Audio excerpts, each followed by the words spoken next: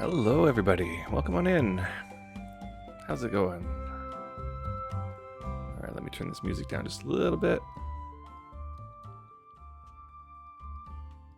Don't want it to be too quiet, but let's leave it there for a second. Alright, how's it going? Merry Nightmare, Reganation. Is it Asterina? And Narias, welcome. How's it going? And Asterina. You got it right. Griff is correct spelling. Although on this character, I needed to put a Y here. Of course, my other character has the I. But yeah. Hey, Bunloose. How's it going? Ooh. Alright. Well, let's get this thing started. We got a bunch of stuff to do.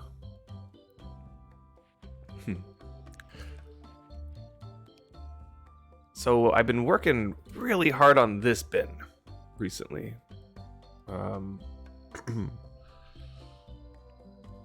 in addition, I'm also going to be trying to increase this number, the pottery bricks, because I kind of want to get working on that building over there eventually. And I'm thinking it would look nice if it was a combination between pottery and timber.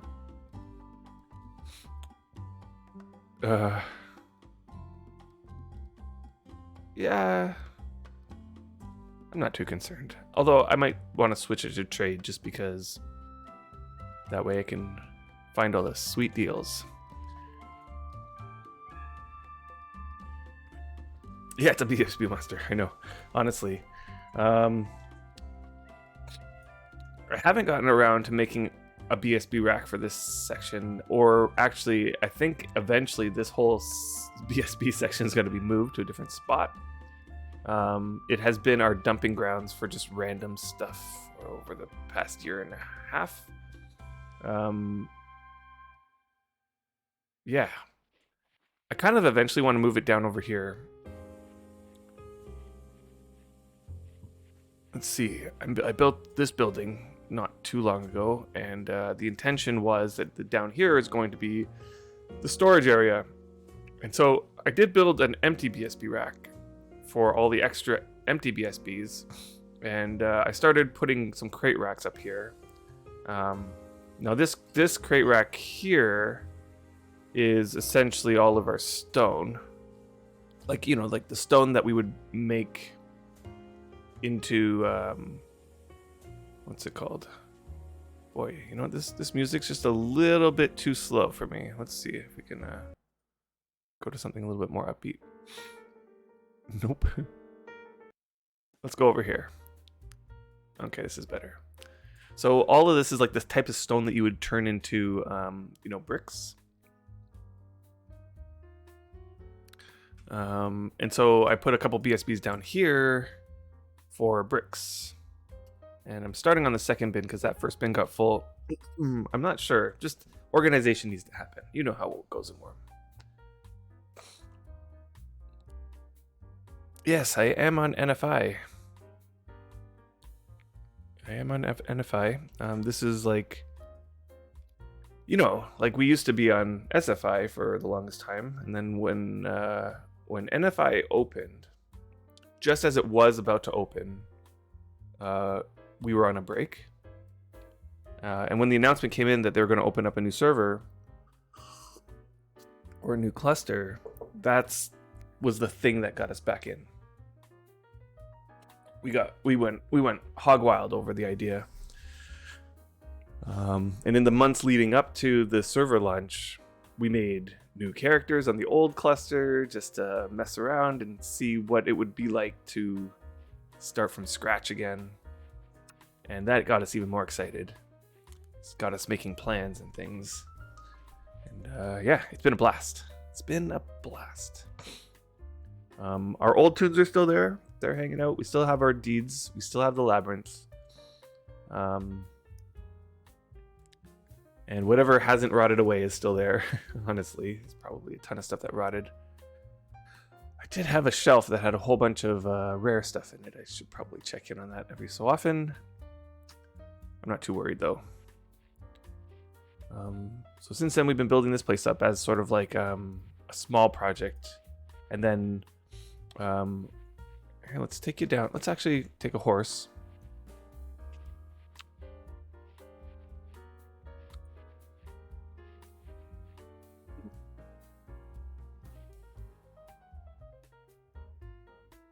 And actually, I can double this up because I got to go check my merchant anyway. I think a bunch of stuff got purchased off my merchant recently. But we've been working slowly but surely on what we're calling the Kingdom Project. We're building this big castle village awesomeness. And, you know, as all projects go that are of this magnitude, it is going slowly. Because at the same time, especially on the new servers, we had to start building up our skills and do things that are going to help fund the project, keep the upkeep going. This place is humongous. Okay, so all of this area that I'm walking in eventually is going to be dug into the water. All the pens are going to be removed. And currently it's a horse market, but the horse market is in the process of being moved. And that's a process that's slow going. But all of this is going to be dug into the ground, and you can drive your boat into this area. And each one of these quarters, so there's like these 4 quarters, are going to be connected by bridges and so on. You know, this walkway that I'm walking along is going to be a walkway. The water is going to be in the center 3 tiles. And you're going to be able to come up and, you know, on each one of these, it's all terraformed nicely. It's going to be a small little village that gets really tall. And the starting of the construction has happened on this side over here. So you can sort of see some of the buildings. At least how it's going to feel, the starting of it anyway.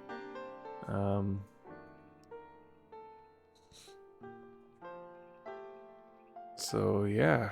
It's going to look like a little cozy little spot with a lot of little nooks and crannies. And this area is going to be decorated as the entertainment section with the bars and restaurants and,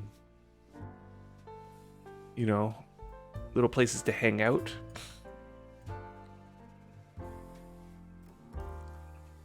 Yeah, so we've been working on this place for some time. I think this is going to be, I'm not even sure.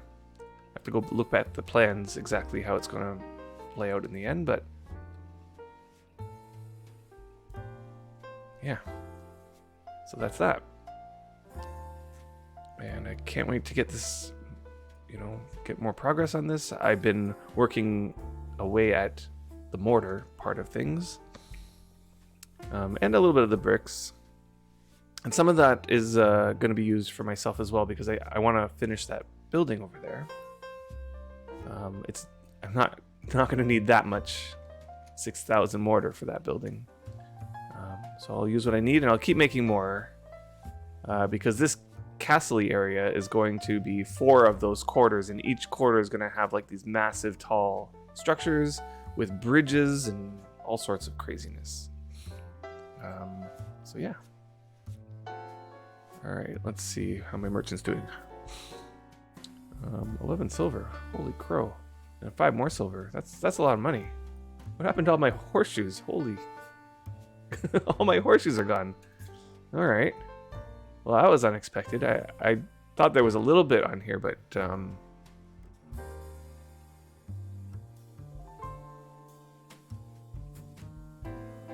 right.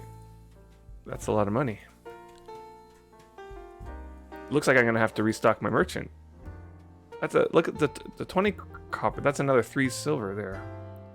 So what is that? That's 16, 19, pretty close to 20 silver. We'll find out exactly how much that is. Whoops.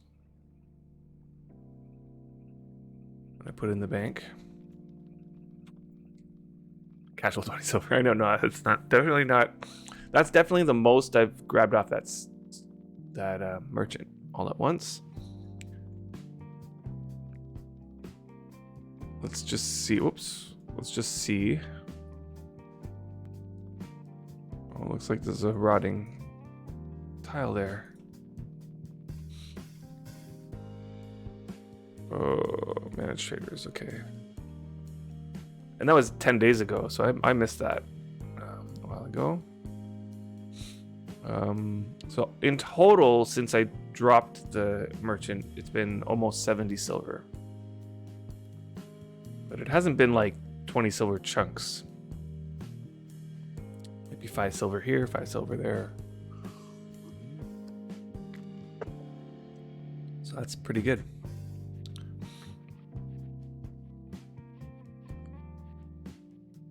I wonder if I should spend a little bit of time restocking that then today. Let's just drop the money in the bank. Let's see how much it was. Yeah, it was like just shy of 20 silver. Crazy. Okay. Let's just make sure I don't have any more coins here. Nope, I don't think so.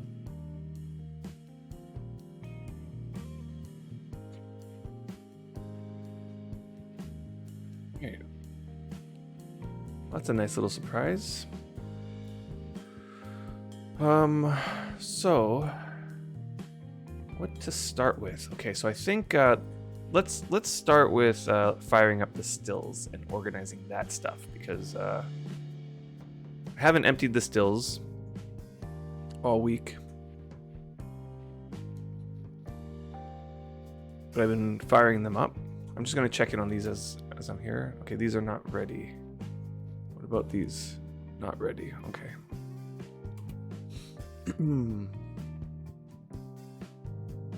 That should be ready at some point during the stream, and we can attend to the garden. Let's just get some mind logic, body control, and beverages for now.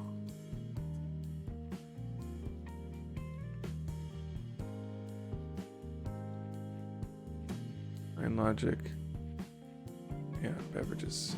How do I have a 15-minute carving knife affinity? That must have been from yesterday. Okay, so let's get some kindling. If you haven't seen my my still setup, this is it right here. This tree's gotta go. It's got in that one too, or is that the same tree? Nope, it's a different one. Oh no, it's the same one. Yeah, this tree is getting bigger and bigger. It's gotta go. I'm gonna have to get down there and get rid of it. All right, so let's fire up the stills, and then we peek inside and see what that is. Yeah, this setup, I stole it from the idea from Gaffer Boffin.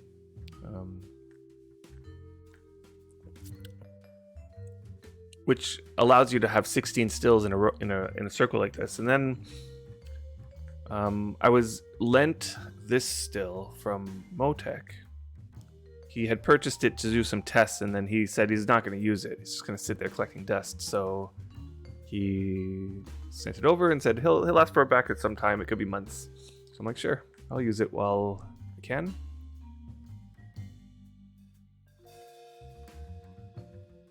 How is that managed? What do you mean by managed? Hey, bud. Thanks. Yeah. I mean, it's... You just, there's like a snap to grid option now for the place.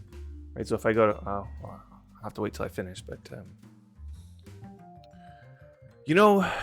I thought so too. I thought there was a limit of 15. So I started this setup with 15. I tried to drop this to 16s, but the dropping of it didn't seem to work. And then I was telling on stream, about that. I couldn't drop that 16th, and Gaffer was there, and he said, I can get 16 on mine. And I said, really? And so I tried again, and it turns out with the place feature, you can get 16. Now this was before the update that happened recently, where they somehow nerfed the 2 items on a tile.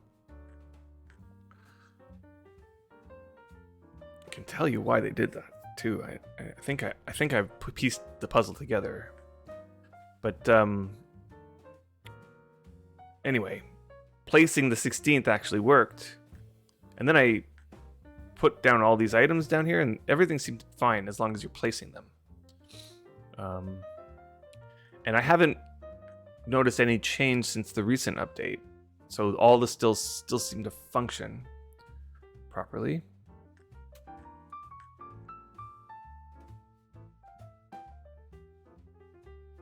Hey, Revnik.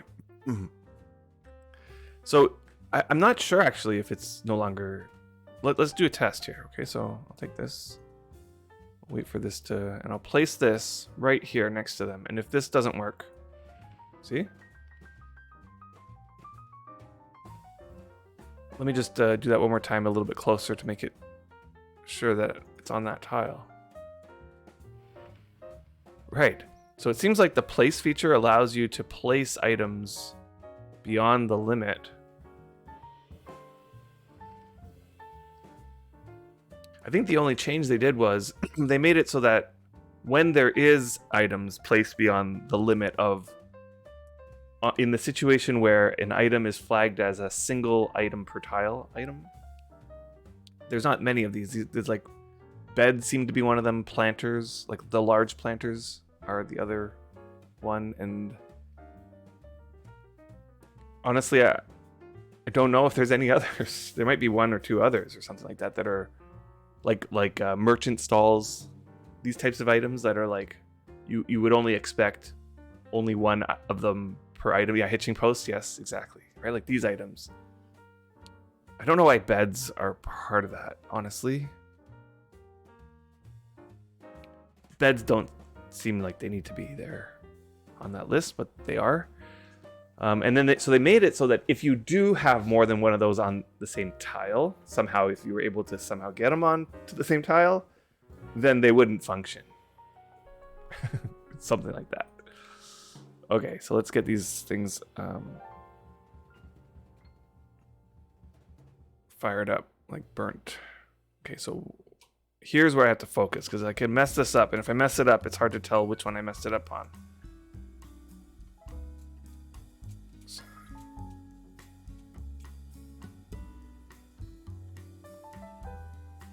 13, 14, 15, 16, 17. And there I'm using... Oh, I messed it up. God damn it. Now it's like it's impossible to tell which one is not fully burnt or fully fueled.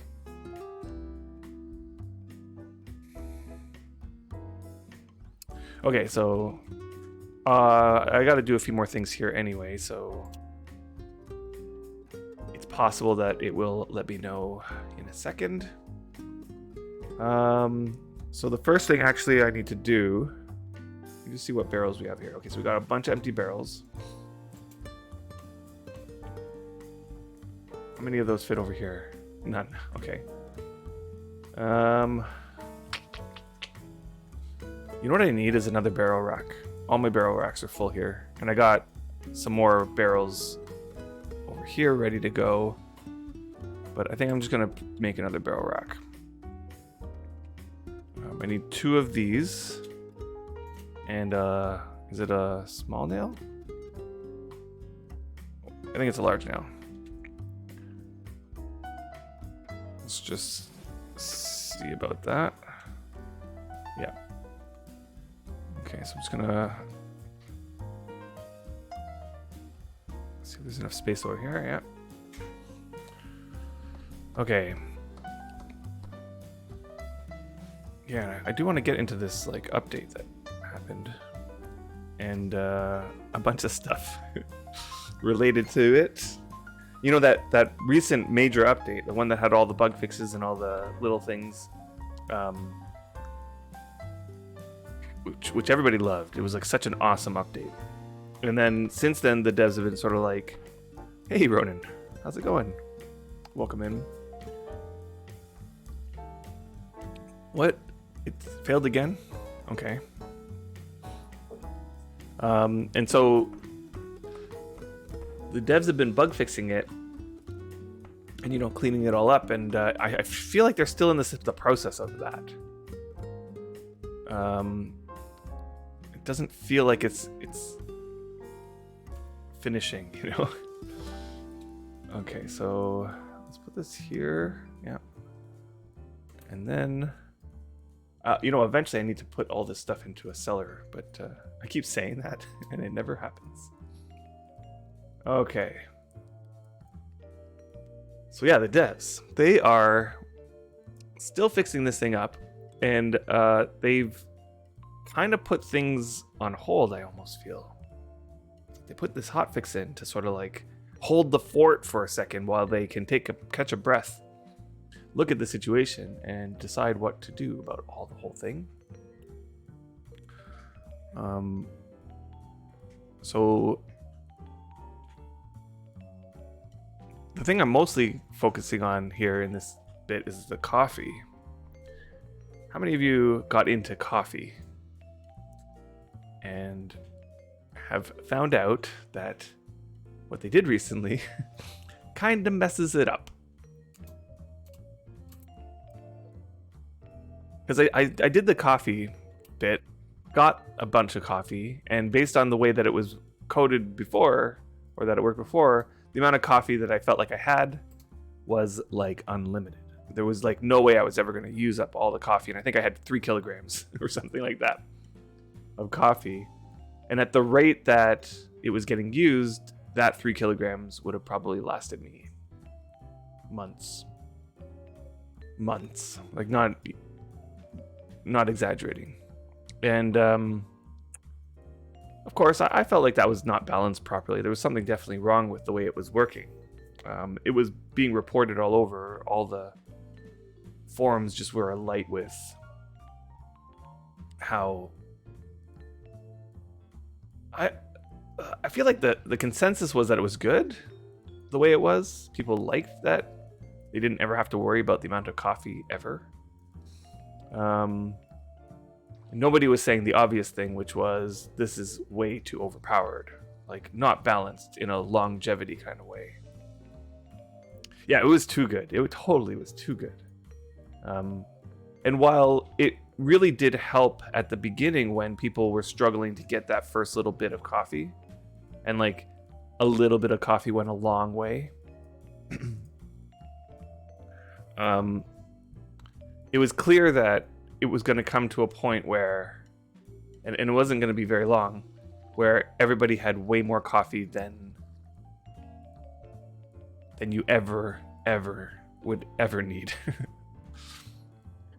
Like I myself planted 5 planter racks of coffee. So that's 150 beans are going to come in every day.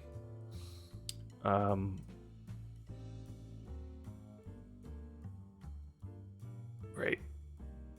So it wouldn't take me long before I'm in the thousands. And I was on the conservative side, I think. I think a lot of other people went a little bit more overboard compared to me. And yeah, you really didn't need high quality coffee before, you're right. Yeah, and how's it going, Nin?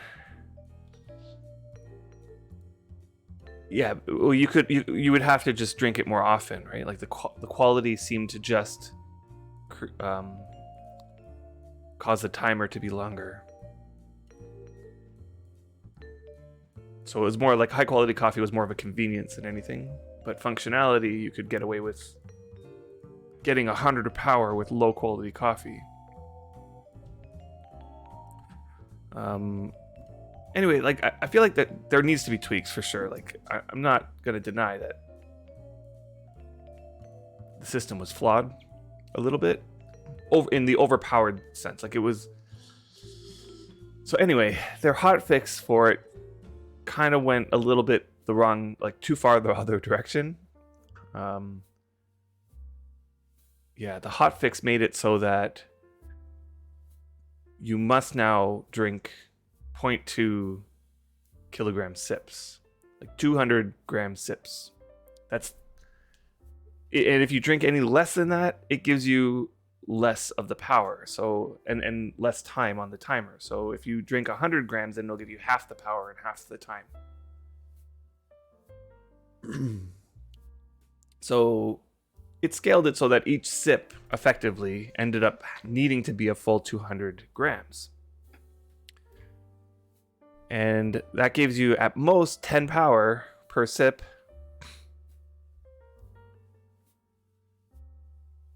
And you need 10 of those sips to max out the power. Okay, so 10 200-gram sips is 2 kilograms. No. It's that now 2 kilograms is 100 power. So you need to, which is, you know what, honestly, 2 kilograms for 100 power in the grand scheme of things would be a fine balance, simply because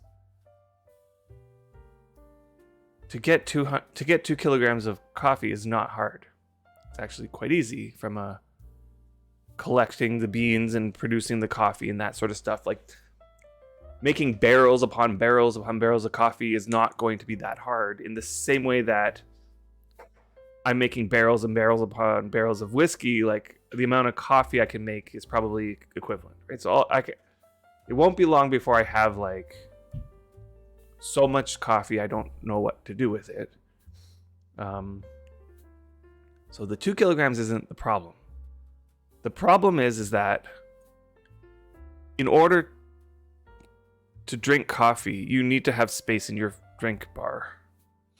And in order for you to drink a full 2 kilograms, your water bar has to be somewhere down in the lower half. Just to, just to take a sip. So currently as it is, and I've tried it out a few times, I can only really get my power up to 20. I can only take, 2 sips, maybe 3 sips here, or like if I let my water bar go down far enough, and I haven't done the extreme thing where I'm like hitting myself with special moves to make me throw up or anything like that. Some people have. This is sort of like the workaround now. So currently the way you can do it, if you want the full 100 power, you can have an alt come and hit you with special moves, causing you to throw up water. And then you can drink coffee. And now we're moving into a situation where this hotfix has turned coffee into something that only like the hardcore grinders are going to now use. And the regular people, the regular folk like me, are just going to stop using coffee because it's not practical to use it. And having a 20 power cast does help. Like a 20 power, it helps a little bit, but not as much as 100 power, obviously. Yeah, they just need to let you drink it 100 water. Like, honestly, like that. If they let that happen in this hotfix, if the hotfix was you need 200-gram sips, but you can drink at 100 water, that would have fixed the problem, I think. 100% would have, at least it would have been a stopgap for the problem of the 1 gram sips. Yeah. Okay, good question. What does power do? So what does coffee do? Okay, so let me take a sip of coffee. Oh no, I don't even have any because I drank it all. That whole 3 kilograms went really quick. So maybe we'll make some and I'll show you. But the idea is this: at 100 power, you will get 2 times skill gain. Okay, so it works when sleep bonus is on. And sleep bonus already gives you 2 times skill gain. So with 100 power coffee, it transforms sleep bonus into 4 times skill gain. Now, obviously that sounds really good, but there's a cost. And this is where the balance comes in. I think the balance was actually pretty decent. Hey, Sinsen. Welcome in. But let me just get the balance and then I'll read your comment. So the cost of that is that, first off, sleep bonus will be used up twice as fast. Okay, so you get an extra 2 times skill gain on your sleep bonus, but it uses up 2 times as fast. And in addition, your fatigue will be used up 4 times as fast. Okay, so fatigue being used up 4 times as fast is actually, I feel like, the biggest bottleneck. Because there's no way to get your fatigue back in game aside from waiting. So using it up 4 times as fast means you can blow through your 12 hours in like 3 hours each day. And then you can't really even keep up that 3 hours each day, because the next day comes around and you'll only have regenerated 8 hours. So really, you could only do this on a long-term basis 2 hours per day, and it would use up all of your fatigue, essentially, that you would have regained. So it's balanced in a way where you can't just indefinitely use twice as much sleep bonus, or 2 times, get this 2 times skill gain. So it becomes one of these things where you have to really think carefully about it, how to use it. But it did make it so that a casual player could hop in for an hour and do a skill grind session and literally get double the amount that they normally would have gotten. Whereas like the hardcore grinders, the ones that are grinding 8 hours a day anyway, it actually is beneficial for them to just keep grinding for 8 hours a day. Okay, so it was targeted towards the casual player to help them keep up with the power grinders. So you can drink a sip at about 97% water and get 10 power from that. It takes around 6 to 7 minutes or so to lose enough water to take another sip. So it's more like an hour to stack it up if you pay attention to the full hour. It's quite dumb. Yeah, and I've sort of thought about that too, but the problem is that uses up so much time. Like if I'm going to sit there and take a sip every 6 to 7 minutes, just hoping to finally get it to the 100 power, only to then start using it. Yeah, I tried that actually, except for I got about halfway before I went AFK and came back to the buff gone. So again, it's for those casual players that can't invest all the extra time. It becomes not feasible to manage the coffee, whereas the people who are like hardcore grinders who are on top of it probably can still get away with getting the 100 power and doing the whole thing. So yeah, it's really kind of borked right now. I gotta condense some of my whiskey here, because wait, where did the one? I have to seal some of these too, because God, I can't keep track of where all my alcohol is. Okay, so, and I did see a couple comments, so just give me a second to. I want to like condense my whiskey, because this is another thing I want to do today, is plant some more rye, because I've run out of rye.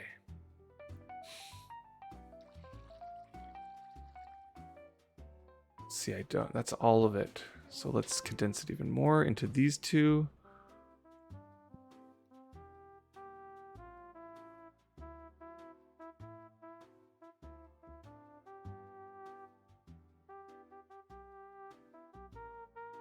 Yeah. Okay. And then I have a bunch of moonshine and vodka here. Oh wait, I do have some more whiskey. Okay, let's unseal that and let's fill that up. Okay. So the nerf feels like a stopgap to stop the extreme abuse of coffee with fatigueless actions going on, to be honest.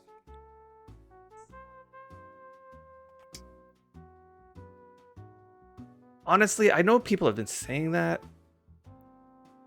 Maybe I'm missing something. Hey, Zetran. Like, okay. Like, are we talking here about, like, pan filling? And meditation? Channeling. Channeling is a fatigueless action? Really?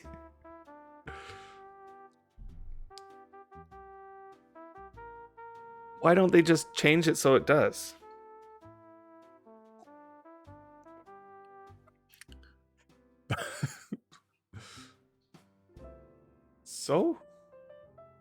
So what if spellcasting in combat takes up fatigue? doesn't seem like too much of a big deal to me. Yeah, but what are the spellcasters are going to be doing PvP combat for 8 hours plus every day? Is that what we're worried about here?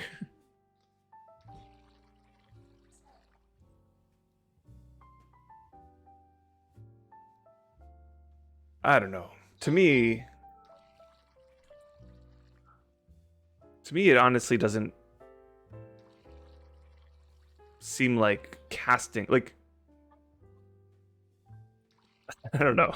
I still don't see it.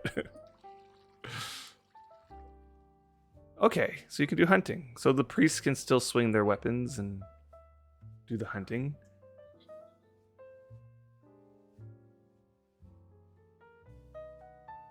I still don't see a problem with making it so that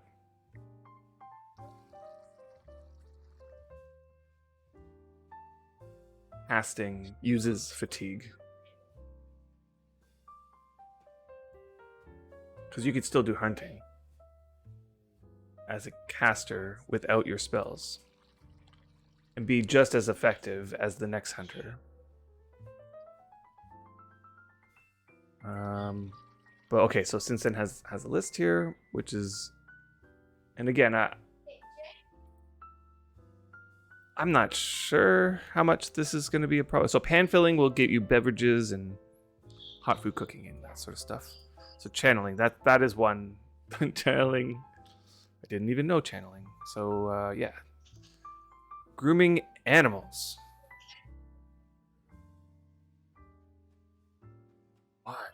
Why is that one not fatigue using? Making healing covers? Okay, I knew that one. And again, I don't understand why these ones which have action timers don't use fatigue. Picking from pottery planters doesn't use fatigue? I did not know that. But honestly, picking from pottery planters can't be that overpowered.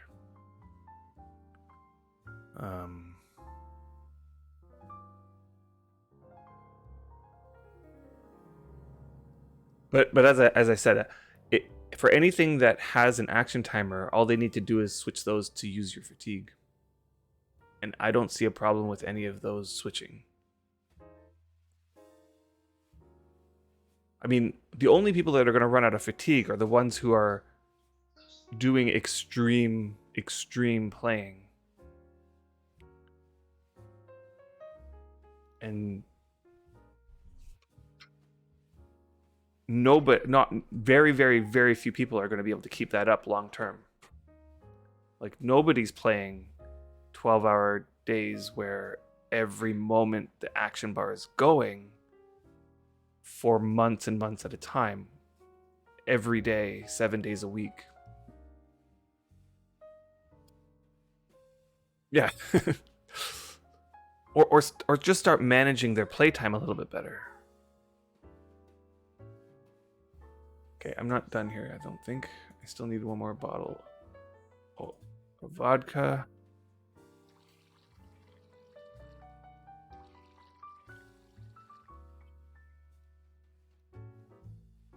I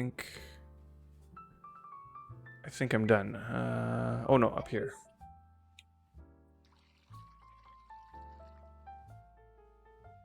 Oh, I need one more. Okay, so one more vodka.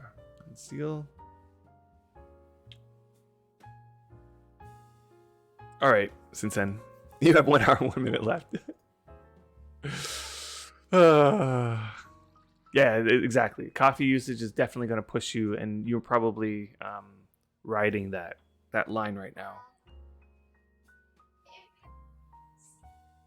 Coffee definitely causes you to have to make a choice, right? About how you're going to use your fatigue. Because the way it is designed is that if you do use coffee, you're going to use your fatigue twice as fast as you normally would.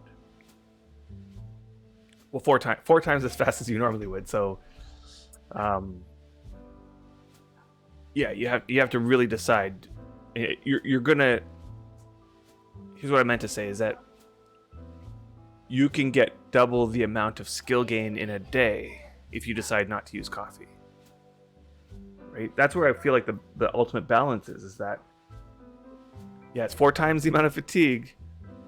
So if you don't use coffee and skill grind for 8 hours every day, you will get twice as much skill gain in that day than if you use coffee, because you could now only use 2 hours of coffee every day skilling, getting twice the skill gain. So that's effectively like getting the same amount that you would do in 4 hours. I don't dislike the fatigue drain of coffee. I think it's an interesting balance choice. I agree with that. So I think that okay, of course, everybody would agree that it would be better for us if it was less, but I think that if it was 3 times, it would be a no-brainer kind of choice. Whereas 4 times is like, maybe, like there's reasons to go either way. Okay, so the stills are done. Oh, I forgot. I needed to check to see the one that didn't get fueled properly. So by now it should be. Let me in. It might be one of the first ones, actually. Oh. This one. Okay, number 7. Let's just double check that. Okay, there we go. Okay, good. Well, 2 would be... 2 is worse than a no-brainer. 2 is like equivalent. 3 would be like, yeah, you're right. Like, I guess what you're saying is literally the correct way of looking at it. 3 times would still make it a choice, but now it would become a matter of like grinding for 6 hours without sleep bonus. Sorry, grinding for 6 hours without coffee would give you the same as grinding for 2 hours.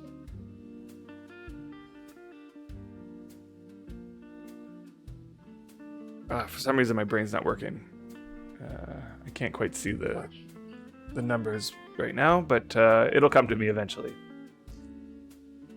1 hour grind cuts 4 hours of fatigue. You need 12 hours to recover that much fatigue. Play for 3 hours and you need not play. Yeah, well, right. It's not... So Dezo, that's the point. The point is that you would not want to use coffee for 3 hours. And that's where the balance is, right? So, because obviously if let's say there was none of this fatigue, then you could just use coffee and double up your skill gain indefinitely as long as you had enough sleep powders. And that is a bit much if you think about it. So this balances it so that you can double the skill gain. You can still do that. You're right. But you would not be able to play. You're right. Like you'd have to take a break. Let me get started on the next thing. The garden won't be ready just yet. I wanted to just make a whole bunch of bricks. Oh. Yesterday, an unfortunate thing happened where I accidentally combined my WOA clay into a clump. Oh, gosh. Let me just come over here and grab some clay. I thought I had some over there. And I'm going to have to cast myself a new WOA clay.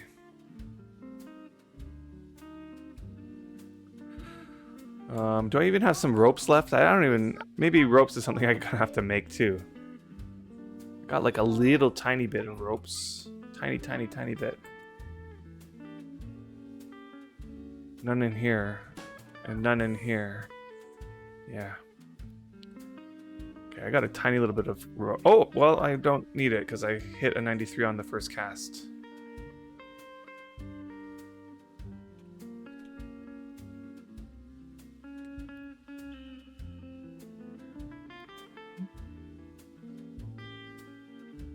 Let's rename that so I don't mess it up. Okay. Whoops, I need clay. And what I want to do with this clay is turn it into bricks.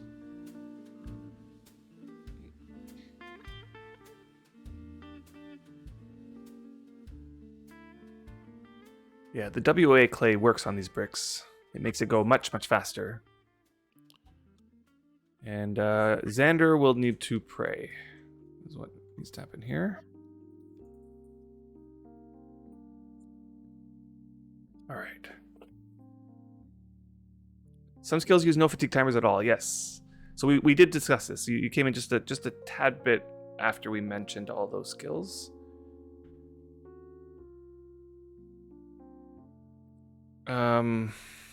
These ones up here, right? Pan filling, channeling, grooming animals, making healing covers, picking from pottery planters. So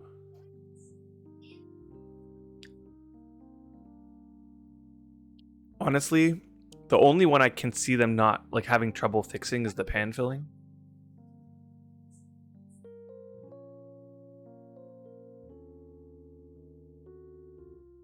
All they need to do is attach anything that has a timer, like an action timer. Just make that take fatigue away. And maybe there's some technical reason why that's a problem, and it probably has to do with like the spaghetti code or whatever. I don't know. I'm not a coder, so I wouldn't know exactly what the challenges are there, but honestly, I feel like as long as it's keeping track of the time, just subtract that time from the fatigue. So like grooming animals, channeling, making healing covers, picking from pottery planters. These are the items that don't use fatigue right now, but all of those have action timers that they could easily just make them take fatigue. The only one I can see having problems is the pan filling. And there's also fighting. But I honestly don't see a problem with that. If you recall correctly, your fatigue gets drained when you smelt stuff in a smelter. Could get translated to pan filling. Pan filling. When you smelt stuff. Really? Fatigue gets drained when you smelt stuff? That doesn't make sense.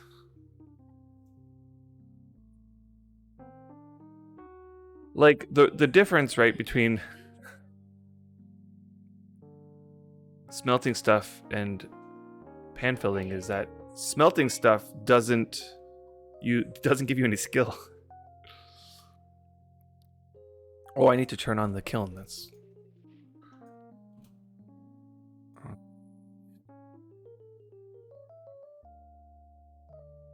just take some wood scrap from here. Let's take 20 kilograms of that.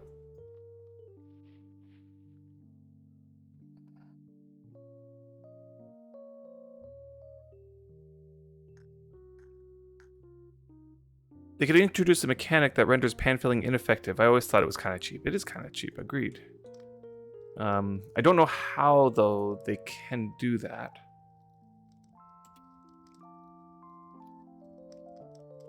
It would take some thinking, right? Like, should you lose fatigue for brewing alcohol? Well, the brewing alcohol is such slow skill gain. It's not... You can't cheese beverage making by brewing alcohol. You can only cheese beverage making by pan filling, so... like, you can watch me. Like, I have 17 stills going, and the amount of skill gain I'm going to get in brewing beverages, rather, is minimal at best. I think if I go all day, I might get 0.1 or 0.2. All day. With 17 stills, so, like, somebody might be able to cheese this by making 1,700 stills. But then they're going to be managing that all day, right? They're going to be managing it. So, to nerf pan filling, I would set a cap on the number of skill ticks in a set period of time. Interesting. That might work. It would feel... Yeah, I agree with that. That it would feel arbitrarily punishing.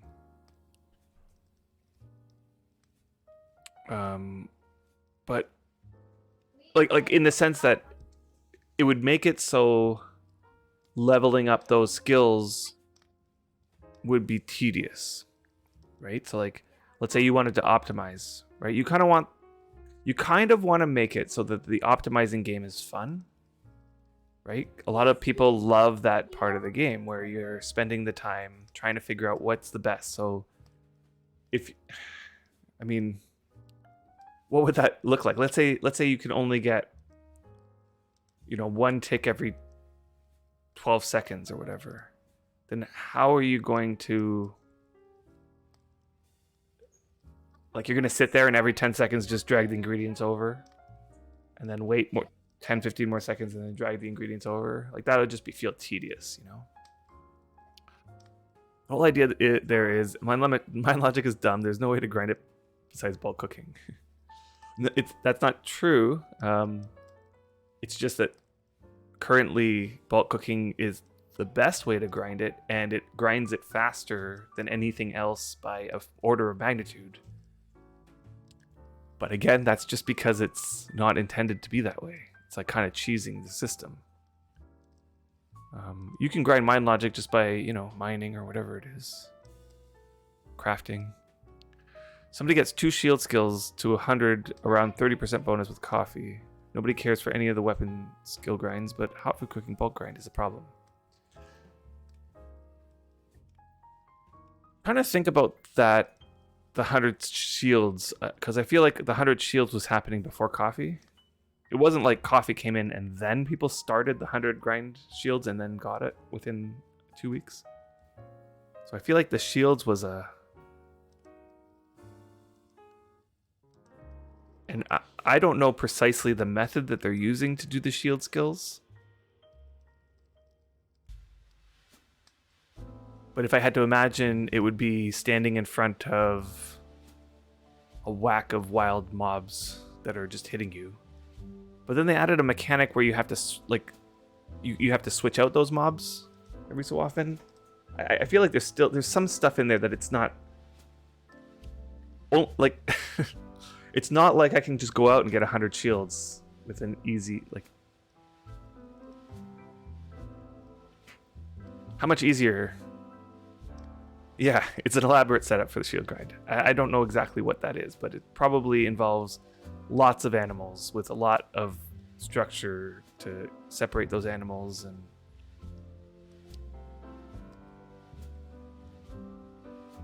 a bunch of finicky movements, I'd say. You just have to make a few pens and trolls and change it once every 15 minutes. Sure. Okay, so go out and gather a whole bunch of trolls? Is it trolls? Trolls are the best.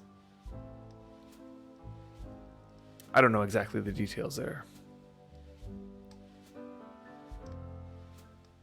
Troll farm. Right.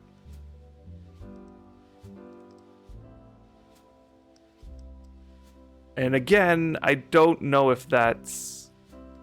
Yeah, AFK for 15 minutes at a time.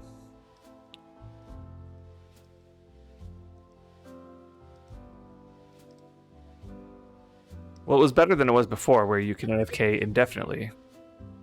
Well, actually, your stamina goes down, yeah? And eventually, is it eventually you have to, I can't imagine you can AFK for 15 full minutes and still have stamina at the end of that 15 minutes.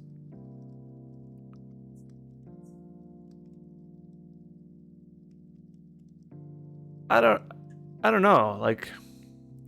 I feel like if you want, stamina is irrelevant. You still get gains. You still block without stamina.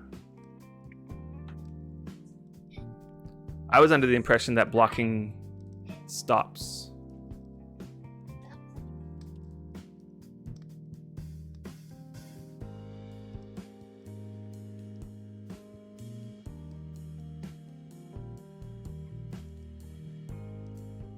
Can you still block just as frequently with no stamina? You cannot shield block below 4 stamina. Right. That's what I thought. Blocking stops once your stamina is low. So the only way that this is so I feel like it's every 2 or 3 minutes or however, it depends, I guess, because you can, Isn't there a path that makes it so stamina drains slower or something? So what? I still don't see the problem here. I still don't see the problem.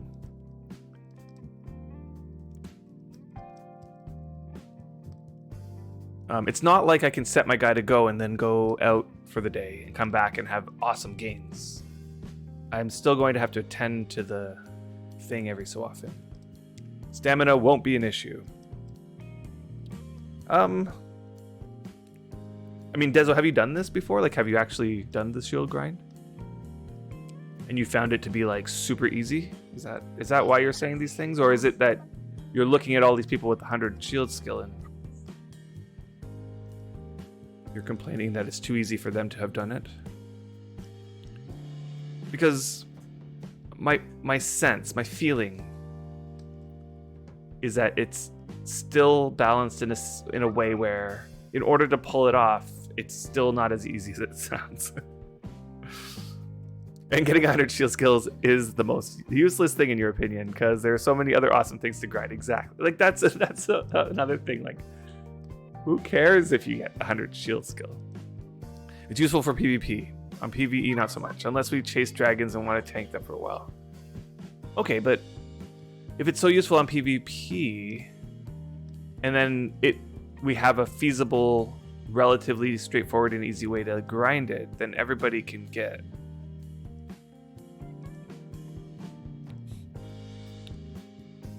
Right? And I still don't see a balance problem there. Everybody should get their shield skills up who want it, and there's a way to get it up, and I still don't feel like it's as easy as you're making it sound. And so it just makes it feasible, right? And that's when you say, I don't like that the best way to grind a lot of skills involves you doing something cheesy rather than just playing the game doing other things. That's a fair point. The thing, though, I think, is that this game, that is true of everything. I can't think of a skill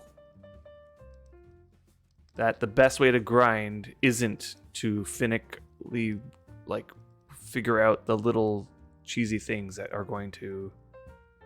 But the way I look at it is that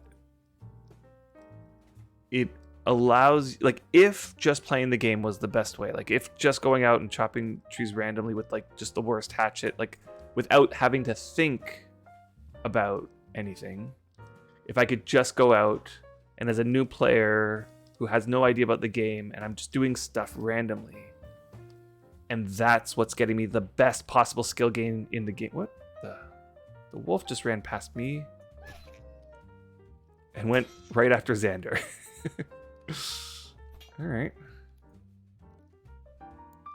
Like I kind of feel like if that was the case, like a new player who didn't know anything about the game was getting the best skill gain possible in the game, then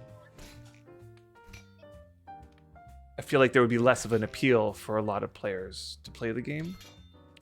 There would be a certain subset of the players who are happy, but I think there's a good proportion of people who are playing to play the optimization game, and then when you figure out like, oh my god, if I do this and it makes it so much better, like that feeling of just figuring something out, I think that's there's something to that. Yeah, but the grind to 100, yeah. Right. So like, so Makra, like what you're saying is something that has gone through my mind, is that let's say I have 90 shield skill and I'm going up against another guy who has 100 shield skill. I think the way that doesn't like how much. Right. Like if one is saying that it's so easy to get to 100 now with everything, all I need is 700 sleep powder and, you know, weeks upon weeks of just my time, and then I can get to 100. It's like, okay, well, what did you want it to be? You want it to be worse than that? I also don't think there's much of a difference between 99 and 100, or at least enough of a difference that it warrants the extra hundreds and hundreds of hours. That if you're willing to put in the hundreds and hundreds of hours extra, then shouldn't you be able to get better? And I mean, what are we going to change it to? That it takes hundreds of thousands of extra hours? Will that make it more balanced for you? And if it is, and then somebody does it, are we going to still complain that that person cheesed it? I don't know. Hey, Dreamt, what's going on? Oh, it's a host. Thank you very much for that, host, Dreamt. Look at RuneScape. You get skill from everything without having to optimize quality and whatnot. It doesn't matter. Meta gets developed anyway, such as optimal spots to grind woodcutting, optimal trees. Right, but then the whole game would have to redesign for that, right? Since then, so like RuneScape might have gone a different route where they decided to make the optimizing in another area of the gameplay. The problem is that in Wurm, if let's say you remove the optimal grinding ways right now and don't replace it with other things, then it's just going to feel like you just gutted the whole thing. It just feels like everyone's looking at numbers and not living in the world. It almost feels pointless to have this medieval facade. Yeah. I understand that point of view. I do understand that point of view.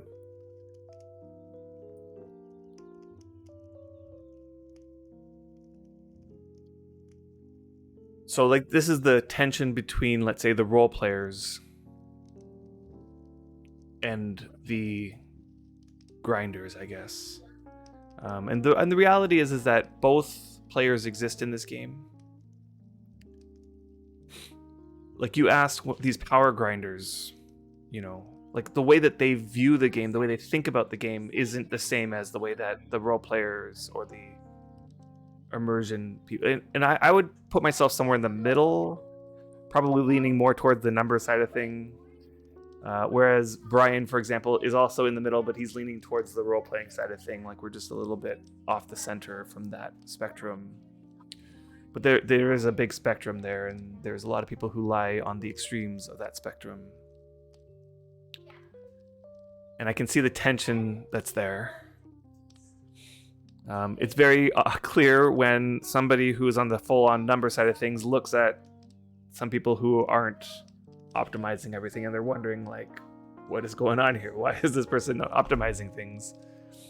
And the other person's just having a grand old time not optimizing things and just playing the immersive game. I don't know. Everybody can get their own fun from the game. And I like the numbers. I get so much satisfaction out of learning how to better make the numbers go up. That is a very big source of joy for me. Even though it breaks a little bit of immersion. Dreamt, you're the same? Yeah. Yeah, so Dreamt, you wouldn't want the numbers gone. And you like the graphic style, yeah. So like there's like a little bit of both, right? Like, so and Dreamt, I've watched your stream where you'll stop and go, wow, that's a pretty sunset, or that's just awesome looking, you know, like, and you enjoy that art, the art and the graphics, but at the same time you like the numbers, and I would whoops, this is going into the bottom one. I would say I'm a very similar type of person. So the game is what you make out of it. Some love building complex stuff. Some love skilling, so long as everybody has fun. Exactly. When do I plan to get another 100 besides Alignment of Faith? Never. I never plan to get 100. I've never gotten 100. So when you say another 100, I haven't gotten my first one. The closest I've gotten is 99.87 or so, and that was in blacksmithing on my original tune. But I don't think I ever said to myself, I want to get 100 blacksmithing. There was a moment, I think a friend of mine a long while ago said, oh, you're like on the path to 100. And I went, what? I don't, like, I was caught off guard by that comment because I didn't feel like I was on the path to 100. I was getting close. 99.8 was 887 was pretty close, but after 90, I want to say after 96 or so, I didn't use sleep bonus ever again. I felt like it was a waste to use sleep bonus on a 99 point. Sorry, maybe even like a 96, right?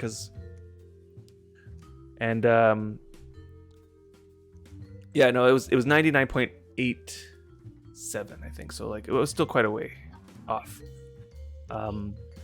And it kept going up just because I kept having to imp my pickaxe back up, or kept having to imp my whatever tools.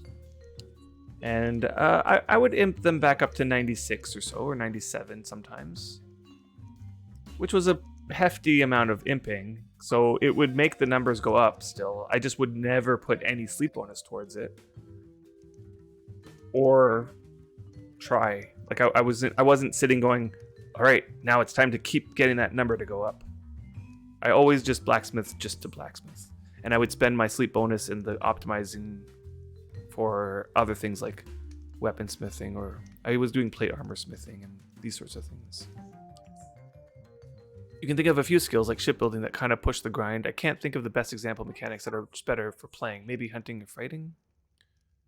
The people that like the not really worrying about the numbers going up, I would say that the areas that are the best are the building, the gathering, like the harvesting, the farming, the animal keeping, the, wood cutting, and just, building the things that you need around the deed, and decorating, of course, like all the statues and like the little decorating, all of that stuff, These are organized, and I moved this because it was in the way, but I think my brain is not liking it down there. Keep putting it in the wrong spot. Decorating should take fatigue. Honestly, fatigue is not in there for the people who play the role-playing immersion style. Fatigue is in there for the number cruncher. That's what fatigue is there for. It's to prevent the number cruncher from getting 100 in everything.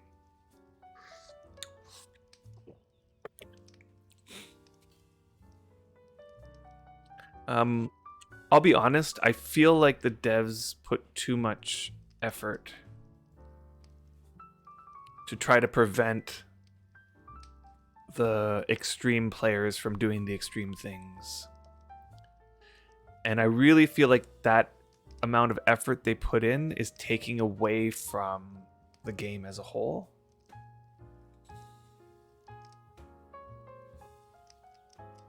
I honestly feel like they should just let the number crunchers do the number crunching thing.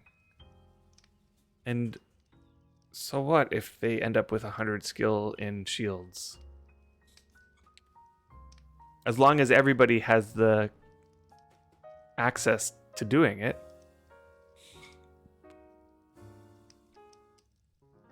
And at the end of the day, 99 and 100 don't really do anything different from one another.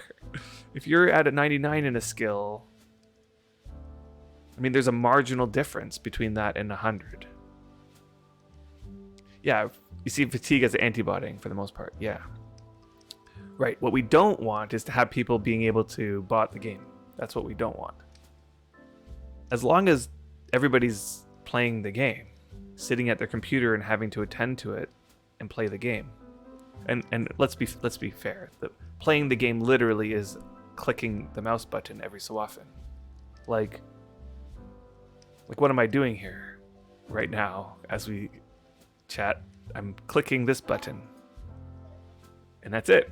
And then I get to chat with you guys for the next 30 seconds, and then I click the button again. And then every so often I swipe and drag, and then I go back to clicking.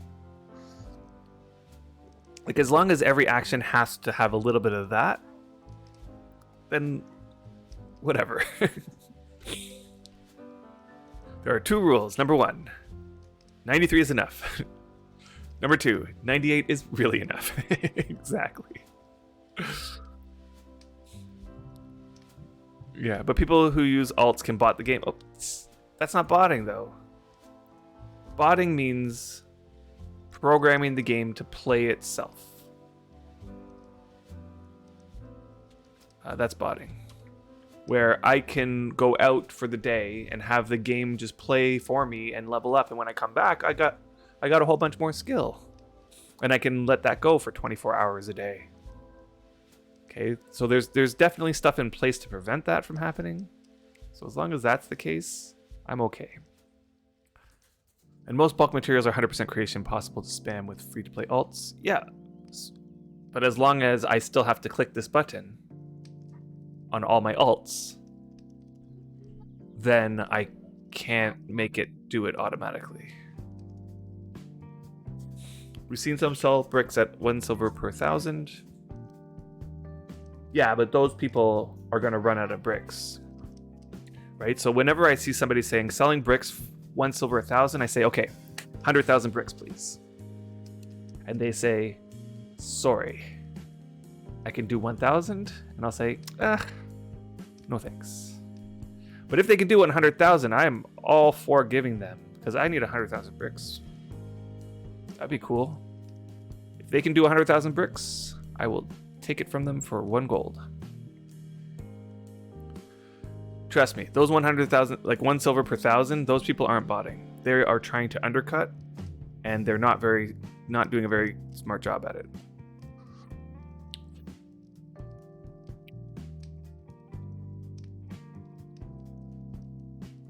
And if you have an army of alts, right, which is you're free to do that in this game. There's nothing to stop you from creating 10 alts, and Dreamt has discovered this. Create 10 alts and just have them go at it, right? What you're gonna find that you'll have fun with that for a while. Everybody kind of experiments with this at some point or another in their Wurm career. But you're not gonna see people do that for years and continue doing it. And you might get the rare person who does, but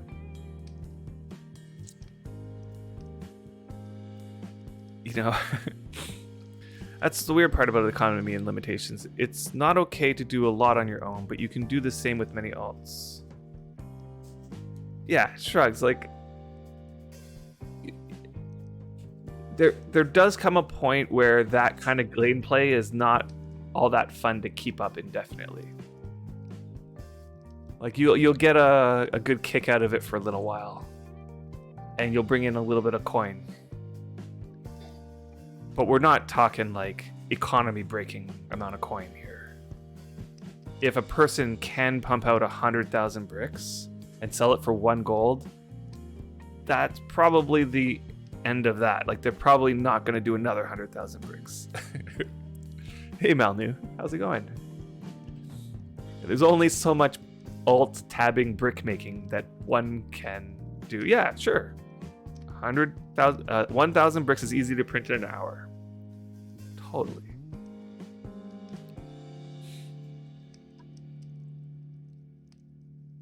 Okay.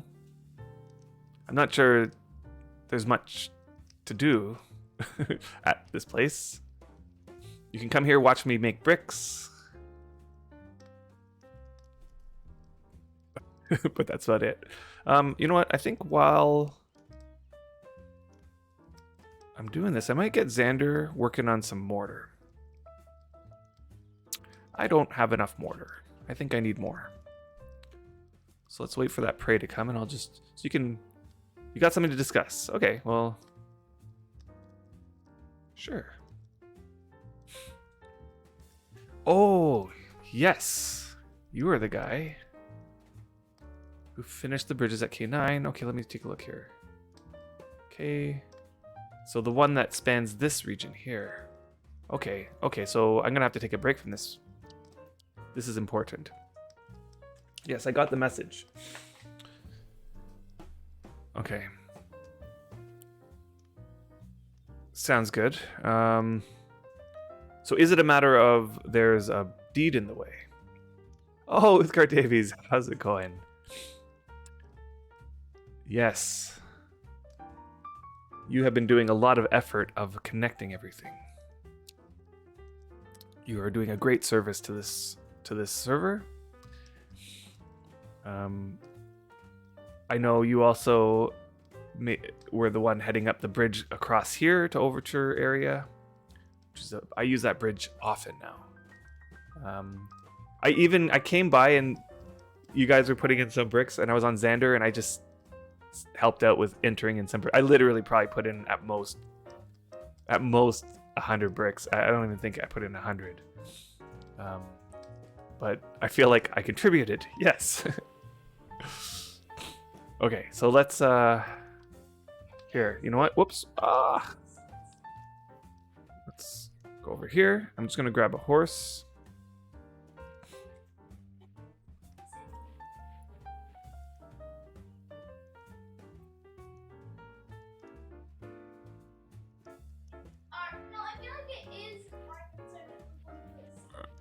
All right, so cat's eye politics, yeah. Okay, so full circle of highway around the Melody Bay. Nice. That is awesome. Okay, so it's like all around here. Perfect. Yes. That's actually going to help out a lot. Okay, so I think that what needs to be cat's eyed is this stretch here. Okay, so this highway. If I follow this, it goes all the way around.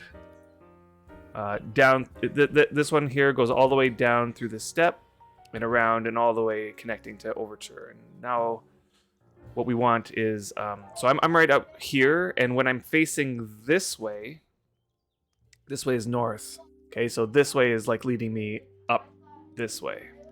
Okay, and there's like a little swivel to get around this little piece here. Let me just zoom in. The swivel is just to get around this little area to get aligned with that thing. So there's a swivel there, and then if I continue north, I'm going up this way. Yeah. Okay, so all of this needs cat's eyes, and I can definitely get that there. So let's see. I got the message from Catsper, who mentioned that this highway is going to be built. I think Catsper is going to have to put the cat's eyes here because this is on her deed. There's a missing pavement there. Not sure why. Okay, let's just see if there's any other problem areas. So there's two paths here. I think this one's the one that has enough, so we can go this way. Am I still on Katz's deed here? Yeah, no, this is in the perimeter. Okay, so yes, this one. Okay, so all of this is off deed, I think. Oh no. Carnua. Who owns Carnua? Honestly, I might be the least useful person here in terms of knowing who to talk to. Is this still Carnua? Yeah.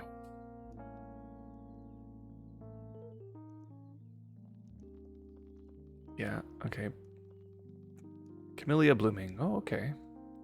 Okay, and here, okay, so this has the cat's eyes. Okay, so it's just up to here, to Carnua. Nice. This house is properly placed. Who lives here?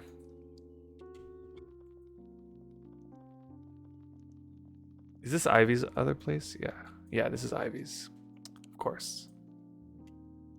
But the deed dropped. Oh. Yeah, Ivy hasn't been playing really lately. Who owns Carnua? That's a newer deed that wasn't there before.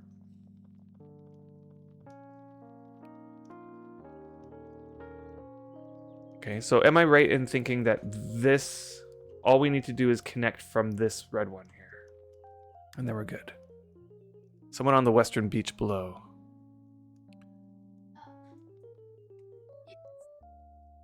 Yeah, so here's Carnua. Founded by Emmett.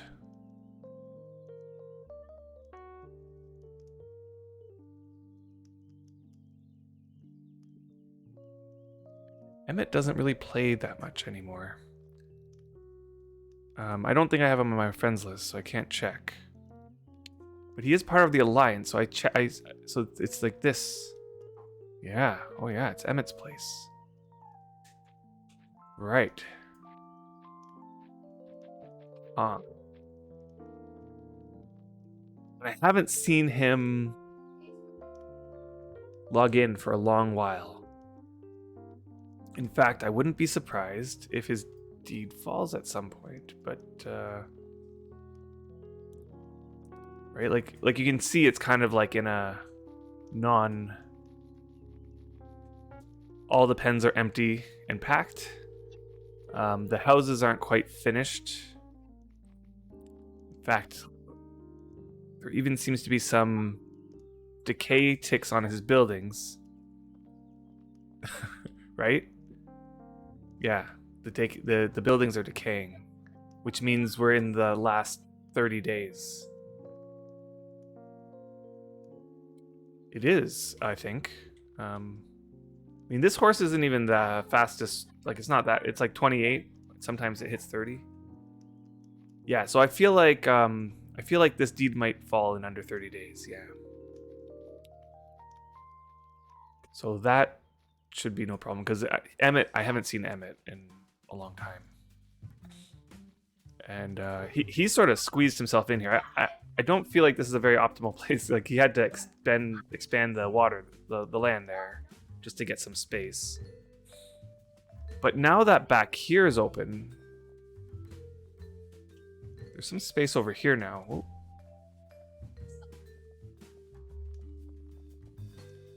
This used to be a deed that also tiny little spot. Our whole area is like tiny little spots, except for there might be a couple places that have big areas, but most of it is just tiny little, because it's on a narrow peninsula. All right, let's go check out this bridge, guys. Let's go see. Okay, so this stretch will be in less than 30 days. We'll be able to finish this part off, and then the rest is on Katz's deed and my deed. So I think we should be good to. I'll start working on the cat's eyes there.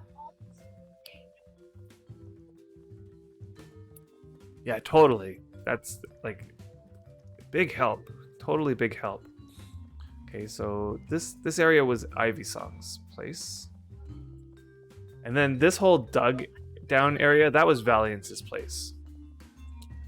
I really hoped he didn't. Like, when he was digging it all down, I was thinking to myself, like, I hope he keeps going. I hope he doesn't dig it and then just stop. But right now he's on a break, so he did in fact dig it and then went on a break. Okay, and here's the waystone for the rest of the highway that's connected. Ooh, and there's the bridge. Okay, so let me just see here. How close are we to Valiance's deed here?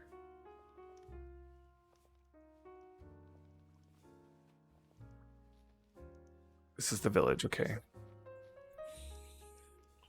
So I wonder if it makes sense to. I see the clay is probably stopping things, but I wonder if it makes sense to not go around like that. But I can see it as like a temporary thing. You can probably fix this up.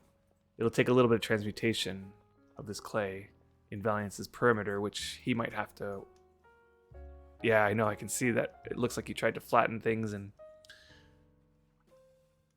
But yeah, okay. So if I get it in touch with Valiance, we can talk about trying to fix that up by transmutating that.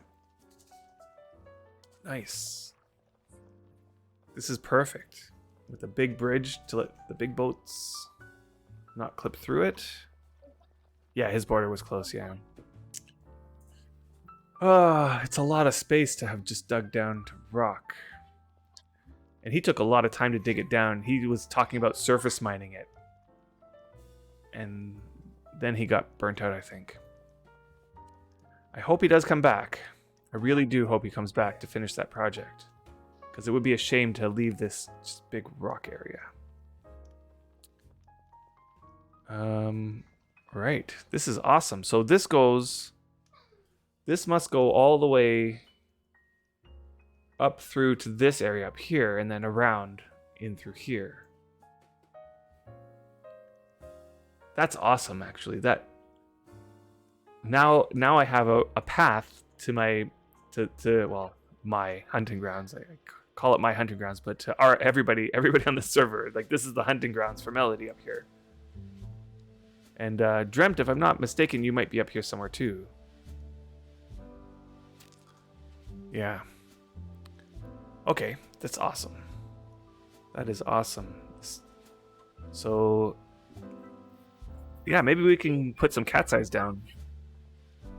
You might be able to hear my son over there. He's doing his D&D session.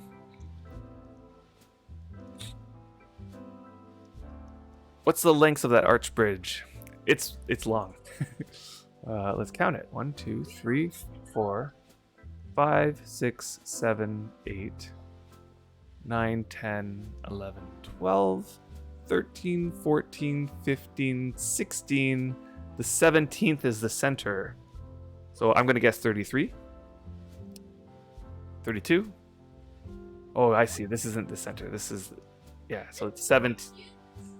Anyway, yeah, 34. It looks like 34. And Nin, you should know, you helped out with the creation of this. Yeah, Nin is Merwin. Yes. Or did you plan it? Is that? Yeah. Yeah. Yeah. So this is good. This is awesome. So So I normally would have taken my boat up that way. If I wanted to go up to this area, I would take my boat and I'd have to go around here and up into here, and I'd park somewhere over here. But now I could just take my wagon and it would be way faster. Okay, so she has higher masonry. She got to 34. 34 is long. That is long. I am impressed that you guys got that in one. Looks like it's 2 bridges, but it's still like, I'm impressed that you guys got this humongous bridge there. And most likely your masonry is above 99, I'm sure. Yeah, so this... Yeah, 4 small bridges. Yeah, there's the small ones, yeah. This area used to look like this nice little forest, and you know, I was half debating whether to put a deed over there, but when the other deed fell, but when Valiance he started playing like a lot, and so I figured I'd give it to him, and not give it to him, but like tell him to deed it instead of deeding it myself. So I told him to deed it, and he did.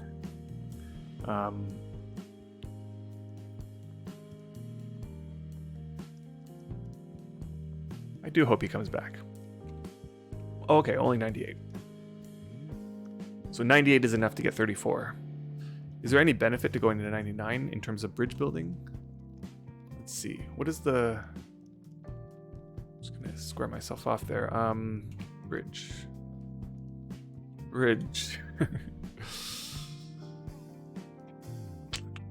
We got some tables down here, I think. Here.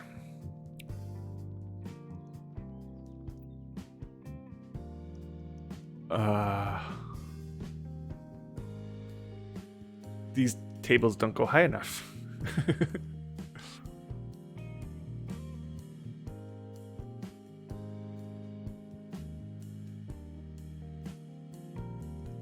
Arched brick.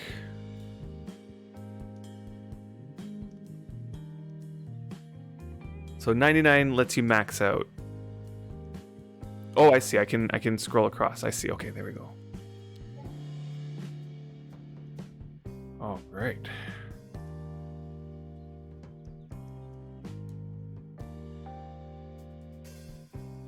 There's something weird here. Why is arch... Oh, I see. Arch brick seems to be harder than just flat brick. I see it. Okay. And then arched of the other ones are harder than arched brick. Okay. You can go to 38 tiles if you have 99. Interesting. Yeah. Thanks, Wolfmare. I got that. Okay, so Yeah, Shimmering Sand Stables. Okay, so maybe we'll make some cat's eyes. That's something that we can work on. I know Dude Jensen was saying that he was going to make some cat's eyes too, so I hope I'm not going to double up on what he's doing there. But that might be something I do for... I get some paving skill. And there you are in local Uthgard.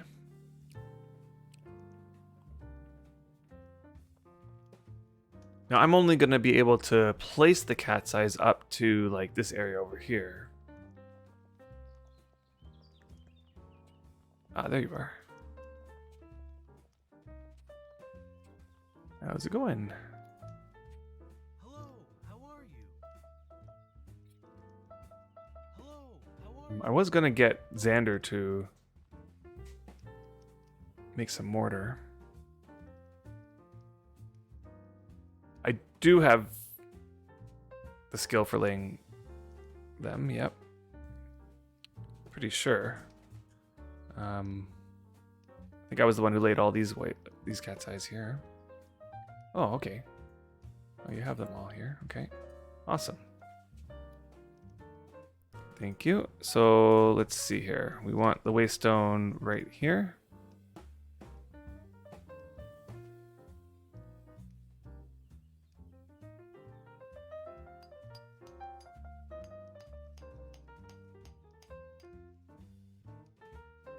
Okay, and I'm pretty sure I'll only be able to go so far with this.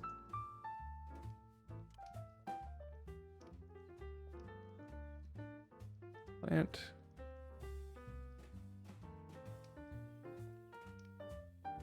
Unless, of course, it is possible. It is possible that Cats has given me permissions, but we'll see.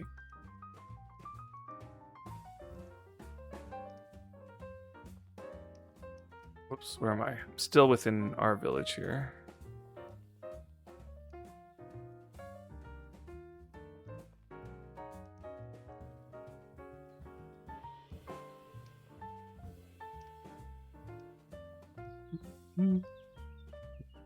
We're getting to the end of this. I'm pretty sure we're gonna hit.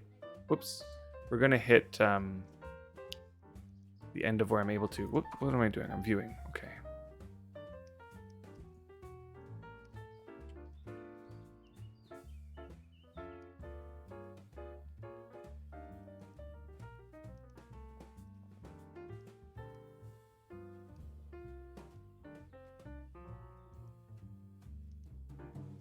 Why did that one take so long?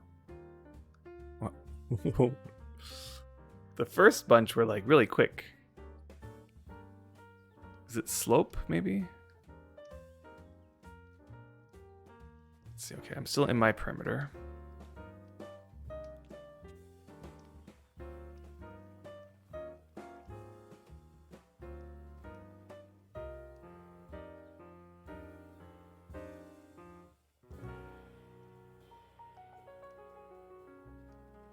See here. Da, da, da, da.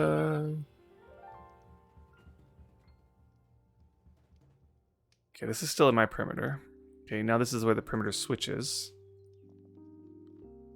Do you happen to have more cat's eyes?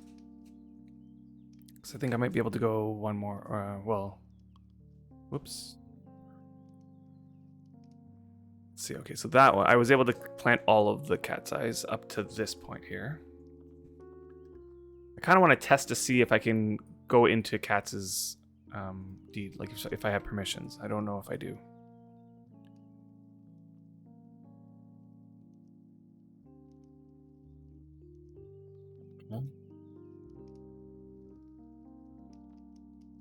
Okay, I do not have permissions.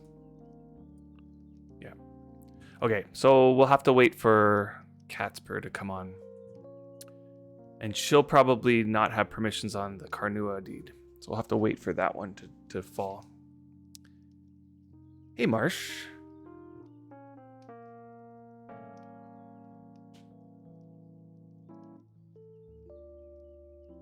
Okay. Yeah, nearly there, yeah. For sure. So once, Cats will come on and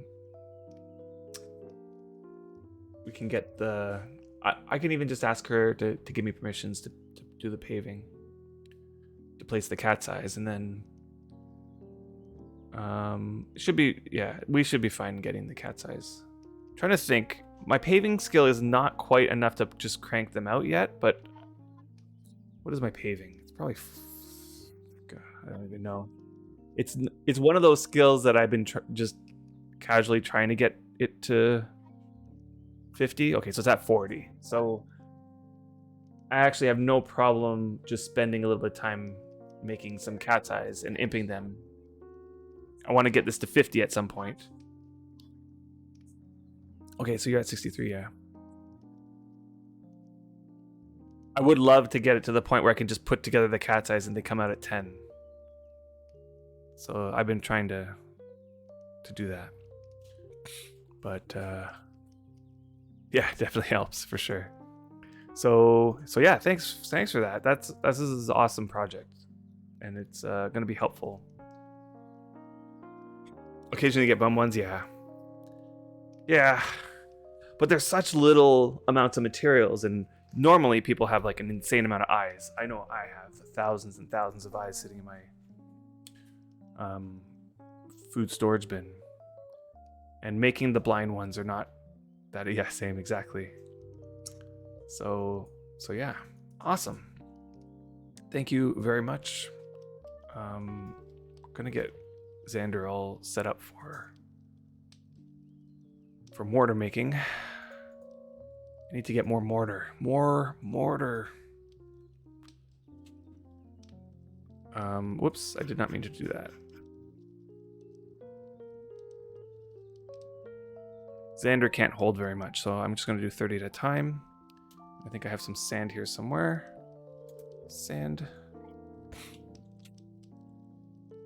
Too far away.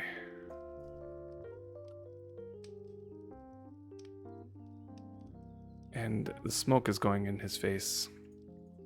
All right.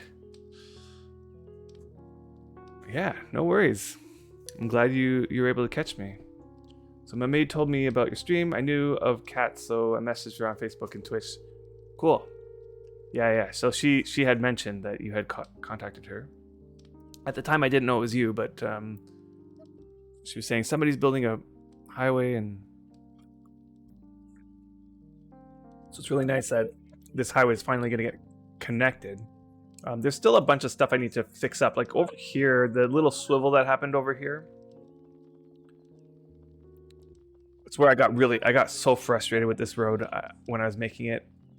I wanted it to go nice and straight here, but it had to swivel because there used to be a deed up at the top of this hill whose perimeter went to somewhere over here, and you had to be 2 tiles away from that perimeter, and it was just like I kept flattening this area, like raising and flattening, and just still not being able to put the cat's eyes down. I was just getting so frustrated with it. And eventually, I was able to get the cat's eyes just down so that we would be connected, but God, it looks so ugly. Finally, the deed fell, we expanded, and then at that time, I was thinking, I'm gonna fix the highway, but I never got around to doing it. I even wanted to fix these bumps too, like by digging this all down and surface mining it. I was able to do that over here, surface mine these spots here. But I got to the edge of the person's deed, and I wasn't able to do it anymore. But now it's on my deed, so I will eventually get to fixing this road. But you know how it goes. There's always something to do. I even had half the mind of, I was thinking about moving this whole road over a little bit. Down to, there's a little ledge over here, and it's not quite a ledge. But it's, you know, in order to get this the way it was, I had to flatten, like this was like a sort of like a hilly cliff. It had a little bit of a ledge here that I had to flatten out a little bit, but then there was another ledge down at the bottom. And yeah, well, the list of projects only gets ever longer. I know, totally. In fact, this little flat spot here was my original thought. Maybe we can come along here. Although the horse won't like this spot. Can I get down here? Yeah. It would literally move the road over like by 2 tiles or something. It would come along here instead. Yeah, I do. Yeah, sure. If you'd be willing to do that.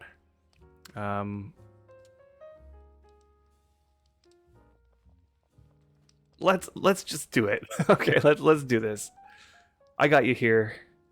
Let's see. Do I have manage roles? Add a role. Uthgard Davies.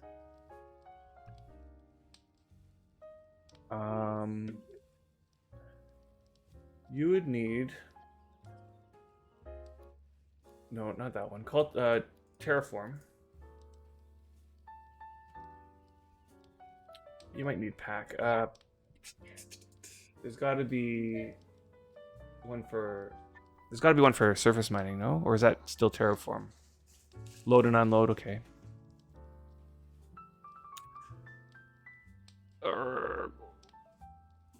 Load. Unload.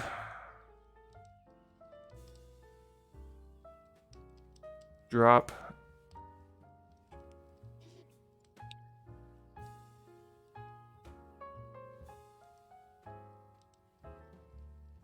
Right. For that, you might need mining.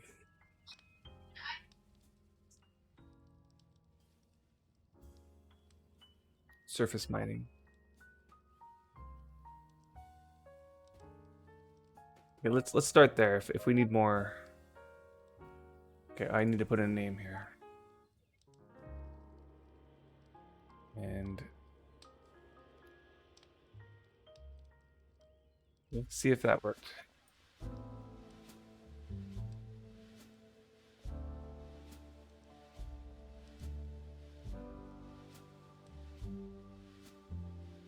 So this is rock.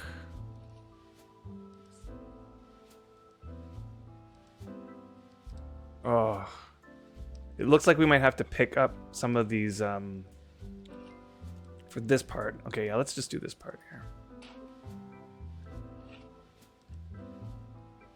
But to do that part over there, I might have to pick up some of the cat's eyes.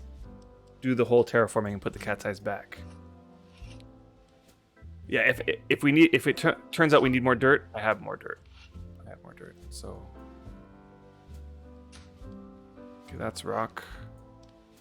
I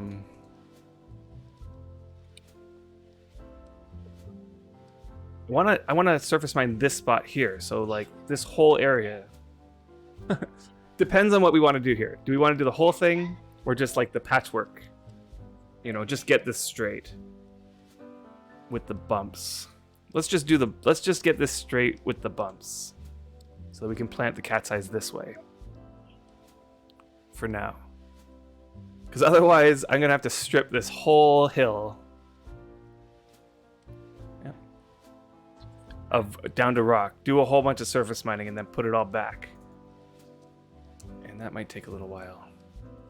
So I think it's just a matter of paving this. Is this rock? I think let's do this.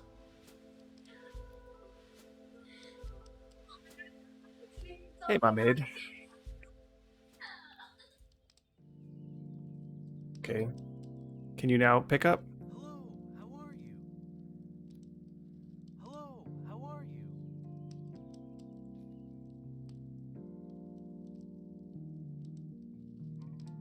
Is it not?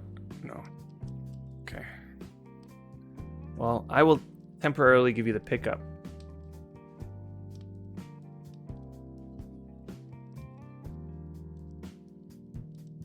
But you'll understand I'm gonna have to not leave it that way.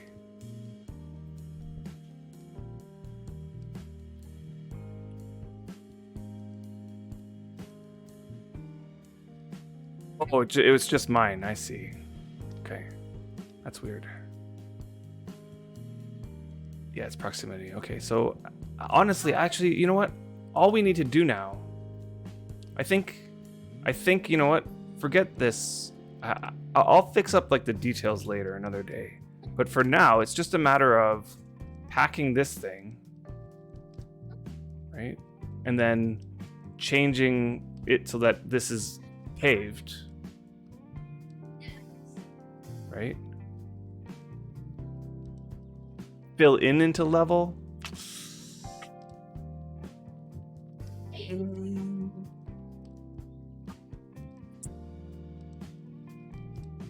Let's get rid of this guy here for a second. Need to get rid of him. I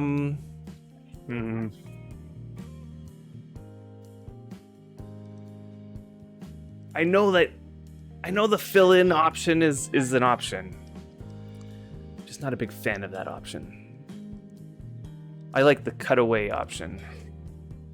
So, and I know it's going to be a lot more work. But the fill-in, see, like this hump here, this hump. Let's say I wanted to get rid of that. By the fill-in option, I'd have to raise this whole bit, right? Raise. But then, all of this is going to have to get raised, which makes this all steeper.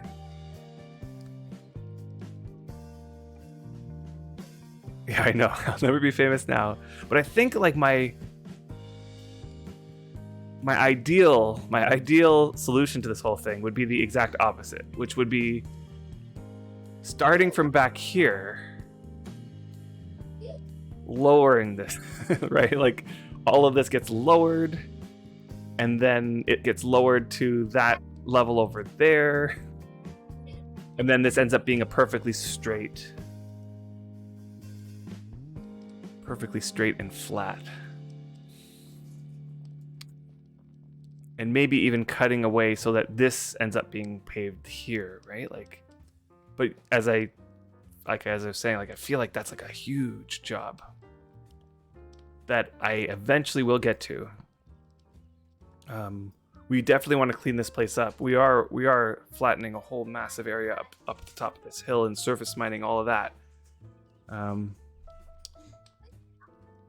I think for now, I feel like it just will be enough to pave this one and just have the cat's eyes come along this center here.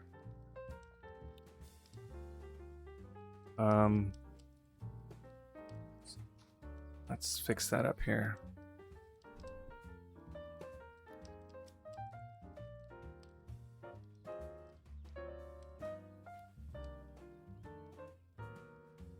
Trees chopped down, trees and bushes. It might be a very old tree. Okay, should have tree cutting.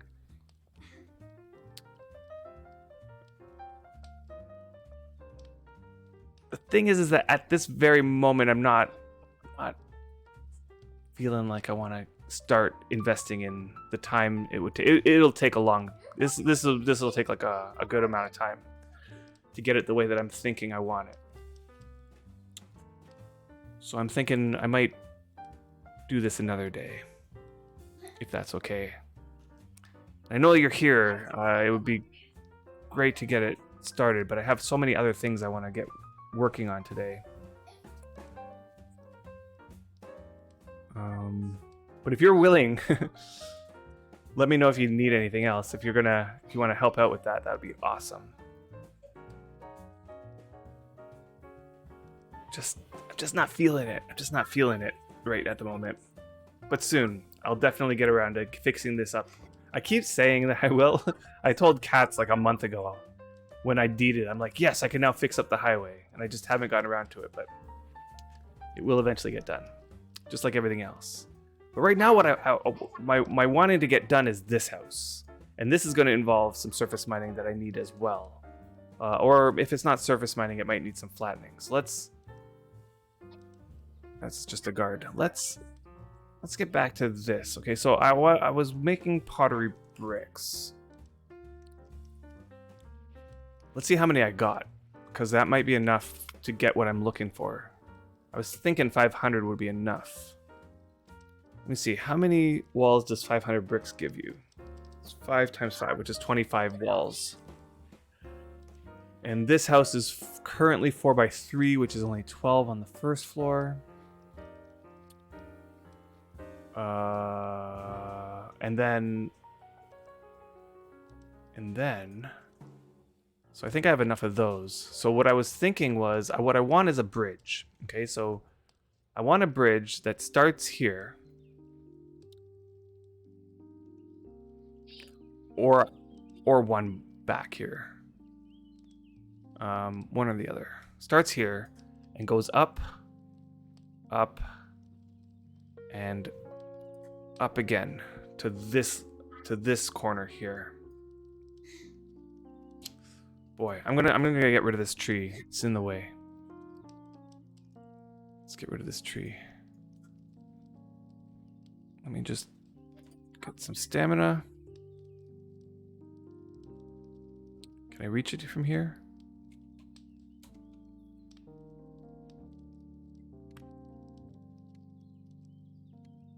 Pick sprout, yeah, sure. Whoa, what am I doing? Okay. Manage settlement.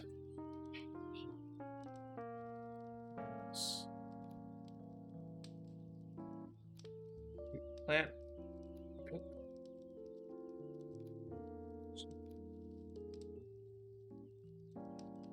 All right.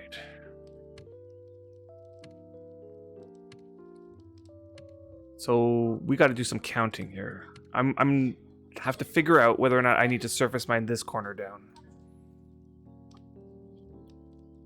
What is this? 3 slope? Maybe that one too. Let's do some counting. So from the bottom here it's 40. And from the top here it's 57. A bridge slope can only go 20.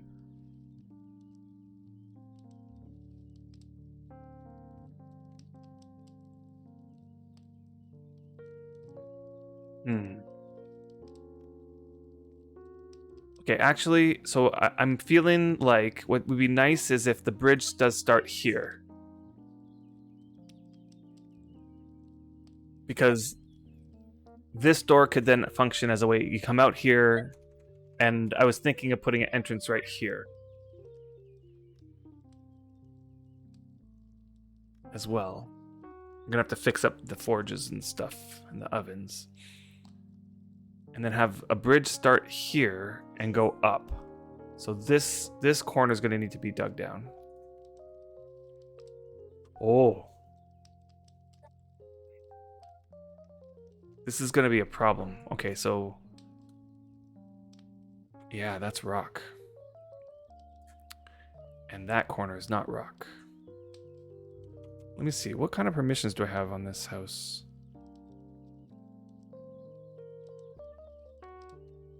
Good. Good.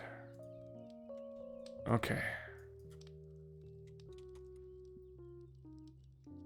Yeah, this is going to take quite a bit of like fussing about this building. I think that the goal today, my original goal, my real plan here was make enough bricks to finish the bottom floor of this building.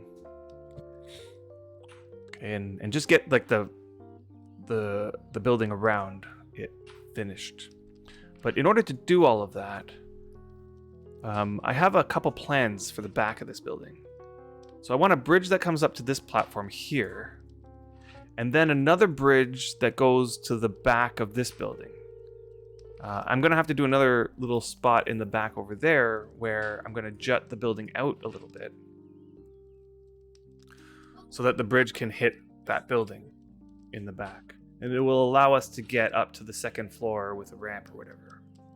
In addition, I'm also thinking of maybe connecting that ramp up to the top of the highway there.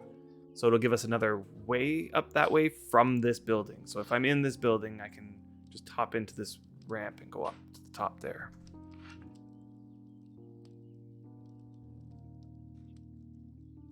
Oh, come on, stamina. Okay, and all the while I want mortar going. Okay, there we go.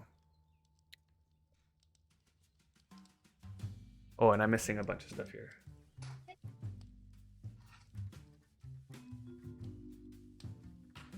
In terms of the trees, I'm not too concerned. All the planting of the trees can go back later. We have enough sprouts that. Okay, sure. I wonder, is there a way?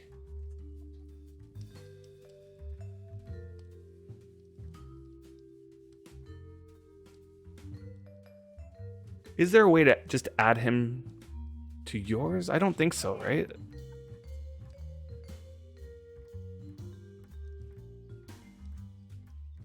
So this is one thing that I really wish that they, yeah, not that you've seen, yeah. I wish this role system, I wish it was a little bit better in that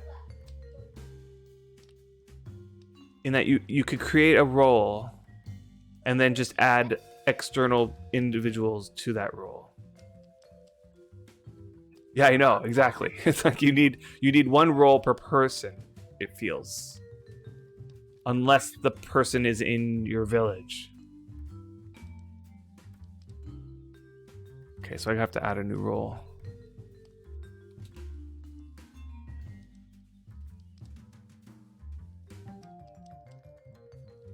Yeah, pretty well.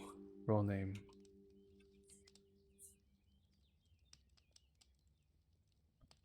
And it will be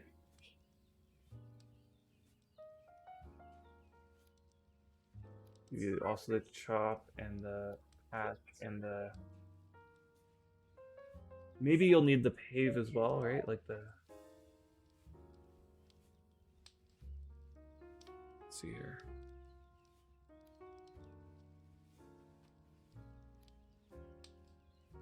Dun-dun-dun-dun. Load and unload.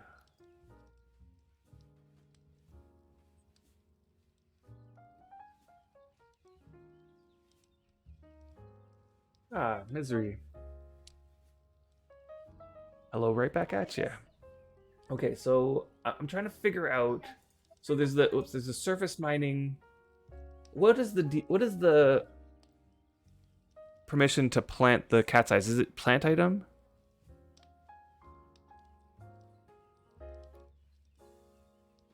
Yeah, plant. Okay. Okay, so let's just save that for now. All right. And let me just and what would be the permission to let you pick up the cat's eye? And pick up planted items? Probably. Although, you know what? You don't worry about that. Don't worry about removing the cat's eyes that are there. And you know what? There's also one more thing. There was that one thing that I can come over and just pave it.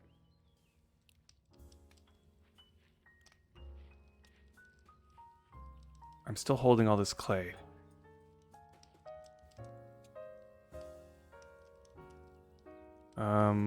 I got a rounded stone. I think it's a rounded stone. No, it's not. It's a rough stone, isn't it? Do I have any rough stone? Oh, goodness. I do not have any rough stone. It's destroy.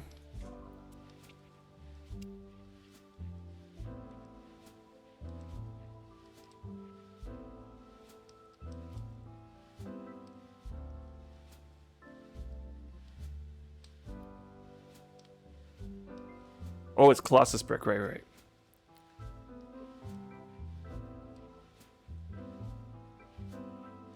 I wonder why they did that. Isn't there's a rounded stone and then there's a rough stone. What happened to the rough stone? Did they like remove that from the game?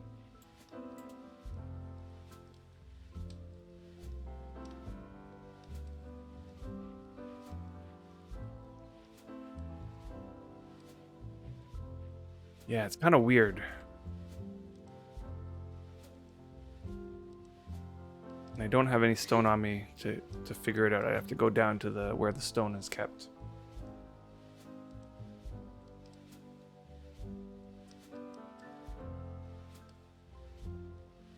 Let's put that down there.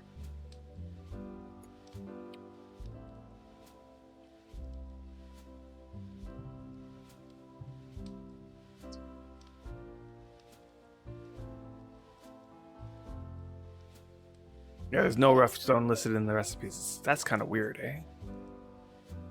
Okay. Like it used to be, right? Like they used to have that. There we go.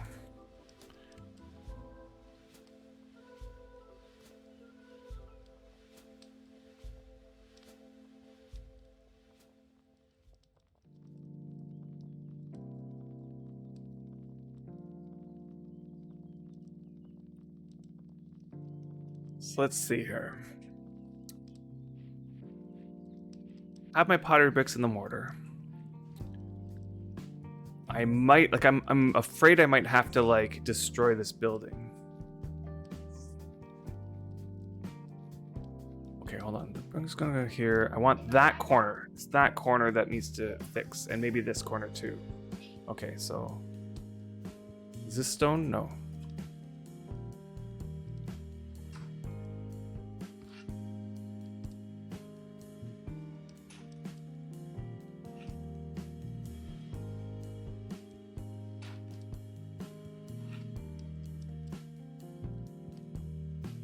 All right. My camellia is harvestable. Come get it before I pick a sprout and cut. Don't worry about it. You can cut it. I'm not in need of camellia. I know it makes the teas and all that, but hey Drogos, what's going on?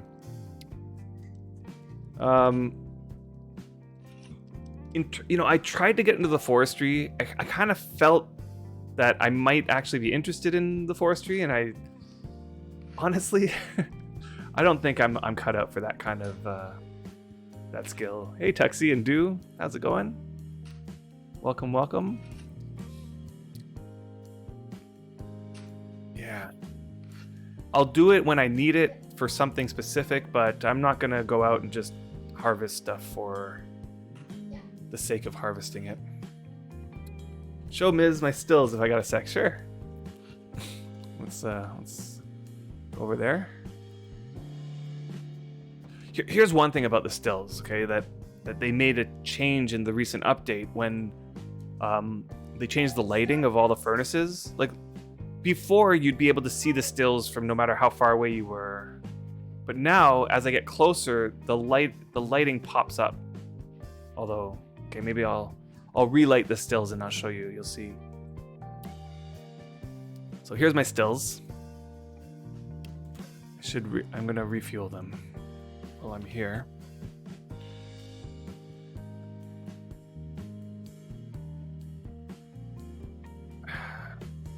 And so, yeah, it's making quite a bit of alcohol at the moment. 2, 3, 4, 5, 6, 7, 8, 9, 10, 11, 12, 13, 14, 15, 16, and 17. Good. Didn't mess it up this time. Fun Wurm events yesterday and today, again, in between moving in real life. Oh, you're moving in real life? Nice.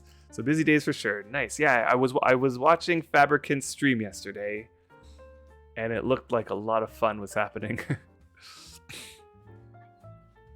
You were on your way to the grocery store, but here's a reference to the smelting taking fatigue comment by Oblivion Reaver. Okay. Let's see what that is like. Whoa. Massive fatigue used from smelting from Rocco Bluster. Hello, Shadow. Suggested I post the logs for my findings. I've had a few hours of fatigue left and went to smelt a ton of things for like 30 minutes and was shocked when I found my fatigue at 0. Shido said I should test on an alt. 20 minutes of smelting equals 1 hour fatigue on the alt, who has never touched coffee nor was sleep bonus on. Here are the logs. Interesting.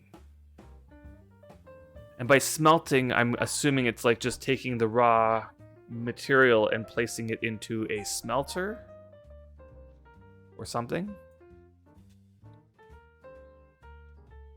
A little chaotic, to be honest. Yeah, it did look chaotic, that's for sure.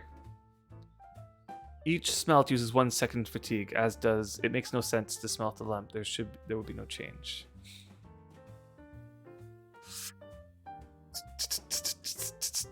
Oh, smelting pot. Let me just see here. Oh, smelting pot. I've actually never used a smelting pot, so I don't know exactly what the thing is there, but yeah, I would have been really surprised if it was. Oh, I should. Yeah, the log. I would have been really surprised if. Ooh. Okay, let's see here.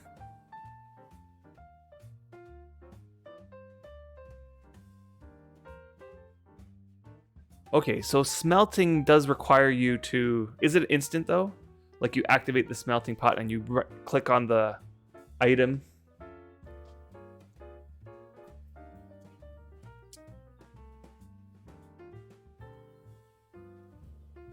What are they doing here? It makes no sense. So they're just queuing it up on a whole bunch of items, but why would they queue it up on lumps? Something there. Yeah, if it's smelting pot, I think that's less. I think Mermaid, you did get a permission. You can try.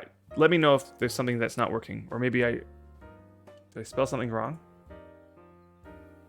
Go check, because I did add a permission for you.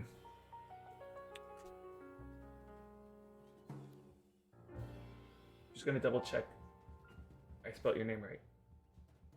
Yes. You tried to dig and level. Okay, so maybe is level a different thing than dig? Hold on. Digging, cultivate, terraform. Okay, you're right. I didn't allow you to terraform. Okay, try now. I missed the dig. Yeah. Yeah, if it's smelting pot, I don't see it as being as big of an issue. But if it's like putting stuff into a smelter to smelt down the iron lumps or iron ore into lumps, that would have been a little bit concerning. Okay, so let me just plan this out here. Okay, so there's gonna be a path along here, and then there's gonna be a bridge starting right here. Okay, and so all this needs to be rock. Yes. I'm afraid if this is 47, what the next one is gonna be. I'm afraid. But I need that spot there to be mined down.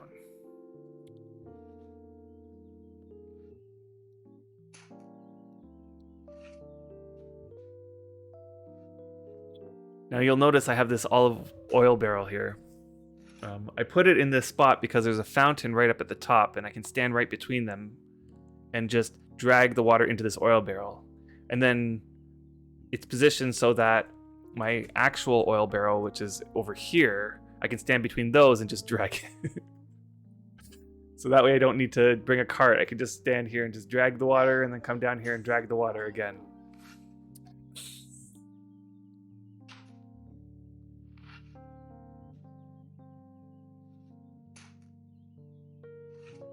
Alright, golden, good. So that worked. Yeah, let me know if there's any other permissions that are preventing you from doing stuff.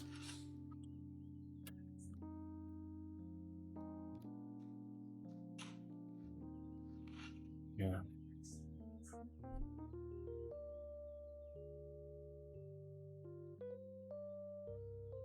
You got a moment of inspiration digging?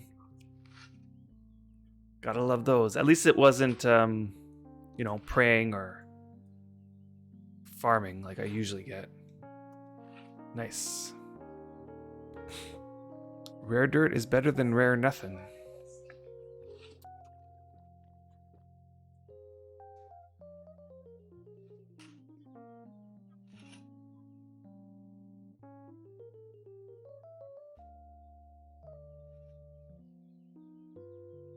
Now there was like a few more things I wanted to discuss about that we were talking about. Let me just get my mind straight about this. We were talking about the hot fixes. Let's just take a peek at them, okay? There was this hot fix that was dealing with completing the item in the inventory and creating on the floor. And people were reporting bugs about that. And I think it's still buggy, right? Like, if I'm not mistaken. And this was to address the issue related to... let's just take a peek at it again. I forget exactly the wording, but it was about creating items when they were on the floor.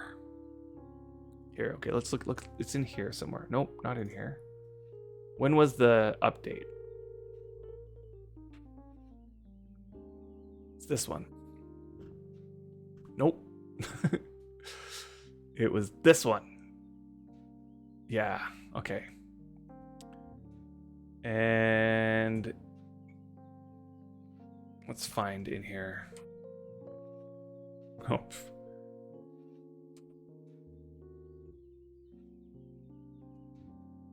I don't even know what to look for.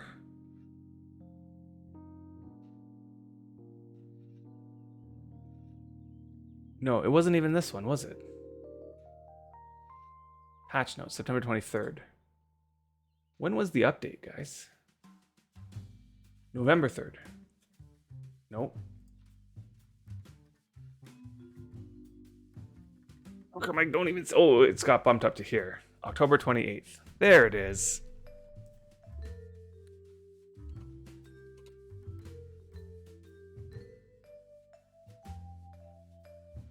You're kidding me. What is the keyword I need to find that one change that happened? Here it is. Okay. Unfinished items will now turn into finished items in the same location that they sat at and no longer drop in front of the player upon completion. Okay, so that was the change that's causing a whole bunch of grief. And so, honestly, when I read that, I was like, that's kind of interesting change. I don't even think that was needed. I mean, it's been this way since the beginning, where if let's say this barrel was unfinished and I'm adding items to it, but I was facing this way, right? So I'm finishing it, completing it, continuing building, etc., and then it finishes, it ends up popping out on the floor over here in front of me. And so the change was intended to make it so that when it finishes, it pops out in the same spot the unfinished one was. Okay. Now, that was a weird fix to begin with, in my opinion. But what I think that fix was, it caused a bug where you would end up with duplicate items. So like the item would finish here, but then it would also end up in your inventory. And it was like a ghost item where you would have to go to this item here, pick it up, and then replace it back down to get rid of the bug.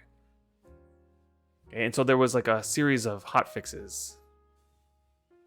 You thought the fix caused the bug? Okay, so let's look at the fix again. So let me see. That was October 28th. Wasn't that fix on the 3rd? Maybe it was the 2nd.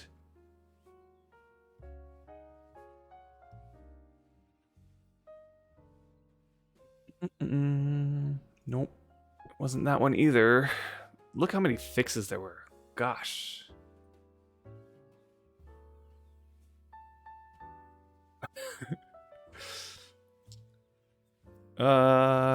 Nope. Boy, the devs have been hard at work. Okay, so there's a partial revert of the change where item complete in the same place due to items completing on the surfaces while in mines. Okay, so there was a fix there for that. But that seems unrelated. And then there was another fix. I already checked the 3rd, didn't I? Was it the 8th? Yeah. Fixed an issue with items completing an inventory and creating one on the floor where it was not able to be interacted with. Okay, so the bug that I just described, this one seems to have fixed. They tried to fix it. But then I heard a report after this hotfix that it's still an issue. And so let's see what this one says. Fix unfinished items, teleporting item out of the cave layer upon completion. Okay, so that's still, I think, addressing the same thing. So I'm wondering, like, if it's still an issue. That one. And I haven't really experienced the issue because I have been finishing things on the ground, but I haven't had any of this ghosting issue. So I think under normal circumstances, it's fine. But I feel like it's still being reported that there's some issues in some edge cases. So the reason why I'm bringing this up is because I'm thinking to myself, like, is this worth it? The devs are spending a lot of time trying to deal with fixing this issue, and I mean, what are we going to get out of it? That when I finished completing the item ends up in the same spot its unfinished one was, as opposed to teleporting to the way I'm facing. Yeah, I'm not 100% sure that that's that amazing of an update, to be honest, to be sinking this much time into it. It's unfortunate that, you know, trying to fix it caused so many issues, but such is the way with this, I guess. And I guess there was no way of anticipating that it would be. It just feels unfortunate this is the reality of the situation, and I wonder how many more things are like this where the devs go, okay, we want to make it do this, and so they try to fix it, but then that causes a break in some other thing, and then they're trying to fix that thing, and then that causes more breaks in other things, and next thing you know, you've been creating more bugs than you're fixing, just for this edge case kind of situation. Like, I mean, again, what is it really fixing here in the first place? I don't know. And because they're spending all this time on that one, I feel like the coffee is being neglected. I don't know how you guys feel, but wouldn't it be better for them to just revert the original change for now and focus more on fixing the coffee? Because I feel like more people are like anticipating the coffee fix. Hey Gaffer, how's it going?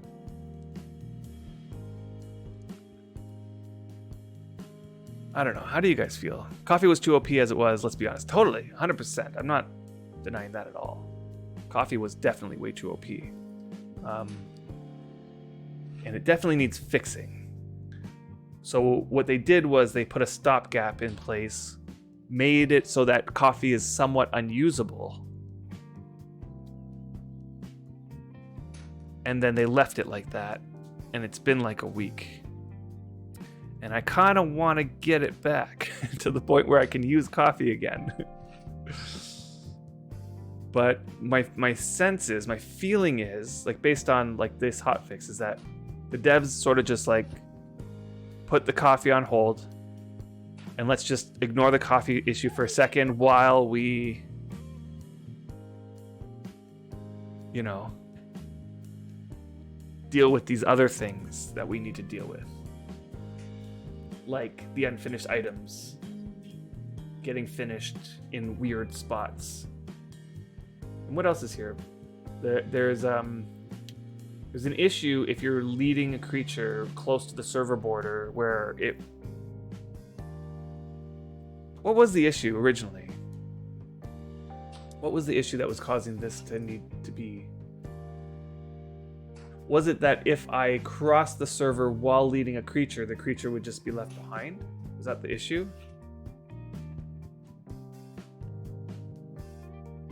Yeah, you're not even really bothering with the coffee at the moment. Too tedious to manage the water bar to fix it. Just pretending it never happened for now. I'm exactly in the same spot, Tuxie. I tried. I had 3 kilograms of coffee. I went through the whole thing really quickly, trying to see if it worked, and then I realized, like, I can't get my power above 20, and it's not really that much. You can use an alt to punch you, to puke, then the same benefit of coffee as before. Yeah. Yeah. But no, thanks. I don't think I'm going to do that. Actually, I'm kind of curious to know, is this on rock? That would be too steep to traverse. Oh, it's because it's 20. I'm going to have to rip up the pavement here, because I'm going to need to dig this one to rock.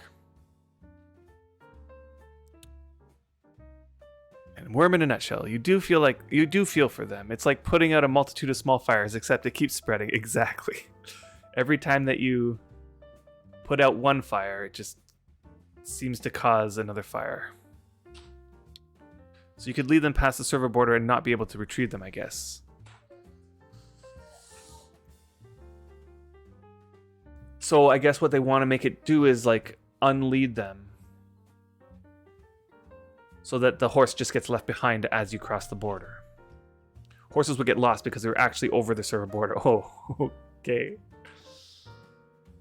So now the issue seems to be that because they did that, there are some instances where you have to sort of sail near the border because the land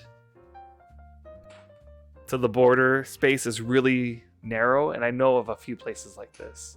And so people are just sailing normally and they're losing their horses because they're like 3 tiles away from the border.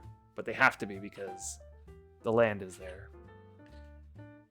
Stop the use of 1 per item tile items if multiples are stacked up on a tile. Since then, I don't know if you're still here, but I'm starting to feel like they're targeting you. I honestly feel like it.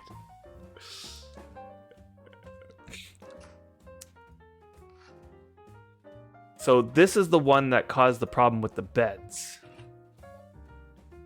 Right? Like,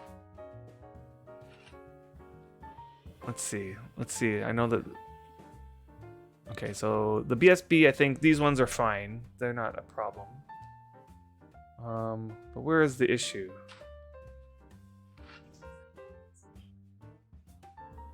Okay, here's Keenan saying, we're looking at caffeine this month. I know it was just released, but having spent a great deal of time with it myself, it doesn't have the right feeling to me, so we'll be adjusting it. More details to come. That's making me feel like they're doing a whole rework of it.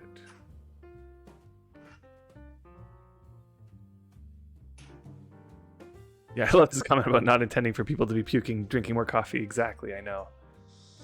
I know. The main thing is the purpose we intend for caffeine to have, a means for casual players to get a bit of an edge. Sleep bonus was intended to be this until it became readily available in the form of sleep powders.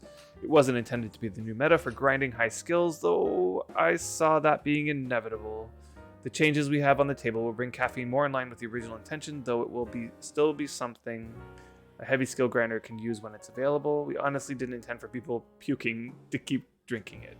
Yeah, let's give that one a like. Yeah. So it does sound like there is going to be a whole rework of it. As it stated in the thread, we'll be posting details of what we have planned once they're finalized. I appreciate thoughts like the water bar issue to be included in that thread so we can just adjust our plans accordingly and provide what I hope to be a better solution. Okay.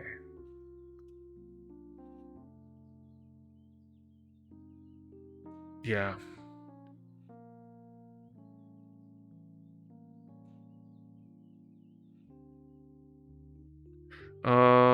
So where's the issue that people were bringing up, the issue of the beds? Was it not this fix that caused the bed problem? Or did this fix the bed problem?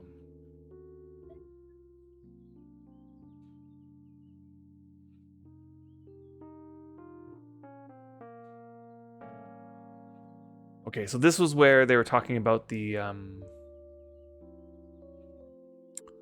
horse server border problem, and Azimus is saying they'll tweak it some more to make it happen closer to the server border, so that's nice.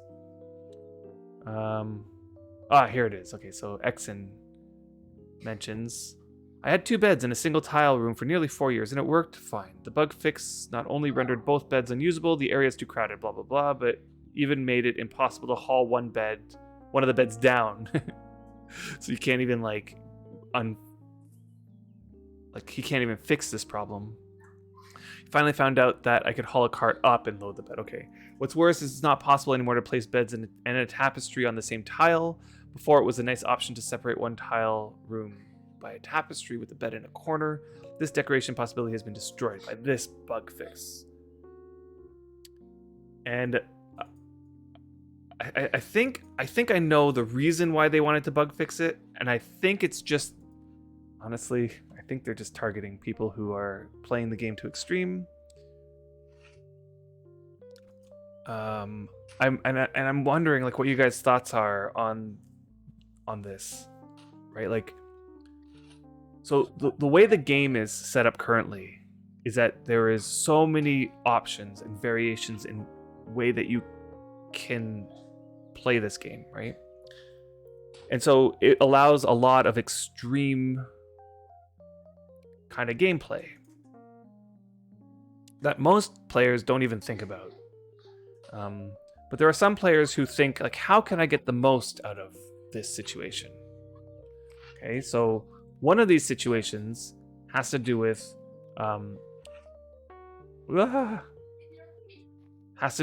large planters. Right? So when large planters came out, dropped the dirt. When large planters came out, people realized I can have a farm tile and then place a large planter on top of that farm tile. That way, that one tile has 2 farming actions. I can double up on how many crops I get on the same amount of space. Right? Now, large planters are one of these items that can only be 1 per tile. But because of this quote-unquote bug, it didn't quite work that way. And so you could actually place more than 1 large planter on a tile. And that way you can make 1 tile produce, I think you can place up to 4 large planters on a tile, or maybe if it's even more. The problem is if you place more, you can't see them. So the way that you do it is you rotate. If you rotate them, you can have you can have 4 large planters there and access all 4 of them. Plus, if you want, have a tile that's below that's just a planting, planted crops. Okay, so now you can have on 1 tile 5 things growing on that 1 tile. And you can, for the given amount of space, you can increase the amount of crops that you grow by 5 times. Now, in addition to even that, what you could do is you could create a building that has several floors, and on each one of those tiles put 4 large planters. And so in one building, you can have just a ton of farming. Just a ton. Now, the devs looked at that situation and went, nope. We do not want people to be able to have that much farming per tile. And the reason why it seems to be allowed is because there's some bug that's preventing these 1 tile items to be only 1 per item, 1 per tile. So their choice was to fix that quote-unquote bug so that all the things that are tagged with 1 tile, 1 item per tile, actually is that way. So they fixed that. The problem being that there are quite a few other items besides large planters that are flagged this way, including beds and tapestries. Particularly beds and tapestries are the problem. So back to my question to you guys. How do you guys feel about that? The process of going through and looking and seeing these Wurm players, they are just going too overboard with this stuff. We need to stop it. Yeah, I don't understand why tapestries should be 1 tile per item. And then the other thing is that they put in their effort. Like, it's just the dev effort going around going, oh, these like edge cases, these people are just pushing too much. Gonna need rights for me to come up quickly or for me to rip up this section of Cat's Eyes. Okay. Let me just give you permissions. Let me just see. Roles. Discard.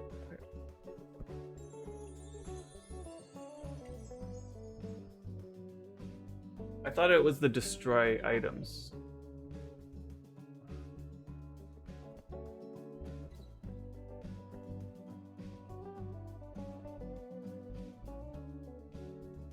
Yeah. Might it be under? Let's see here.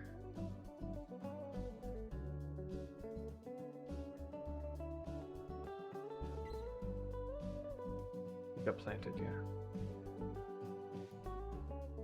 Whoops. Ah! Buttons. Let's try that again. Pick up planted. Yeah, I think it's the pick up planted. Save. Okay, try that.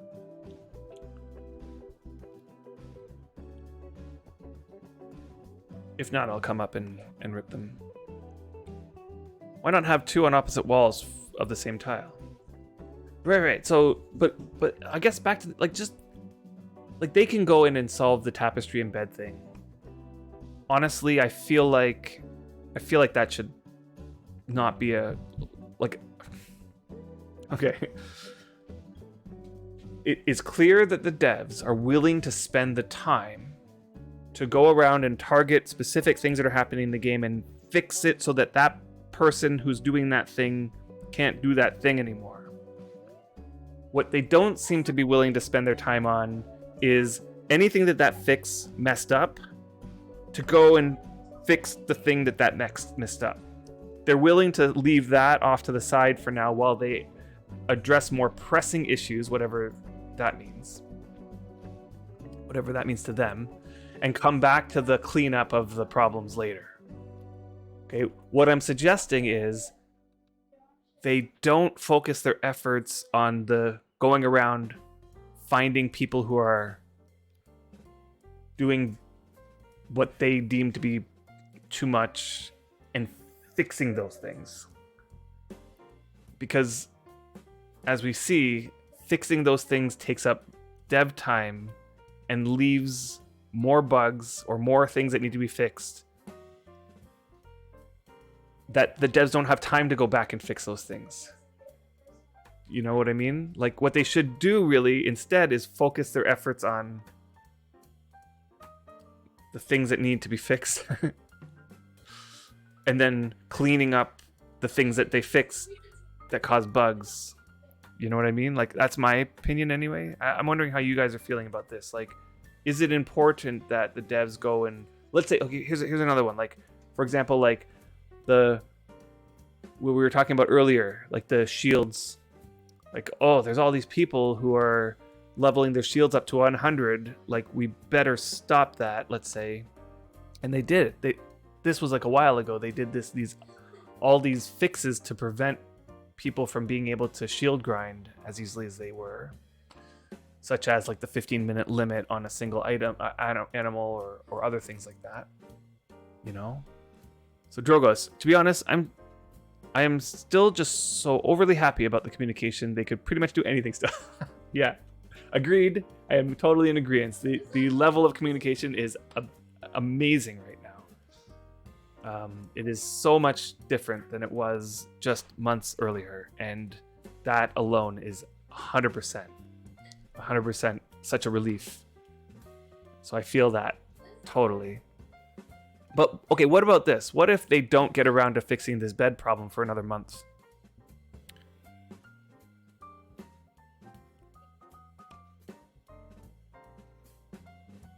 Yeah, the communication changed since Keenan took over. Yeah, totally. And like, I know there's a lot of people who are dealing with this bed issue where they have their whole setup around their bed, and now they can't use their bed. And some people might not be willing to rip up all their decorations just so that they can sleep in their bed. So maybe they're using a temporary bed right now or something like that. But what if that disruption doesn't get addressed for another month, let's say, or 2? Or maybe it's forgotten about until somebody mentions it again. I mean, personally, I wasn't affected by the bed problem. Because as it was, we always thought there was only one bed per tile, so we set it up so that there's only one bed per tile. And if you've seen our beds, here I'll show you what our beds look like. Like, we're not the decorating type, so our bedroom looks like this. This is our bedroom, guys. So we don't really care too much about it. Like, in terms of like this particular issue. Yeah, in terms of this particular issue, we are not the type of players who are affected by it. So I shouldn't really be one to speak about it too much. But I'm wondering, like, of those people who it is affecting, what are your opinions on that change? Yeah, I know. I'm not the decorating type. Like, you can see, this is our workshop. We did have one place with 2 beds side by side on the edge of 2 tiles, and then the tapestry on the wall behind them, and then the one bed couldn't be used, so it had to be changed. Right. And now that you know why it got changed, like, how does that, like, is that like a reasonable, like, I don't know. On this particular issue, I don't have really much stake in this issue, but in general, wait a minute, I just realized I actually need to dig this one down too. In general, I can't say for what about in the future, right? Like, what if in the future they make a change and then it affects me indirectly? The change indirectly affects me in a negative way. Yeah, mild nuisance, nothing more. Yeah.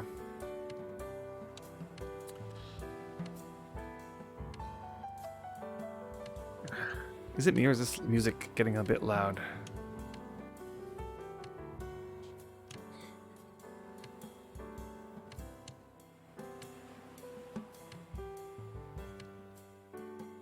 Yeah. Very limiting, and you hope it gets fixed? Yeah. It's an interesting side problem. I kind of wish, though, that they... I guess, now that I look, I realize the date now. I didn't realize that the date was so recent. It's like the 16th, so... That was on Tuesday. Then they probably found out about it. Let's see. Exin mentioned his post on Friday.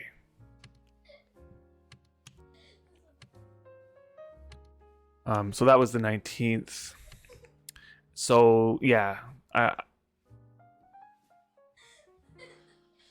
so maybe it's just a matter of they haven't had a chance to fix it, and it might come next week as another hot fix. So maybe I'm being a little bit too hard on them when I say things like, maybe what would it be like if they didn't address it for another month or something, but it's very likely they'll probably address it next week.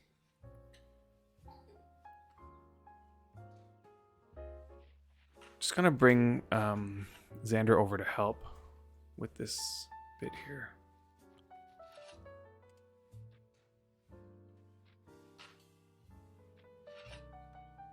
Ideally, decorating options should be increasing, not decreasing. I'm fine with disallowing silly things like stacking multiple beds on one tile. Okay, but like, there's already the 15 item limit per tile. Yeah, the coffee too. Yeah, it's very possible the coffee will get fixed too. I'm really hoping for something that is equally as, what's the word? Oh God, I keep doing that, and I do that just because of habit. Honestly, from way back in the day, I used to have my hotkey as drop as a pile because there was no. Maybe I should do that. Hold on, let's see. Drop as a pile. Let's do that. Let's see what happens. Okay. There must have been a reason why I changed that.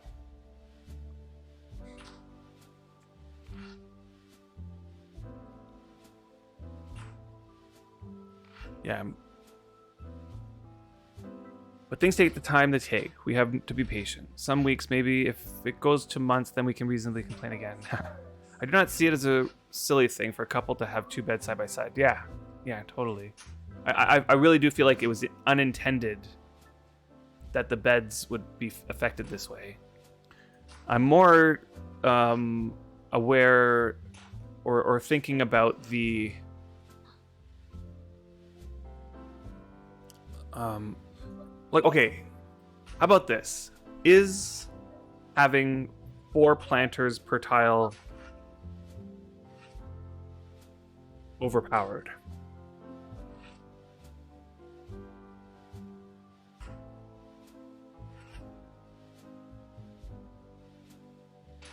Oh, I'm climbing is what the problem is.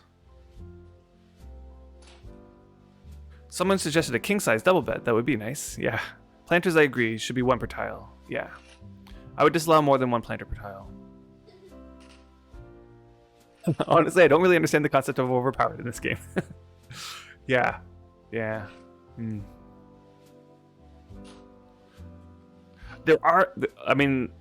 There's definitely like... There's gonna be a line at some point. There's definitely gonna be a line at some point. Like if there was a bug that allowed me to do crazy things, like 1 click made 100 items, let's say. Like nobody would want that. Yeah.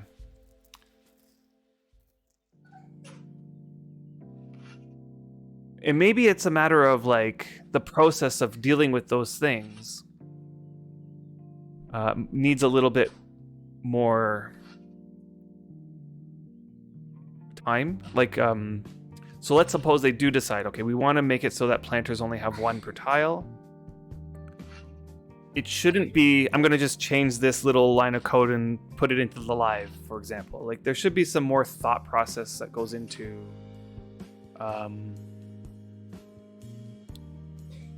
fixing these sorts of things. So that the full fix ends up being something that doesn't break the game for everybody in other ways. I don't know. It's just something to think about, I guess. So this needs to be mined. Okay, and I think Xander is done here. He cannot mine.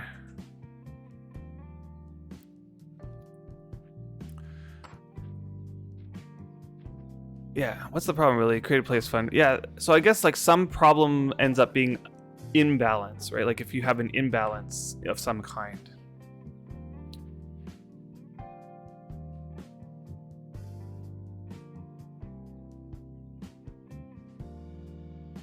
So I guess the devs want to make sure that there's a balance. Like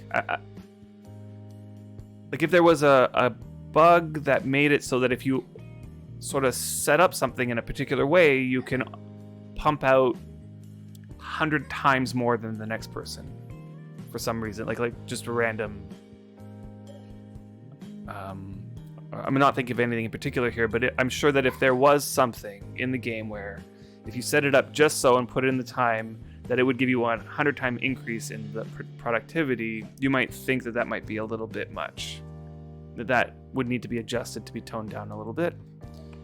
And I would agree with it. Like, there's got to be some things that need to be adjusted. I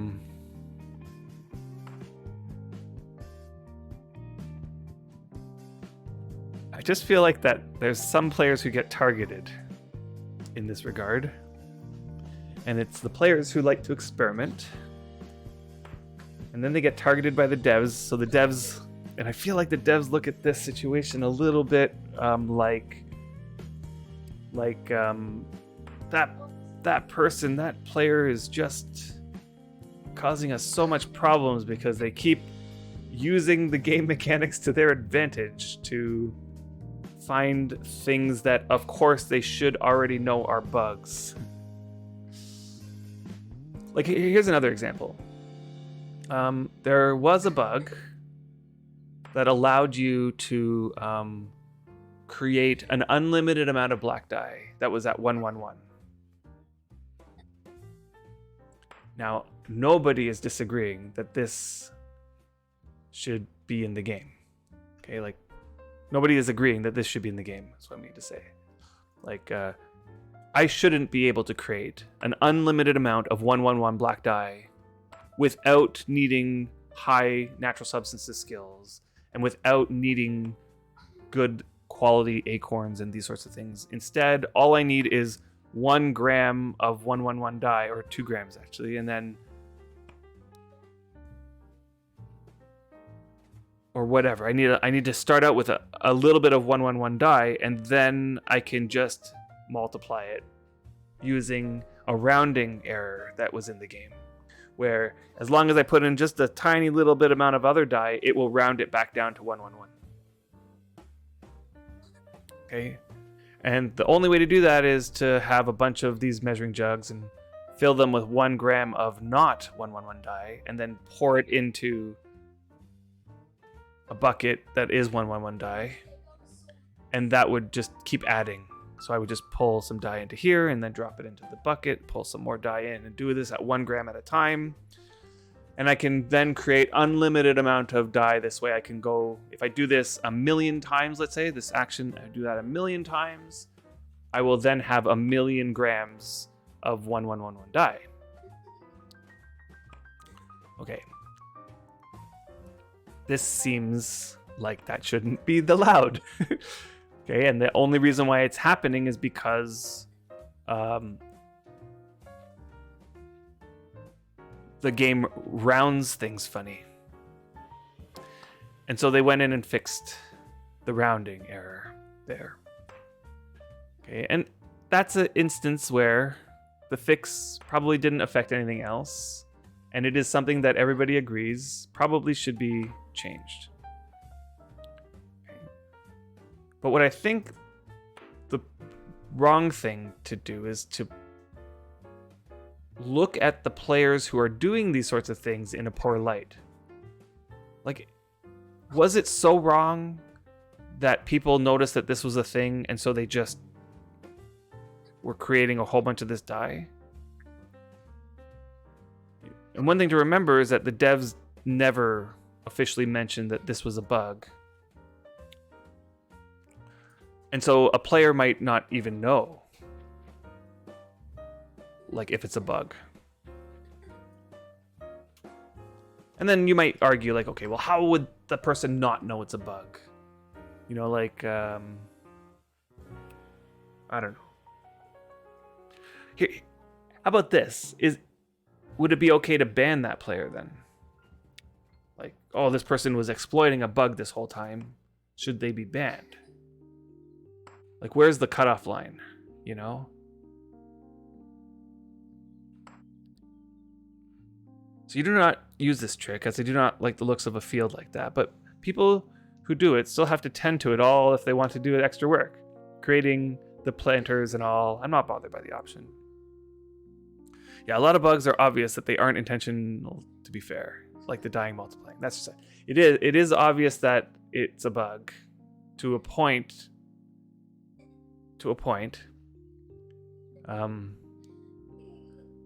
However, like, is it enough to say, I think that it's obvious, therefore it should be obvious to everybody? And that because I think it's obvious, anybody who's doing this should be banned because they should also think it's obvious. Right? Like, we're getting into a territory where, and Tuxie, I'm right, like, there's a lot of weird stuff going on in Wurm. Like, Wurm has a lot of stuff that even the devs themselves aren't 100% fully aware of. I'm afraid that if I drop this, it's going to fall to the bottom. So before I do that, I'm going to... Oh, wait, I know, I actually can't do that yet anyway. I have to surface mine this area here.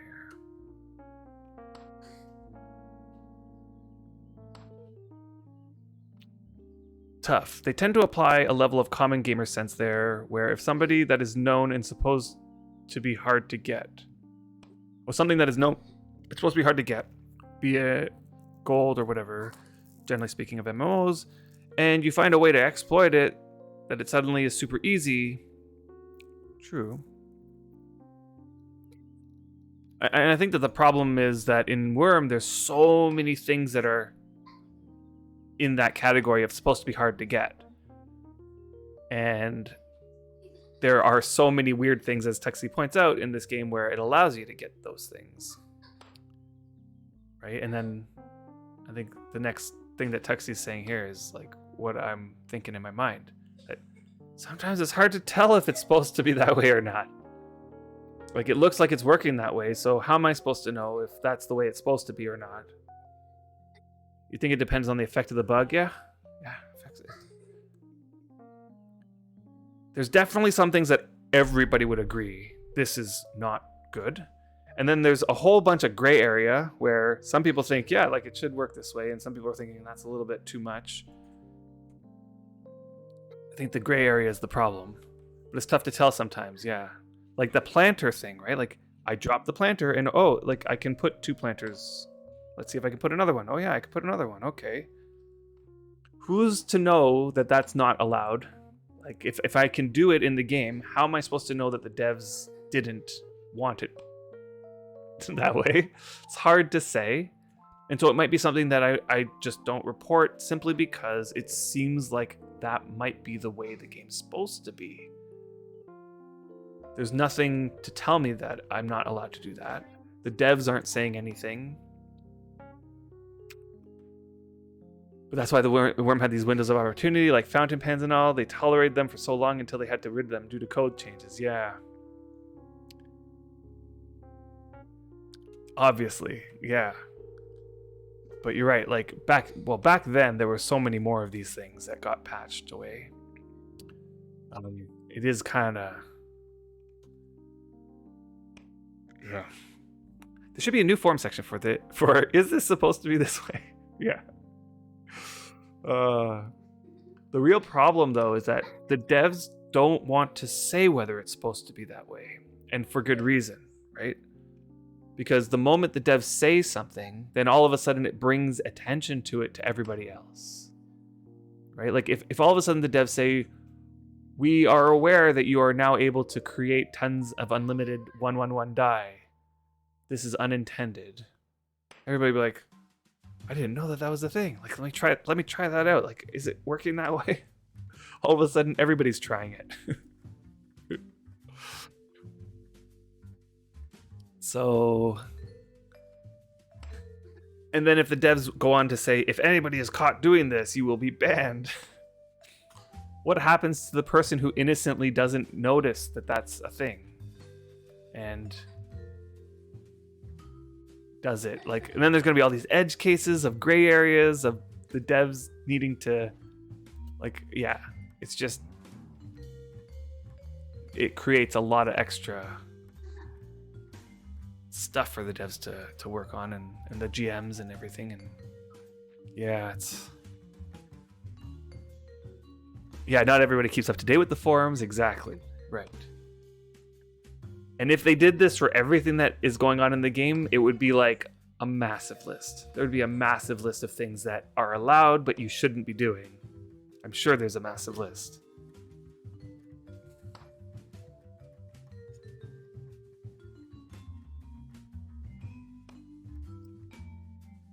Anyway, it's a hard thing to answer. There's no good answer is what I'm trying to say. There's no good answer here. Okay, so this would be flat with the ground. I think I might just go flat. So this will come down to 7 up. But I wonder, why is this 19 up? Oh, I see, because this is 26 and this is only 14. Got it. Okay, so I'll bring this down to flat.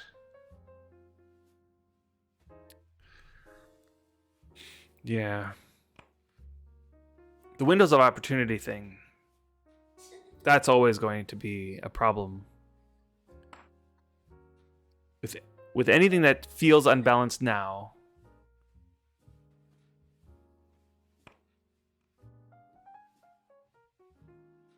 if they decide to change it, there's like going to be a window of opportunity. I think people were even like feeling this way about coffee.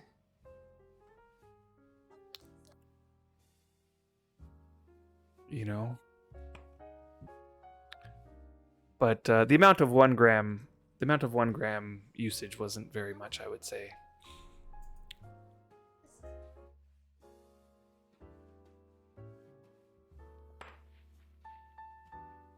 Like I remember back in the day, there was like a way to get your, was it forestry skill? I think it was forestry skill. This was before I started playing. There was a way to quickly get your forestry skill up into the 90s. To the high 90s, and people just did it, and it took like a couple sessions, and next thing you know, your forestry skills in the 90s. This was before forestry actually did anything that much. Oh, when you got multiple ticks? Yeah, I don't even know exactly what the bug was. I just know somebody who had high forestry when I started, and I was like, whoa, how did you get forestry up that high? And this was before harvesting, right? This was before like not before harvesting, but before like the cooking update, right? Where we had the seasons and stuff. That not before the seasons, because there was still seasons, but before they made it so that, you know, there's a new way of calculating skill ticks on forestry. So before that. And my experience was forestry was hard before they made that change. And I wasn't really that interested in getting it up. And somebody I knew was like, yeah, I got my forestry up before they made this change. And it was like, I got it up into the 90s. Luckily, I got it before they put that thing in there because, man, I would never want to do it now. I was just thinking, boy, that just seems unfair. And in some instances, they like revert the changes, and in some instances, they don't. And Wurm's history is so smattered with these sorts of things.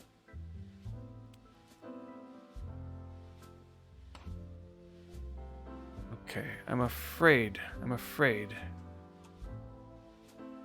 gonna have to. I think that the new leveling system that they have here, and I call it new because it was before my time. Oh, I'm gonna have to get that corner too down, aren't I? I want this tile to be flat. Goodness.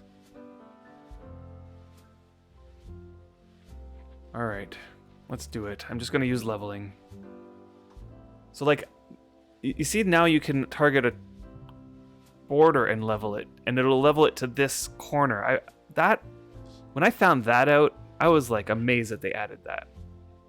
I feel like they made terraforming way too easy in this regard, but whatever. I'm gonna use it just because it is easier to do it this way.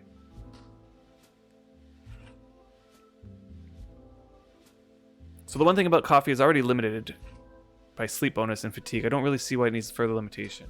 Yeah, I actually liked the way that it was functioning. I did like it. And I didn't think that there was a problem with it. The thing though, Tuxie, I think it's that there's situations that we don't see, that I don't see and you don't see, that the devs get to see, where people are exploiting things in one way or another. I think what the devs felt was that coffee was actually benefiting the power grinders more than the casual players, which kind of went against their original intention. So that's what I feel. And that they, after seeing how people were using coffee, they thought, oh, if we change it this way, it might actually make it better based on what we intended it to be. Okay, so it's possible that they're going to change it in a way that fixes some problems.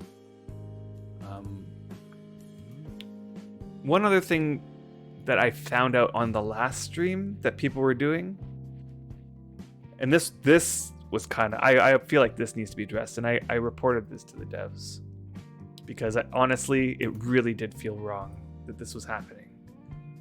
But what people are doing is that for some odd reason, it seems like on Defiance. So this is only on NFI, on the new servers.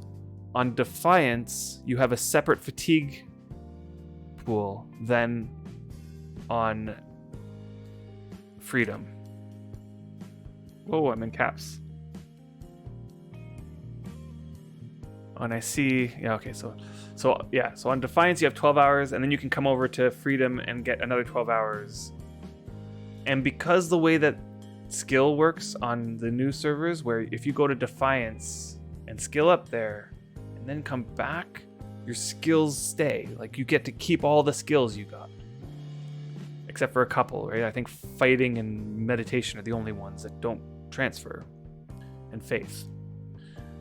But all the rest do. And so what people are doing is coming over here, using coffee, skilling up for 2 hours, and then going over to Defiance and skilling up for another 2 hours. Right? And now you're doubling up. Now, all of a sudden, these people who have access to PvP are getting twice the benefit from coffee than the regular person. And if you start questioning who are the people that are able to do that, it's really the power grinders, the ones who are well established on the PvP servers.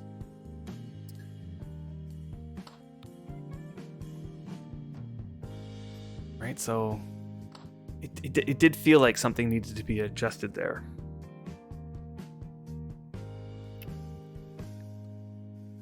So anyway, the devs are reworking stuff based on what they're seeing, and it's hard for us players to know exactly what the problems are. The stopgap measure is to make coffee not feasible, except for to the people who are going through the extreme. So maybe my only suggestion to the devs would be, if they wanted to put a stopgap for now to prevent people from overusing the coffee, they should just disable it for now while they figure out the rework. Like, they should just disable it, just get rid of it.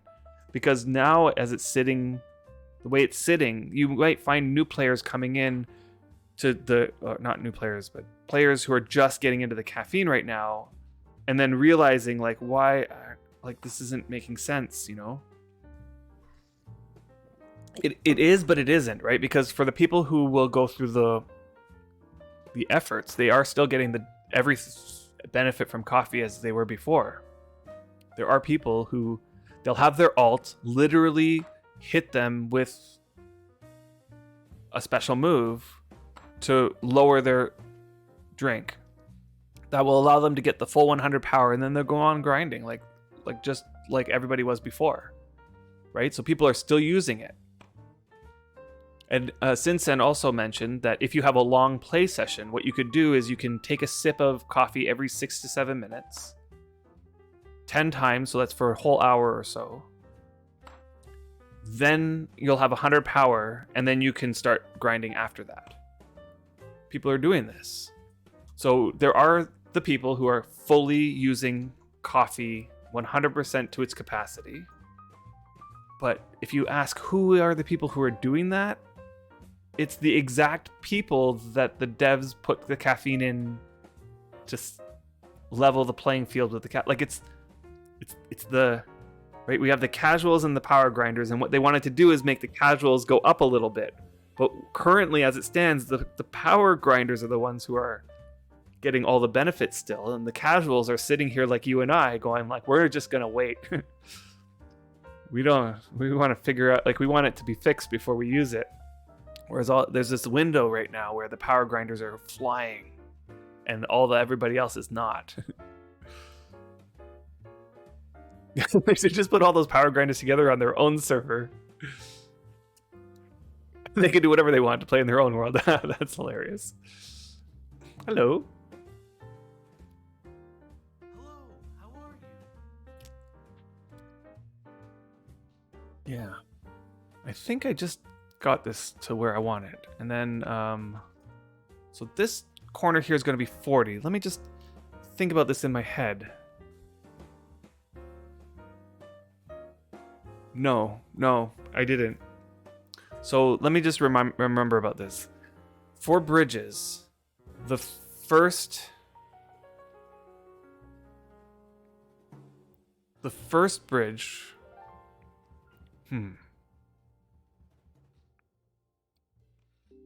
No, each one's 20, right?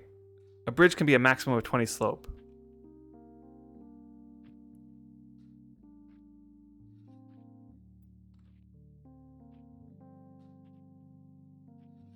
Okay, then I'm gonna have the bridge come along this way. 1, 2, 3.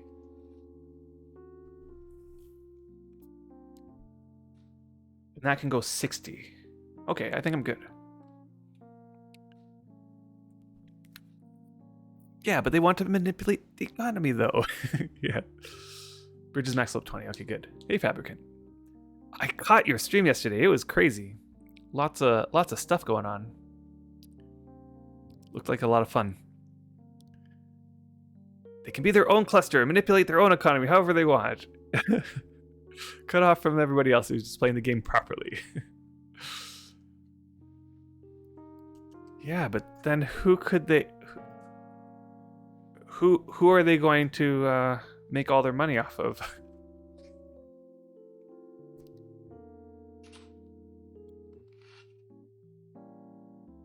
With that, they could they just not introduce dedication? Every skill tick lowers it for a second. Every second raises it. Lower dedication, less skill gains.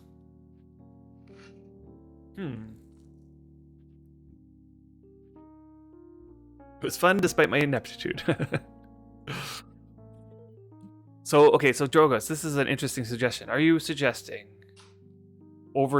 if you're grinding, then you start observing diminishing returns after some time, and you have to let that rest before you can get back to full? Is that what you're saying? If everyone's a superhero, no one's a superhero. That's exactly what I was thinking in my mind. While in theory it might make sense to... Whoops, I forgot to have this in my inventory. Yeah, like I think that what attracts people to the power grind feeling, like to the numbers, is that they can gain an advantage over others who aren't, right? So you can grind with low dedication, but you gain less from it. I see. So it levels the playing field. This is an interesting idea. Actually, I actually kind of like this. Like, let's say 1 hour of grinding. For example, the first hour is like exactly as it is. But once you hit that 1 hour and you keep going, you start seeing lower returns. You can keep going. You're just going to get less skill by continuing for the next hour, let's say. And then every hour that passes, it's like even less, or whatever. You can have it like this. Something like this, or you can even have it going in real time, let's say. And then over time of not skill grinding, it goes back. So like you're using this word dedication to indicate sort of like the level that this is going at. I kind of like this idea. Like I wonder if they can apply this to this idea to like coffee somehow. Make it have some diminishing returns in some way. Yeah, if this is what they want, it's the way to make it happen.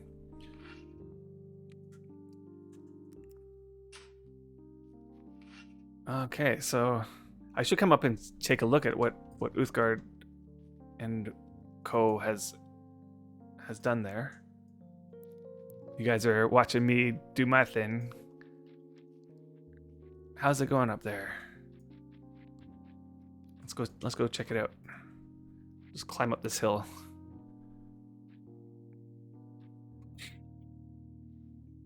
It's hard to say how it would feel in practice. Am I gonna not make it? I don't know if I'm gonna make it. I think I'm holding a little bit too much. I'm gonna just go this way.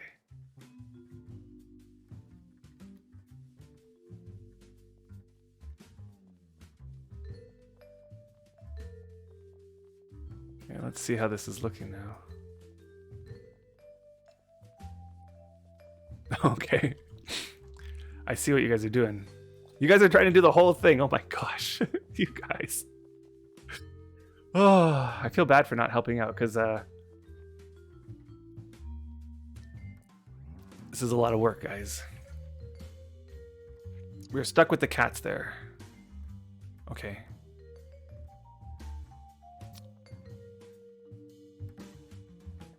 So where's the stuckness? Need cats. Oh, I see. Okay, it's still not working, eh? Okay. Yep. I will do that. I honestly don't know what the permission is for it.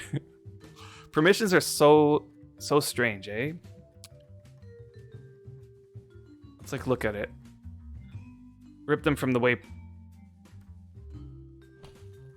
all the way from the waypoint.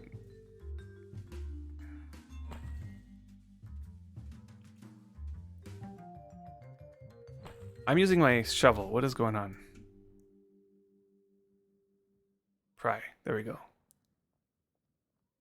If I want to drop down. Honestly, yeah, okay, sure. You guys are... This is like a monumental effort. You know what? Maybe I will come up and help you guys out here with my... I'll bring Xander. And he can do some digging. You know what it was? It just caught me off guard because I had this whole plan in my mind. I'm like, I'm gonna get stuff done on this building. Next, it's pulling me to the highway, which has been on my mind. It's one of those. Where am I? It's one of those things where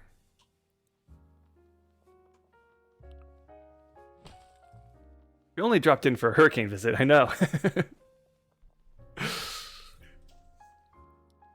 Yeah, it sounds kind of similar to fatigue. Yeah, maybe it could be something that kind of replaces fatigue, right? Although I haven't thought that fully through. Now that I think about maybe fatigue is for other things too, besides skill gain. So besides from hampering bots, fatigue was said to also be a skilling limiter once. Yeah. So not sure if putting in a limit on everybody would fly well with the community either. All the power grinders are in their 90s as is already, so it'd probably be normal. It would probably hit the normal player more depending on how quickly the skilling hits the max. Yeah, like, I mean, in if you look at any power grinder, like they look at 90s as like just step number 1 to get to a 90. That part's the easy part. Fatigue stops you, right? I would say this is different. Think of it like a skill multiplier. Yeah. You earn skill times dedication. Dedication can be a number between, 0 and 1, basically. Yeah, it's similar in the sense that it like reduces, like it can replace fatigue in fatigue's function of limiting skill gain. Okay, so I think up to there, because that's already level there.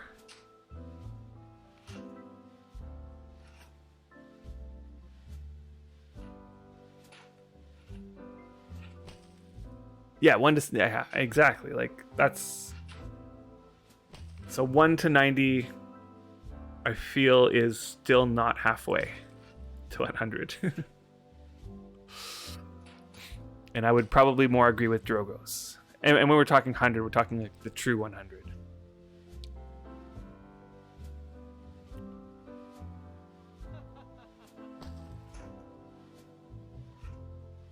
And I'm missing something here. No further than the cart. Okay. Where's the cart? Oh, further to the cart. Further than the cart. Oh, okay. Let me just go look over there for a second. And Xander is stuck on here. Okay. Okay, so and that's just to make this straight, I guess you're saying. Okay, so hold on.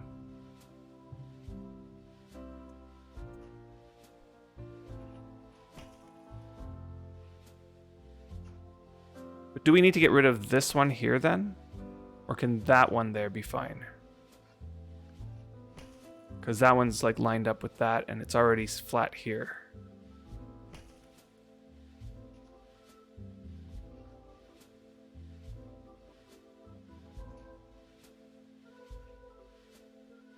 The true 100. Yeah, like the...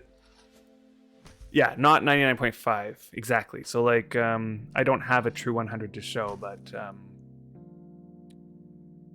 you can see how when I hover over this mining, it says 91.085564 or something like that, right? Now, if it said 99.995, let's say, that is still not a true 100. Even though this number here would be rounded to 100, it would say 100. When you hover over, it'll still say 99.99555, whatever, right? A true 100 is when this number that has all these extra decimal places also shows 100. And in order for that to happen, it needs to be 99.99999.5 or whatever. Like it has to have all of these nines, and then the last digit rounding would be a 5 to round it up to 100, according to this number. And that's what people are calling a true 100. In fact, that's what the game recognizes as a true 100. And when you see people posting on the forums saying, I got 100 so-and-so, and they get to pick the title, they can only do that when this tooltip hover over reads 100. And I know the road from 99.99 to the true 100 is an insane road.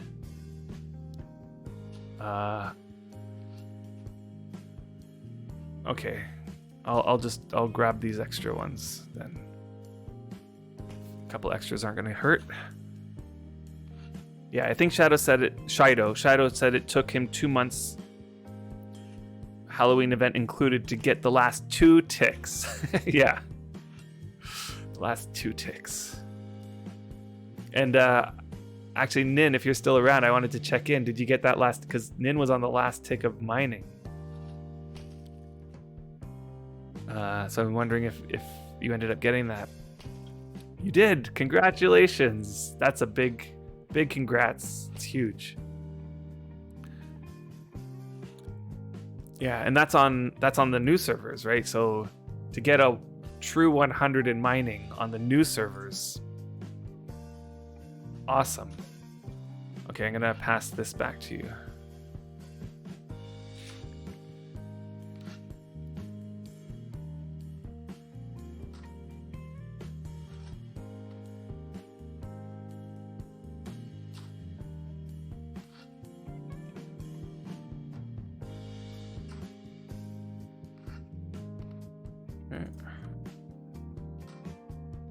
All right, so I think let's start here.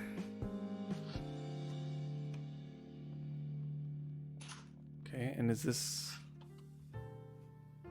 still needs, yeah.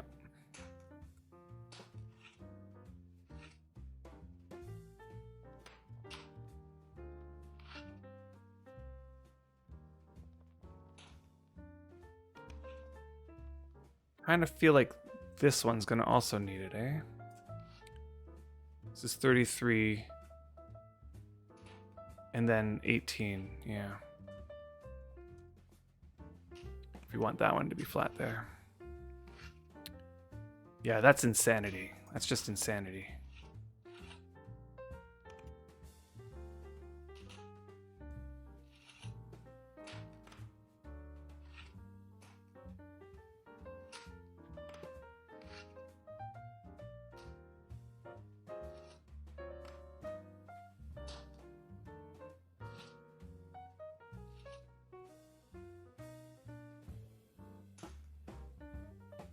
So for that building down there, I think everything's done terraforming wise now. Now it's a matter of putting back the dirt. If you want an easy 100, do digging. No, thank you. Although the amount of peat that I feel like I'm going to have to dig in clay as well, it might pay off to just maximize that, use coffee and sleep bonus and all the stuffs.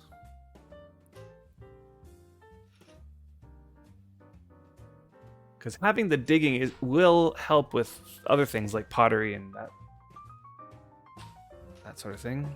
We'll fill it in and can shoot the plan out to you if you want. I'll fill it in. Hold on. Wood or stone?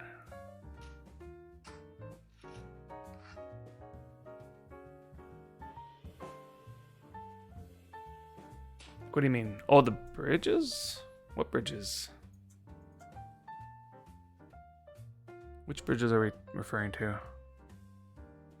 Oh, okay. Your Mesric is Uthgard's. But what bridges are we talking about? At my place?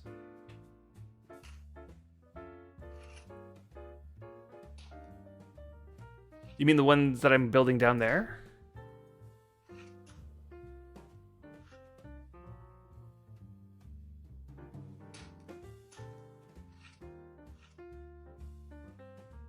I'm confused as to the first one. You said, well, we'll fill it in and I can shoot the plan out for you if you want.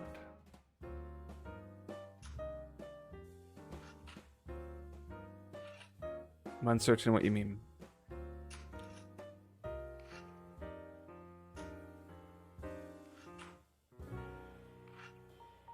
Digging is 2.5 times faster than mining, is it? Interesting. Right, because mining has like I saw those numbers. Like mining's 8,000. Is digging 3,000? Oh, I see what you're saying. I see what you're saying. You can help with the Diotra. Okay. Yeah, it's 3,000, right? Yeah. Honestly, I'm not interested in going for a 100 personally. I mean, going for a 100 for the sake of going for a 100, you know? Like, I am perfectly happy with a 99. If I get a 99 skill, like digging, let's say, I don't feel the need to go farther. You know, at some point it becomes, you know, for bragging rights, you know, having the title and... Yeah, same 99 and done, yeah. And I feel like 99 to me is feasible, like doable. Oh boy, look at this. I tell you what, the rock in this area is just a little bit ridiculous in some places.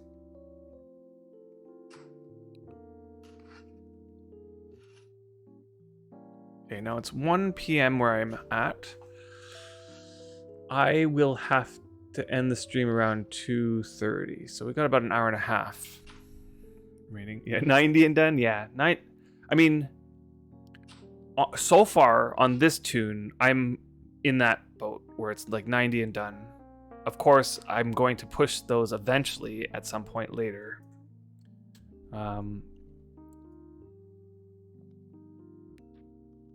But right now, like I got my fine carpentry to 90 and then I was like, okay, done for now, sort of thing. But that's only temporary. Like I'm in that mode right now, but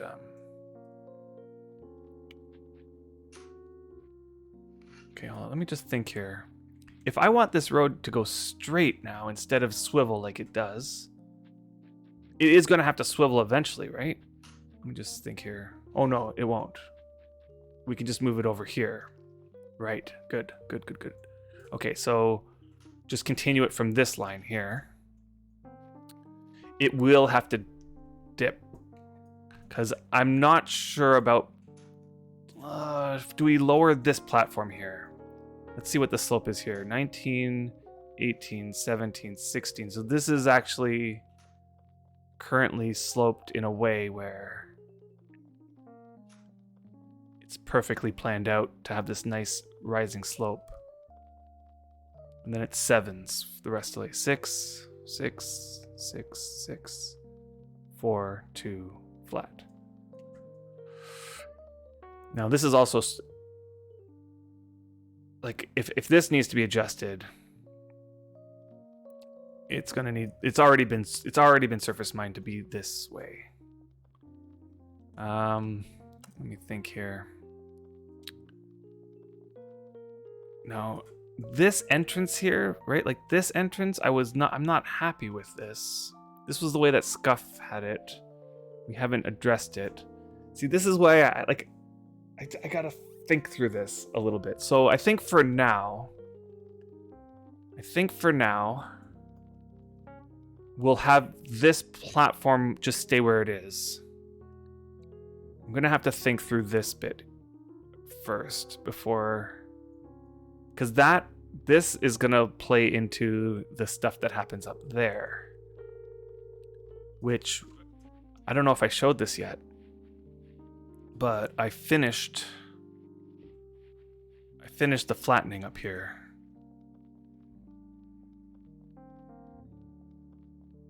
So all of this is now, this used to be a hill about that height, and so now we just got this all flat. And it's flat with this tile here to the end. Now, I was contemplating the idea of flattening it to here. Just keep going with it. But I haven't yet decided. And I know Brian's opinion is, this is enough. We don't need any more. But I don't know. Like, maybe it is enough, but maybe it would look better if it was down to here. I don't know. Yeah. With some skills, it just happens. Always re-amping my tools and weapons. The skills eventually get there. Yeah, that is totally true. That's how I felt with blacksmithing the first time around. Eventually, it got to 99 on its own. Makes sense to push for 99 on some things, like channeling. 99 is definitely better than 90, 100%. Yeah, I wanted to try the neck wound grind recently, clobbering my Vin for 2 hours. No luck getting the neck wound. Yikes, that's hard. I've never had it go 2 hours, but I have been at it for like a good half hour trying to get that neck wound. I recommend using a staff. I recommend not having a helmet on the priest and always aiming up, just straight up. Seems to eventually get it. And then having a way to quickly heal the non-neck wounds. So one way to do that is use sacrificing 50. Yeah, use a staff, hack the priest, and aimed high. Okay. Yeah, that's a pain. It is a pain. It totally is a pain. Okay, I wonder if this one should also be. This is rock. So where's the non-rock? Huh? This is rock. The highway would become rock. Oh, it's because I need to... Oh. Okay, I might need that crowbar back.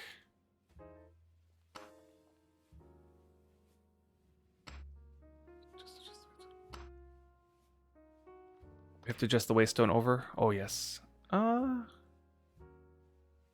Do we, or do we just put a cat's eye here?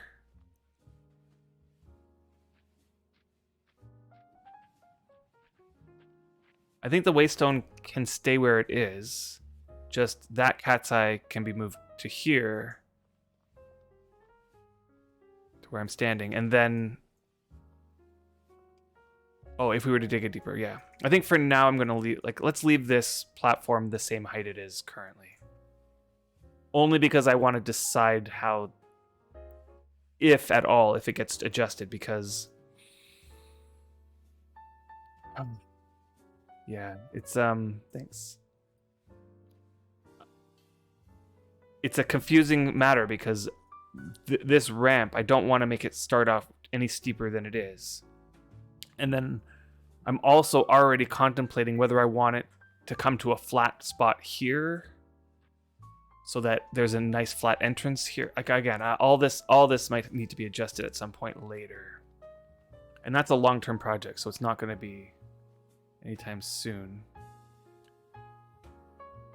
I think for now it might just be okay to leave this height here. You want to pave that?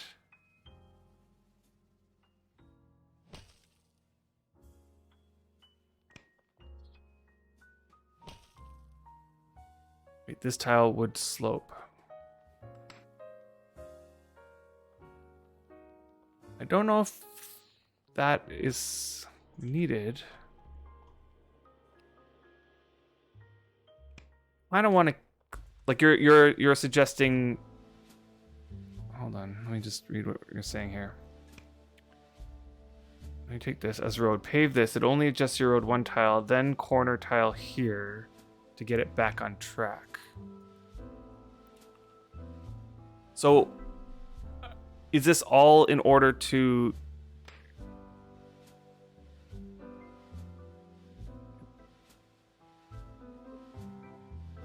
Let me think here. I see what you're saying. Okay, hold on. I think I see what you're saying. So we can lower this tile down to be flat with that. Okay, and then put the road like kind of over here. Maybe have this slanted down. Okay, I think I got it. Okay, I agree. That is actually a good plan. That is a good plan. So should I remove the waystone then for now?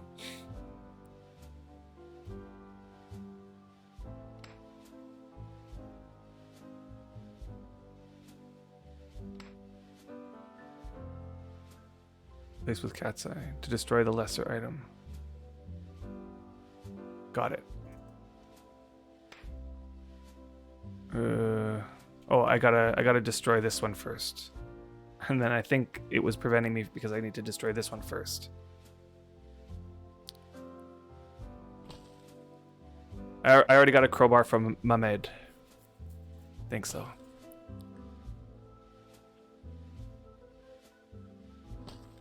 Oh. There's more over here. Okay, so hold on. It won't.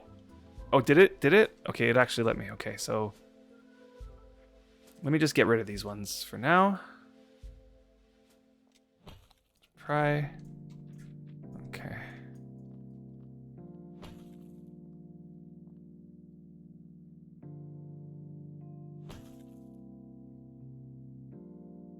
So it always hit face, chest, feet? That's weird. That's weird. Yeah, I haven't had that problem.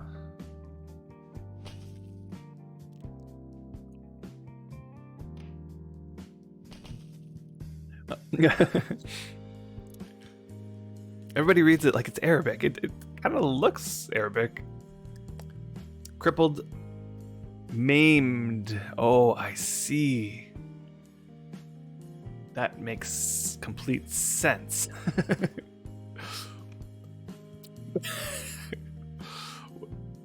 I wonder why it looks like that though. The word maimed is like a proper English word. Why did my brain?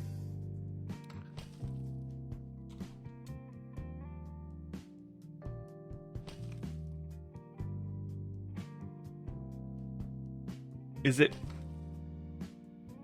like, why does this word not look right? Maim. Like, for all us English-speaking native, like, that word looks weird, right? Like, if I were to think about it, I would probably spell it this way, M-A-M-E, for maim. What about M-A-I-M-E? What is that? Why isn't this searching? M-A-I-M-E. As verbs, the difference between maim and maim is that maim is, well... Wait a minute, what?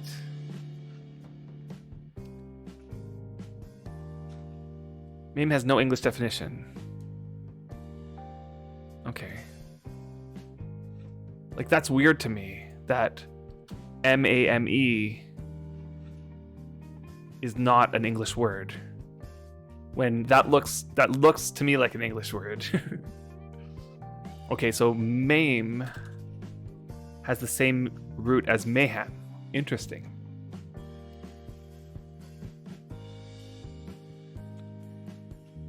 Right.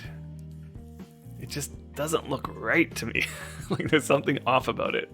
Whereas, honestly, I honestly would have thought M-A-M-E would have been the right spelling of that. And it probably is just a historical thing, right? Like, as Gaffer puts it, has a similar root as, same root as mayhem. Name is just aim with an M. While that is true, while that does feel like it makes sense, and the fact that mayhem also makes sense, there's something about it when you look at it, it just doesn't look right.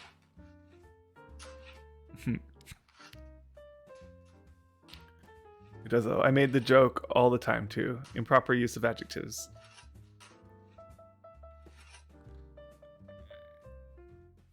We're a Macbar, homie. The longer you look at it, the more wrong it still seems to. I know. Yeah.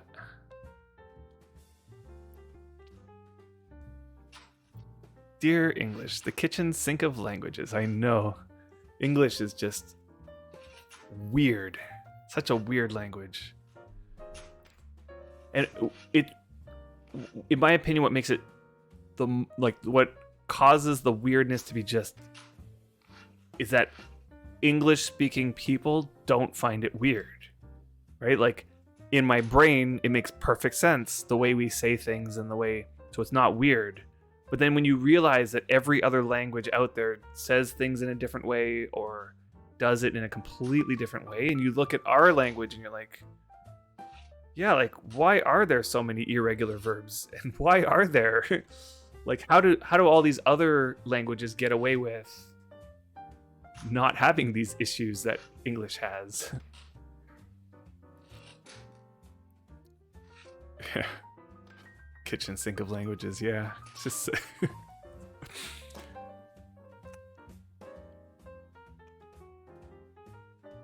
English is confusing. I'm going to read a book I've already read. Exactly. Same with dairy products. We're used to it, but imagine if you never heard of it and somebody explained the concept to you. I don't know if I can imagine not knowing it, but yeah.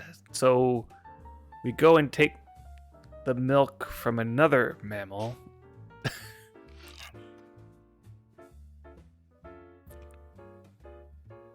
Like, the part that I find really weird about it, yeah, and ferment it. Let the bacteria ferment in there. All the little.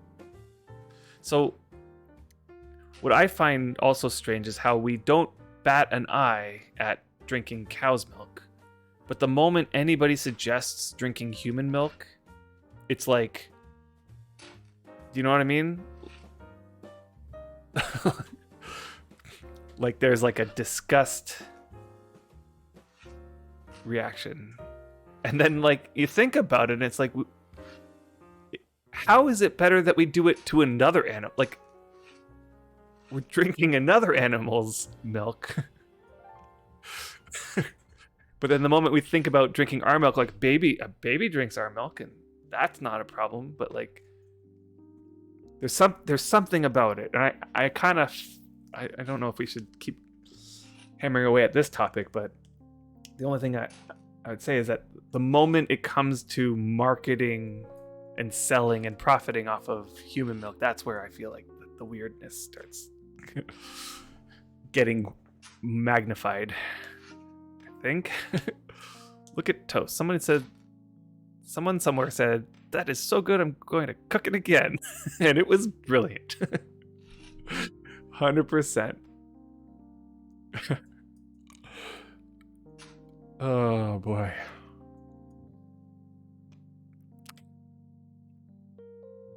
Okay, I got to rock here.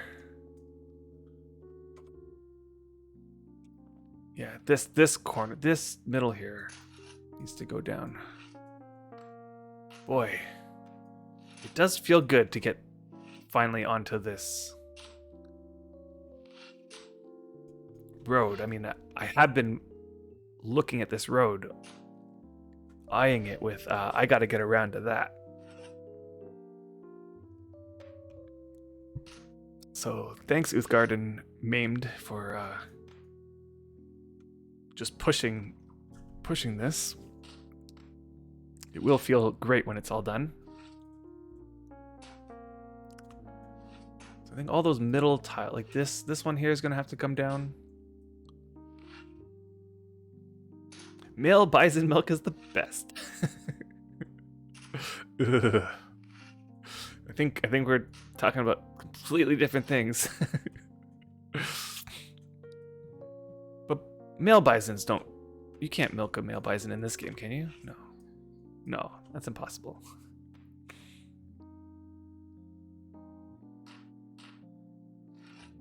Want to sell barf bag? The way you just shuddered at the male udder. No, okay.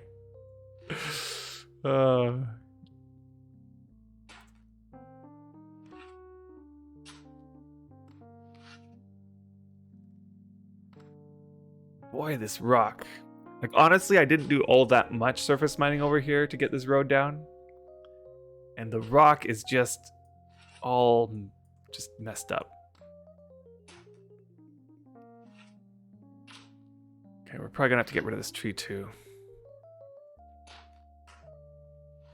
Let me do that with Xander. Thanks for the chuckles, yeah. I think it'd be good with Xander because I don't know if his alignment got decayed. Yeah, it did. I think I can get alignment tick by chopping this tree here. Not with my shovel though.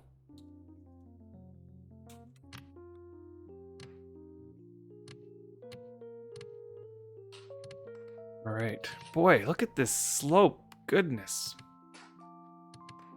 such an odd slant here.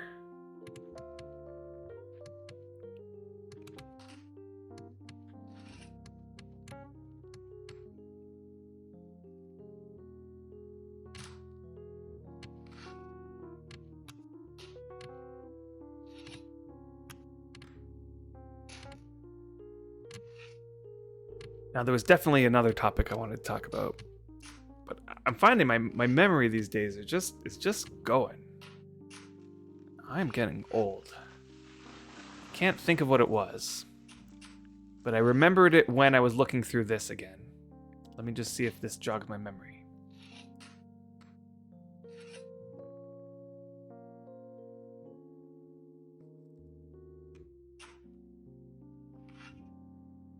There was the planter issue. There was the coffee issue. There was the placing issue. There was one last thing about all this. Oh, that was the same one. November 3rd, November 2nd.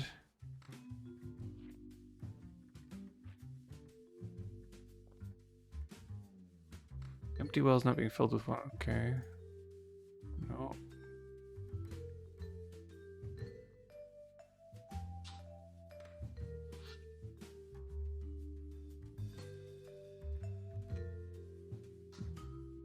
No, there was that. And then there was the 16th. So it might have been in this one. Let me see.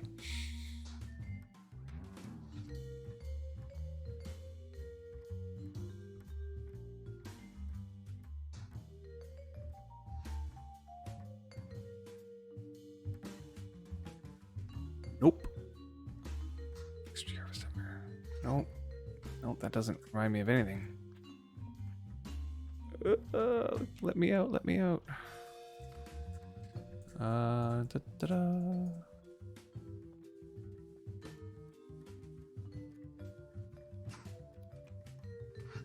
I'm afraid this one is going to also be...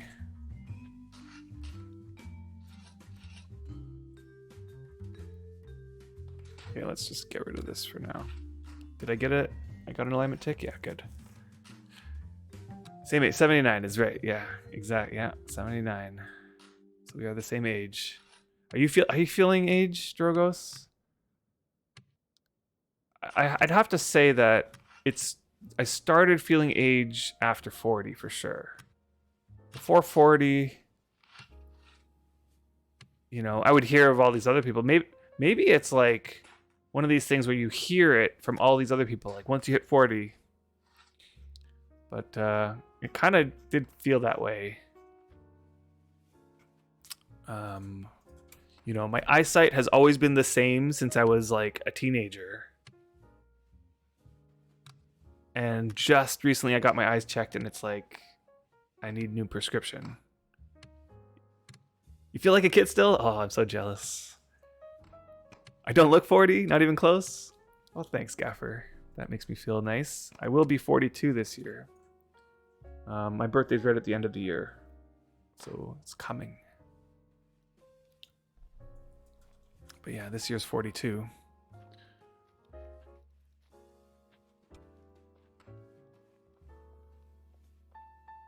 Okay, let's think here. So we're gonna bring. So oh yeah, I was doing that thing where I was gonna replace this with the cat's eye. Replace. That will give the. So you had no idea that I was older than you. You're 81, so just dinged 40, and yeah, get old quick. Got old quick. Yeah, it's like a.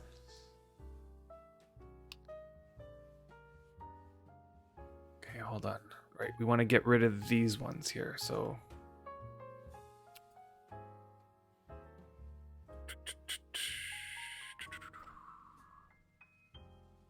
Yes. Okay. I just don't want to mess this up.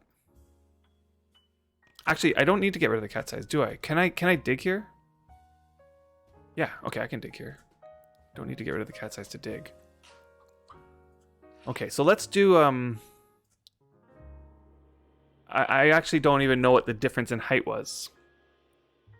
Uthgar, did you notice the difference in height between the road down the way and this platform that I'm on?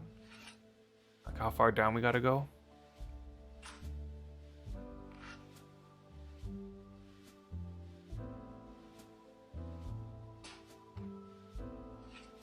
Well, more than one is... Like, is it 20? Or more than 20?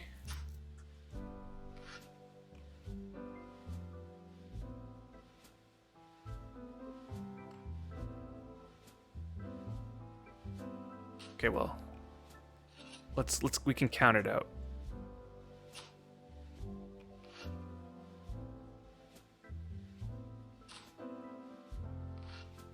Yeah. I am blessed with like pretty good genes in terms of,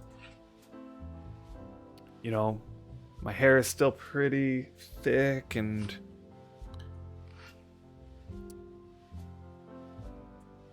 I do look a little younger than I actually am, and I do feel blessed because of that. But it's you know, age is age. It's gonna come. Like I started getting back injuries. I've always had like a little bit weird back problems since I was like early 20s. Yeah, can't stop aging, exactly. But then those back issues came to fruition when I was in my late 30s when I threw out my back. You adjusted your posture as I said? As I said that? Yeah, I know. Exactly. It's like I've over the last quite a while, I've really tried fixing my posture, and with not perfect success, but it's definitely better than it used to be. But still, my back is not great.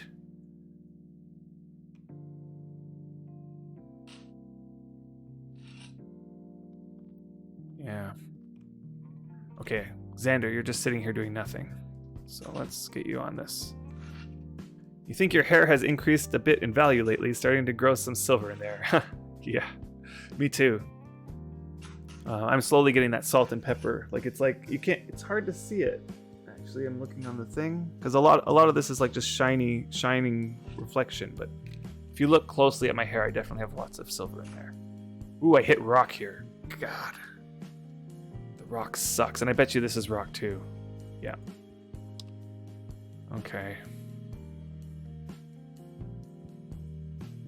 Oh boy. Silver. I wish. I went straight white in the beard. Hey, McCoofer. How's it going? We're just talking about aging. Oh, did I hit rock here too? Oh my. Oh no. Steepness. Okay, so this I feel like I'm just gonna have to I'll have to replace these cat's eyes.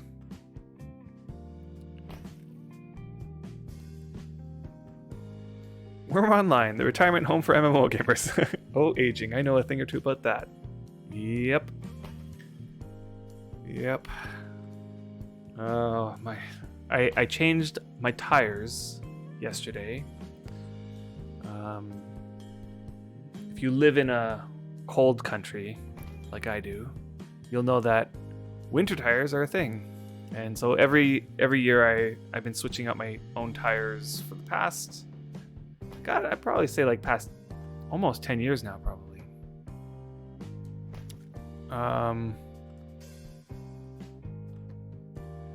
Can we just remove the hilltop? We can just use cement to rebuild after. What do you mean the hilltop? Like the whole thing?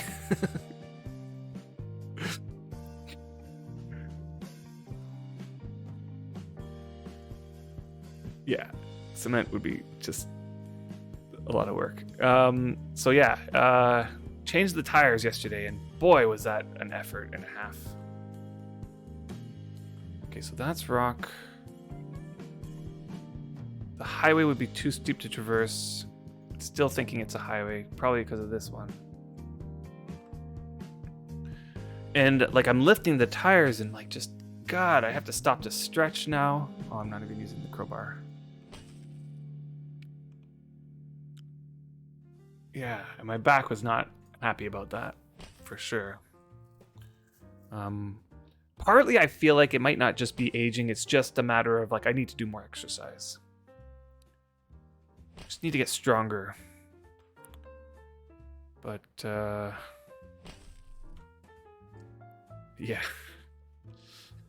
Okay, I'm gonna anticipate I will probably need to get rid of this one too, because this might need to be more than 20.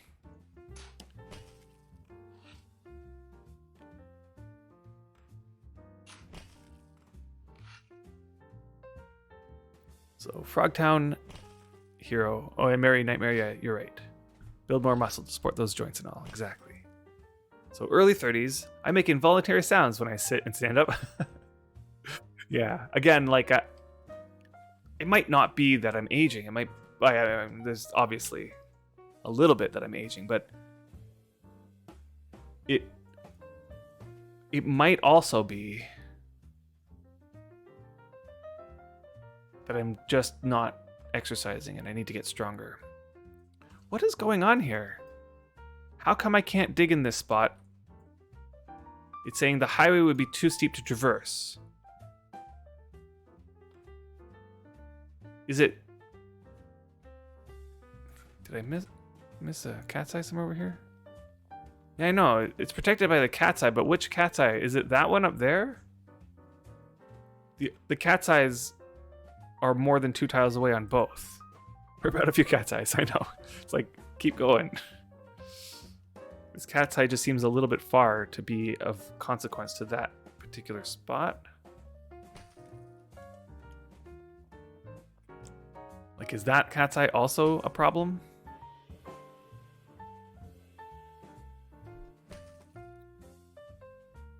Is it that one? But the border... Oh, right. Okay, but then that probably is this one. Yeah, it's the protection radius is grabbing this tile border, right? Yeah, so it's what was confusing to me was it's not just the tile borders that are next to the cat's eye. Like, let's say view protection. Okay, so this one, see, it's this cat's eye is protecting that tile border over there, even though it's 2 tile borders away. That's what the problem was. The one that was up here was probably protecting this tile. This. Okay, so let's see if this works now. Okay, good. So this one here is actually going to be protected by this one, right? Just see the protection of it. Yeah, so this one here won't be able to go. Okay, got it. Now I'm getting this. Okay, so I'm going to have to get rid of that one too, if this gets too deep. You bumped your head so many times on the same thing. Is that in reference to just getting old and...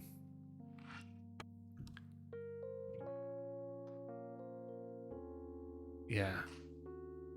See, in our old No, it wasn't in our apartment.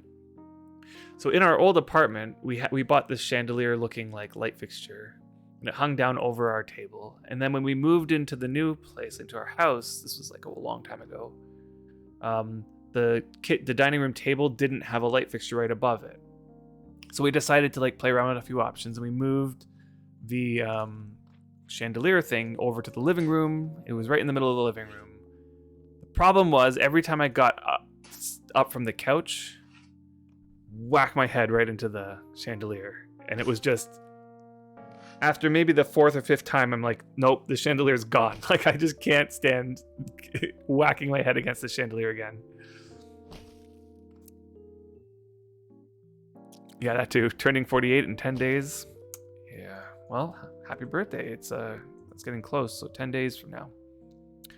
Yeah, my birthday is coming up on the 22nd of December. So that's soon. And I will be 42. Did it knock any sense into me? Probably the opposite. It probably knocked a whole bunch of sense out of me. Okay, so this got cleared. Okay, let's think here. So it's this corner here that needs to be... That corner needs to be...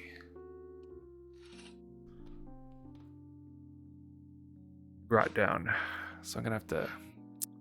Boy, this is gonna be a lot of digging, a lot of surface mining, but that's good. Finally getting this done. So I think this is well worth the time.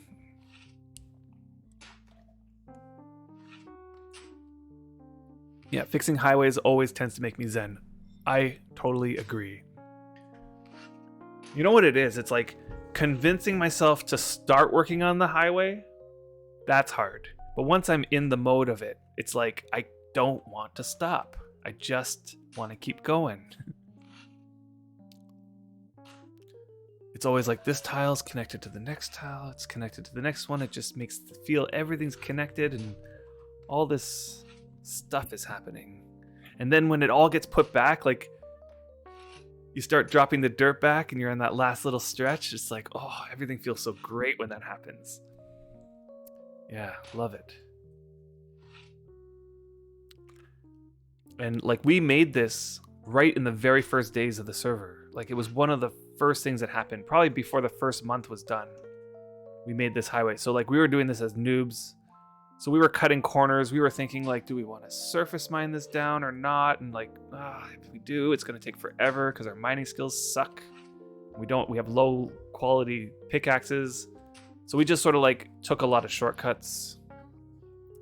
And we never got around to like fixing it up. When we added the cat's eyes again, it was literally just myself. And so I just put cat's eyes down on it. Didn't really fix it. It's not that, it's honestly, the whole time I was thinking, I'll get back to it another day. And I think today's the day. So it was never a regret. It was always like understandable why we never, went all out on it. Just because we were all noobs at the time. All our skills were like under 30.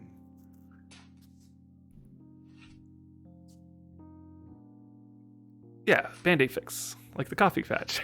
Exactly. We'll get around to fixing it another day. Totally. And that's the exact... The thing is that it worked. We were connected to the highway. It wasn't a pressing need to fix it.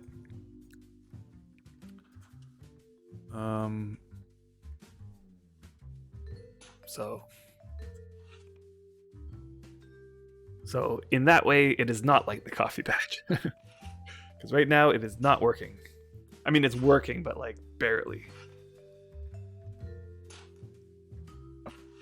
Well, thank you very much for the help. It definitely helps out to know that, like, to have the. Definitely helps to have the help.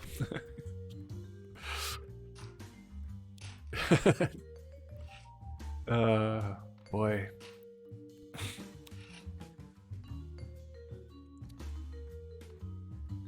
Looks like Griff needs some food and water.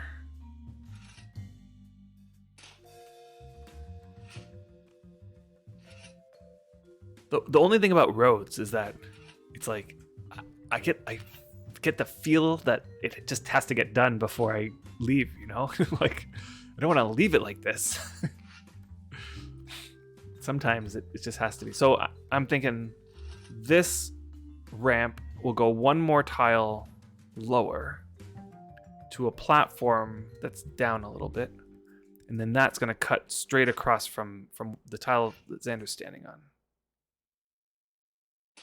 Wait a minute.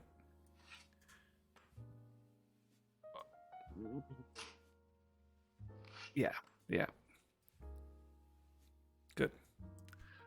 This might actually go that way a little bit more too, right? Yeah. It'll look good in the end, I'm sure. We got expert road builders here to make sure that. Go back straight to the hill. Yeah.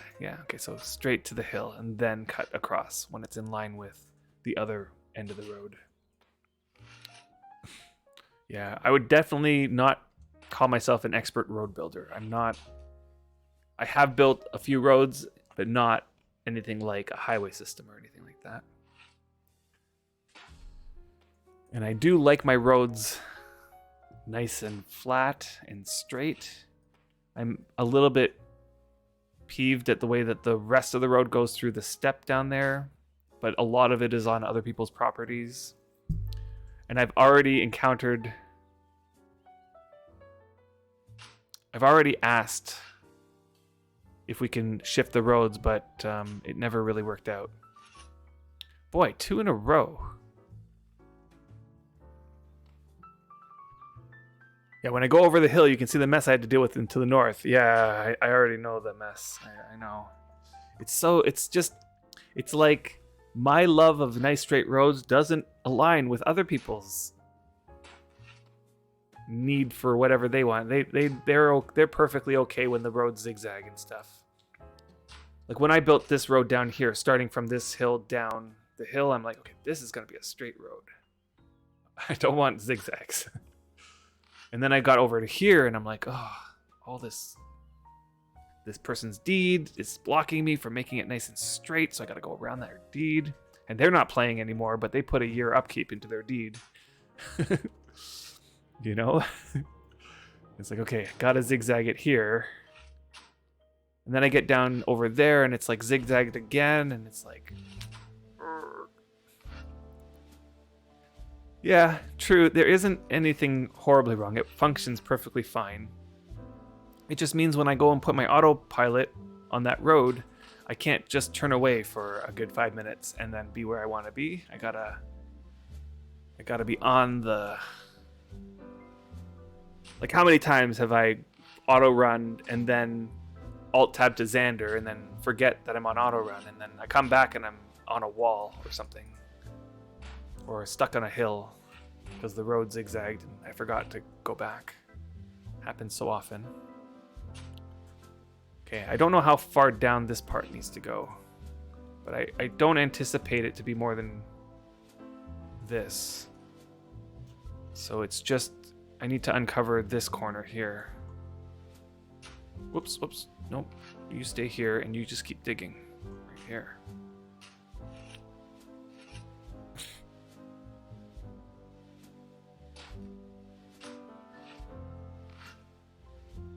It also... Oh, wait. This is 26. Okay, so this corner looks like it's okay where it is. And then that one, of course, is okay where it is. It's this corner up here. Yeah, that rear roll. I know. Yeah, I've sort of just become... Who cares about them anymore? They're gonna happen. You can't play without getting rear roll. And if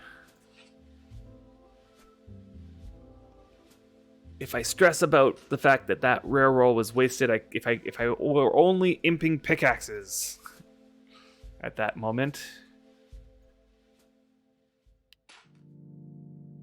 Okay. Oh, nice. Okay, and now it's this one here.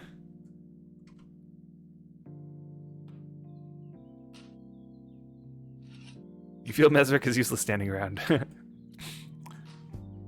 Well, put him to work. Or is he the type of priest that can't dig?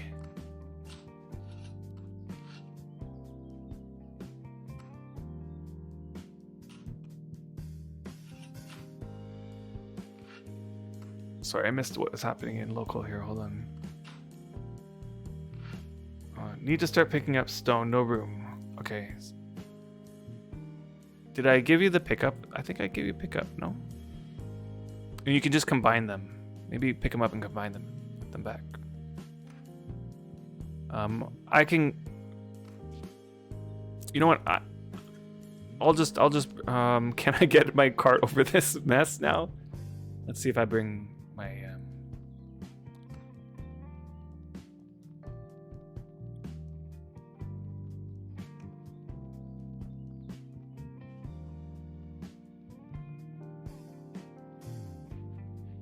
no rights, okay. Let's just see if I have room in here.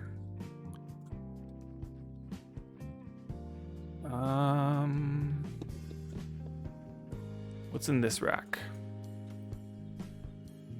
Okay, good.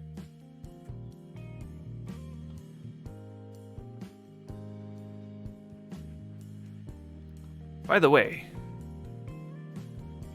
this cart has 2 draft horses that are the 3 draft traits that matter. So they're missing the easy on the gear. And then I equip them with not terrible horseshoes. The other one has maybe similar, but maybe not as good. But and I was hoping for some speed here, you know? So a little bit lower, but they're like, 87 quality shoes with 80 or high 70s. And boy, is this trucking along. Just feel like I'm just slowly inching my way.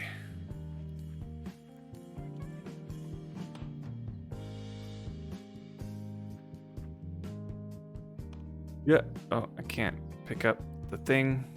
Ahmed, I'm gonna add you to the team. Oh, and Uthgard, you're out of the team.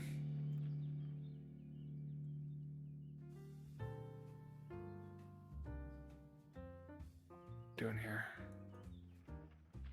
I think the team will just allow us to pick up stuff that each other has done.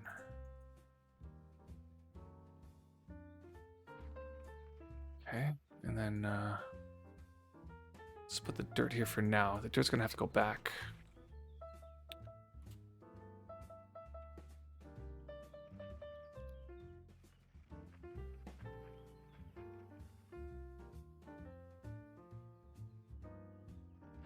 Get some WA on those shoes. Wait, I did though. Hold on. You mean these the horseshoes, yeah? Yeah, they have some WA. You know, like friend us, okay. Did I not okay, so we friended. Okay, so now it's just Mehmed. Maimed. Mehmed. You are forever Mehmed now.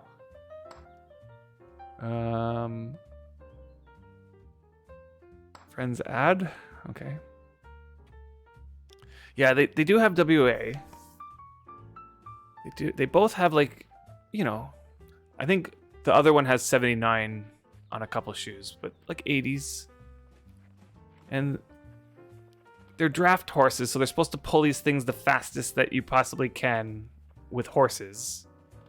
And this is the speed I'm going. 15. Like, 15? Okay, now I want you to compare this. Compare this to... I'm going to show you something. If you haven't seen this. Here's my wagon. Right? If you haven't seen this, any guesses as to how fast this wagon's gonna go? Just guess.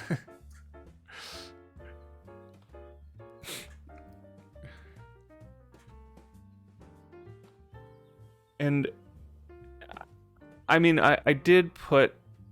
This is where all my equipment is, by the way. And even so, they're not... Oh, look at that. That one is not even good. So these ones are not terrible. They're not even like the top. Like these aren't... I don't even have rare shoes. Okay, so it's on the front too, I think.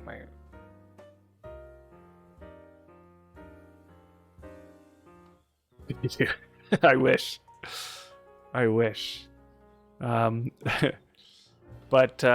so that one there with 2 draft horses and like decent gear is going 15. This one here is going 31. 31 on this wagon. Like, right?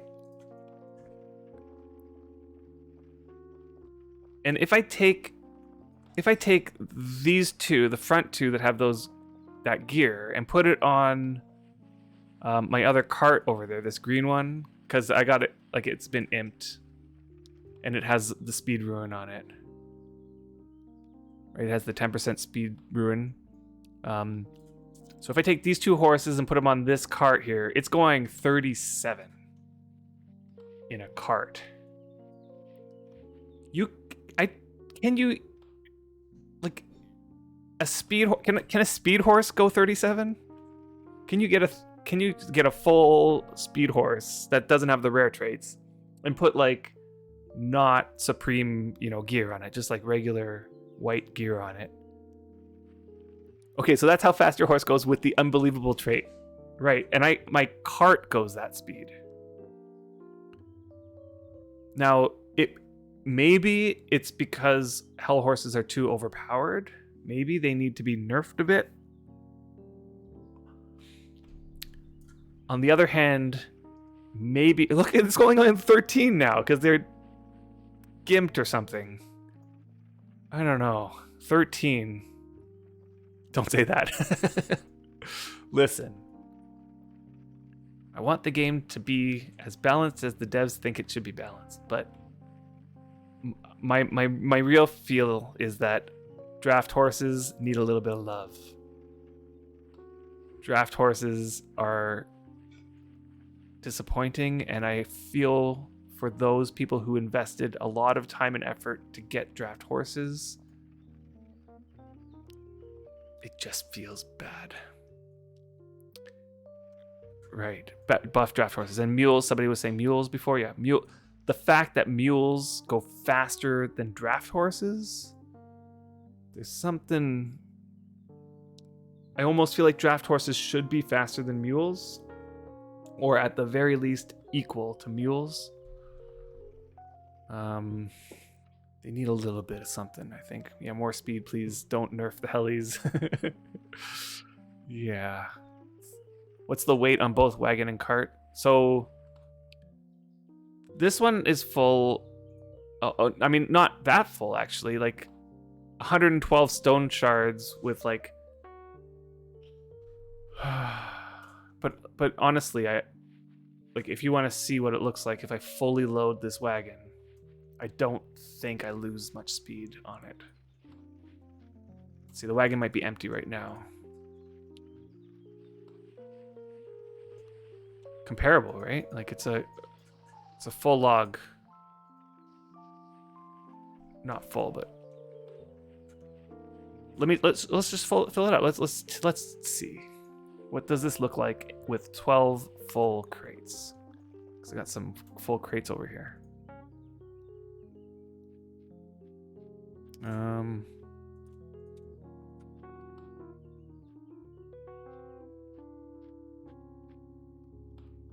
Okay, these are 12 full crates. And I'm going 28. 28. Like, I only lost 3 kilometers per hour. It was going 31 before. Right? So 28 with a full load. Yeah, 28. So I agree. Something's like a little bit imbalanced there. It's making me not it's like I only want hell horses now.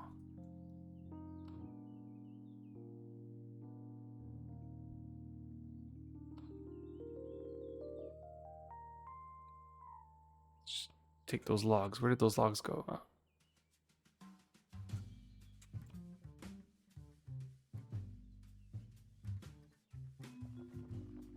Yeah. Okay, so just so you guys know, I am going to have to head out in about 30 minutes or so. I may be back later, but not streaming wise.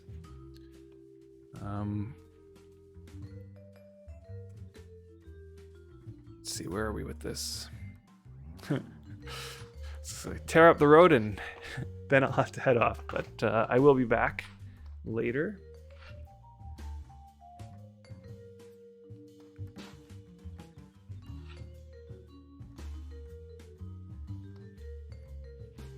Did I end up picking up all the rocks that needed to be picked up? Now the reason why I'm not bringing the hell horses over here is just because they are such a pain in the butt when they start attacking everybody. Time for SFI to do unique thing anyway. Yeah. If it was up to you, there should be rare cheetah that you can ride it going 120 kilometers. The only use for draft horses is to be able to breed mules. God, that just feels wrong.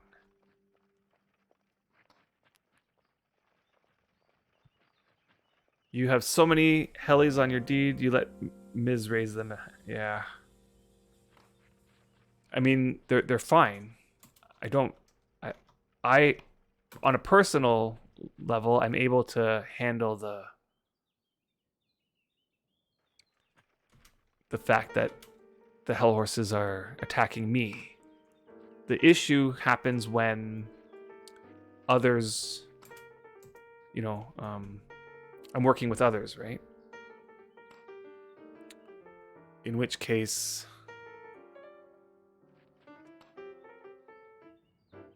it feels bad when my hell horses are attacking somebody else. And if I leave them somewhere and just AFK, they literally could kill somebody if that person isn't paying attention. I mean, I have so many times, well, no, not so many times, but I have died to AFKing next to my hell horses without thinking about it.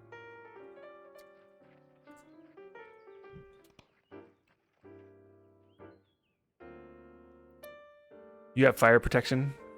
Yeah, but it doesn't stop at 100%. It doesn't stop at 100%. And like if I leave my hell horses like somewhere random and then you want to go here and surface mine this spot, let's say, but I've left my cart here, then kind of makes it a little bit annoying too.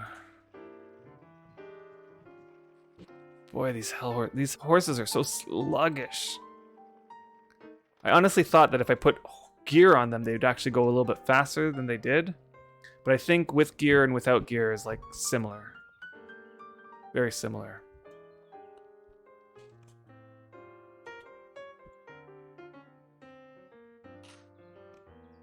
Yeah, what a wonderful looking highway. It will be. Trust me, it was desperately needed, this makeover. You do not care that they're aggressive, but their look is immersive breaking to me, so I don't use hell horses. Interesting. I actually think they look badass. But yeah, you kind of have to get over the mythical creatures being in this, you know, that. I mean, it is like a fantasy game, right? Like, so we do have these fantasy mythical creatures.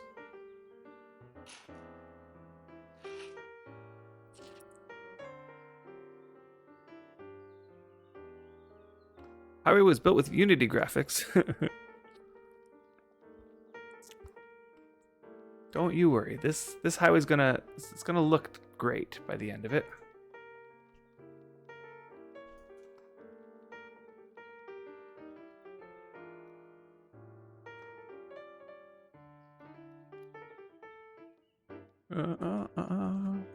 Okay, I'm just gonna actually fill a couple of these with more than 0.001.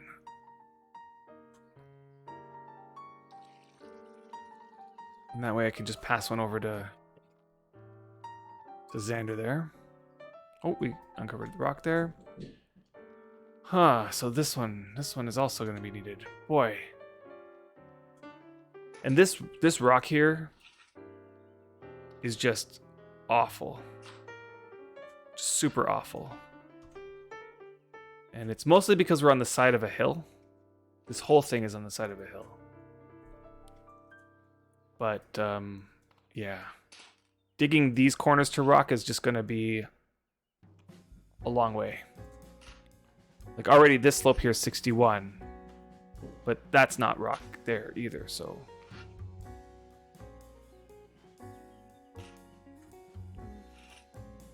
Go take a quick look at the path up from the bridge. Wait, which bridge? 20 slope at a diagonal.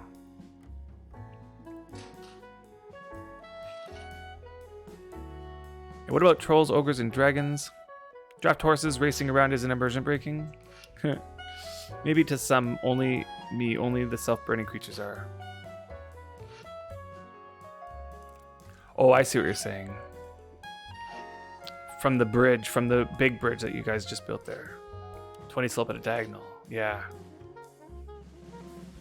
Oh yeah, I don't doubt it. Totally don't doubt it. Building on the side of a mountain is not fun. Yeah, I remember your place is like super side of a mountain.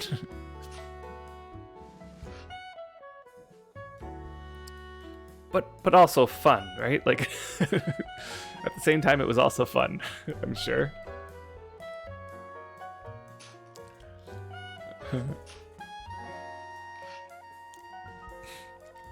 Like it poses challenges, but then solving those challenges is it's part of the experience of this whole thing. Never have to worry about neighbors. Yeah, you want to move in over here? It's 90 slope the whole way down. You see the road up the mountain around R11. Okay, let's take a look at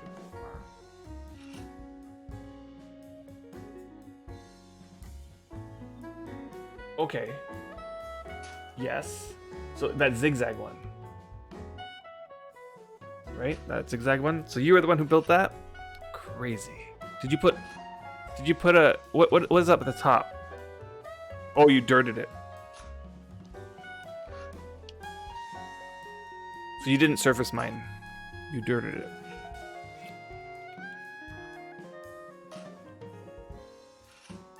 Okay. Okay, so you built a castle up there. Nice. Alright. I'll have to go check that out one day.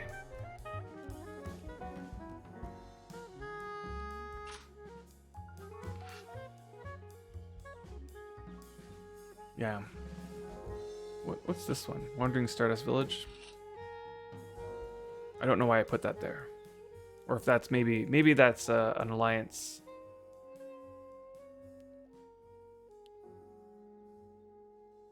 What is it? Village?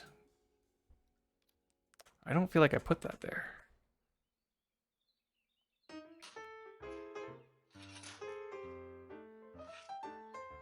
You have a cave of tin. You got to clear that from your tunnel. Interesting. Where is tin on the difficulty scale? Probably middle of the road, I'd say. Let's see. Whoops. Because if tin is up there,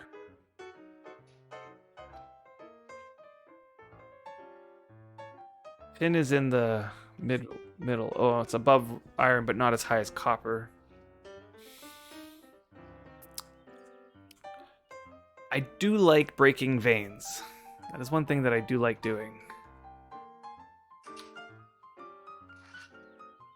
Where's the tunnel?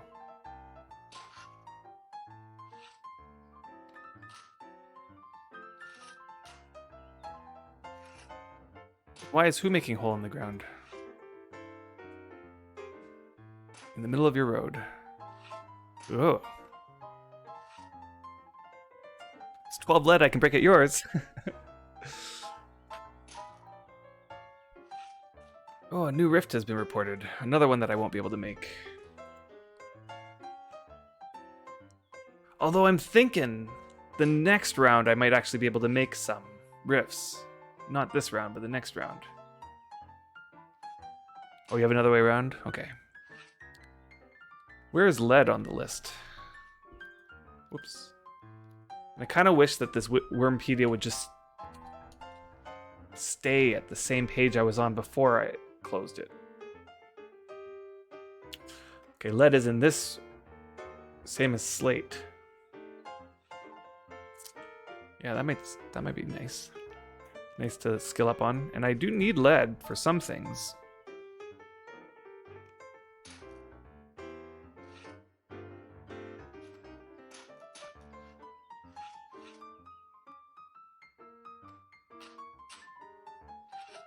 All right. Well, as time moves forward, we are going to get to the point where I will have to head out. Our plan is to go swimming today. Swimming with the family.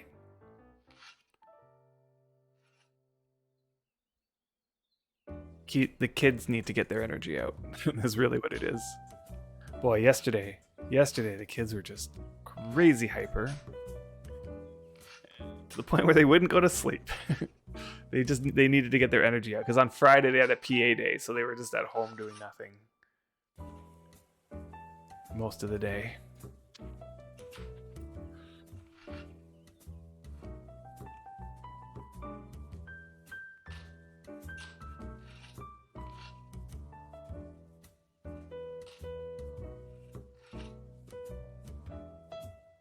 Swimming in November, yeah.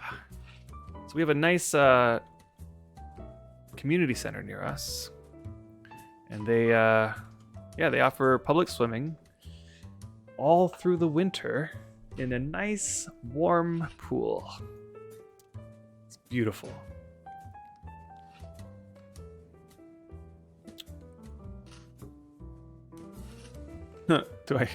I should lower this.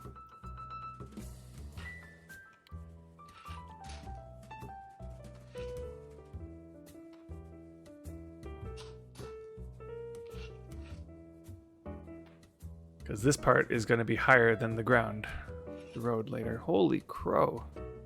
I'm not even sure if I need to lower this point down here. That's why I'm uncovering this one, but let's see. That's 13 slope. I'm at 13 slope.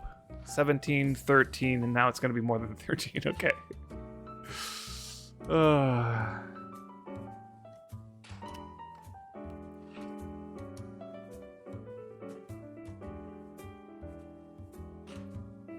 And I never did figure out what the other thing was I wanted to talk about, did I? I should start writing these things down. That's what I should be doing. It has to be in the last two hotfixes. It has to be. And that one I already talked about. So this one's the one that changed the...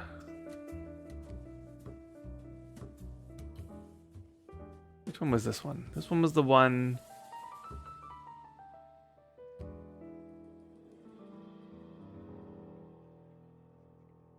Ooh, Black Friday. They have not. I do hope for that. That is something else to talk about. I am really excited though, and I do anticipate that they will announce something for Black Friday.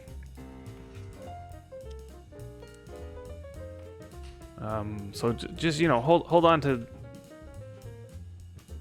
putting premium on. I think that most people are only putting premium now if they really need it, like they ran out and need it. 2 months ago, or maybe a month ago, I put premium on Xander because he ran out. But I only put on 1 month, or one payment. I guess it was 2 months, right? I didn't do it monthly, but I just put 2 months on Xander, knowing that if there is a Black Friday sale, I will most likely be putting a year on both of these tunes. And Brian will most likely be putting a year on Feyran at that point. And it is also possible we spend some more money on silver. I haven't decided though, because to me, I from my perspective, silver has always been something that's hard to put money to. And I would almost go as far as saying I would rather take that same money and put it on another year of whatchamacallit, another year of premium, because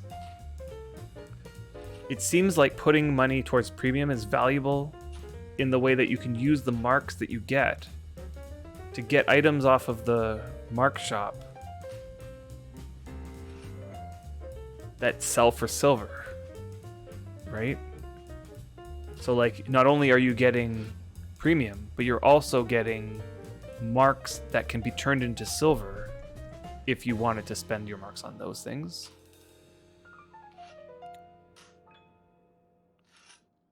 Right? And so I can get my silver that way just by, and then I can use like the leftover marks for the things that are valuable there to me. Like I'm going to very soon turn Xander into a mag priest so that I can strongwall, and then I want to switch him back to a Vin priest after all the strongwalling is done. So that's going to take a bunch of marks. Too old and casual, I'll buy a couple gold. Yeah, and you're buying silver, definitely, Zetran. I'm in debate mode. I do like the buying silver idea for the supporting of the game. But at the same time, I think that buying premium also supports the game equally amount, like $1 here or $1 there is equal to supporting the game. And so now the question is, do I put more premium to get the marks that will translate to silver? Collects casual 20 silver off his merchant, considers buying more from the shop. Yeah, that's another thing, is that like with the premium time, I can spend time, like making money in Wurm is one of these things that I like to do. I haven't been pushing it the way I have in the past, and yet still the money keeps coming in. And I think that's just because of the economy on NFI. I have no illusion that that economy is going to stay. In fact, it's probably already eased off. No, Zetran. I mean, so like when I say, so both is true. So the question is, do I do 1 year premium and then 1 gold, let's say, or do I do 2 years premium? Okay, so like debating between those two options. So it and not doing the gold, because either, and this is just shooting off ideas, like either I already have enough to fund everything, or not getting gold because the premium gives me more marks that I could, but I can. So okay, let's actually calculate this. How many marks do I get for a year of premium? Okay, let's look up marks. 60K. Okay. Let's say I take all that 60K and put it into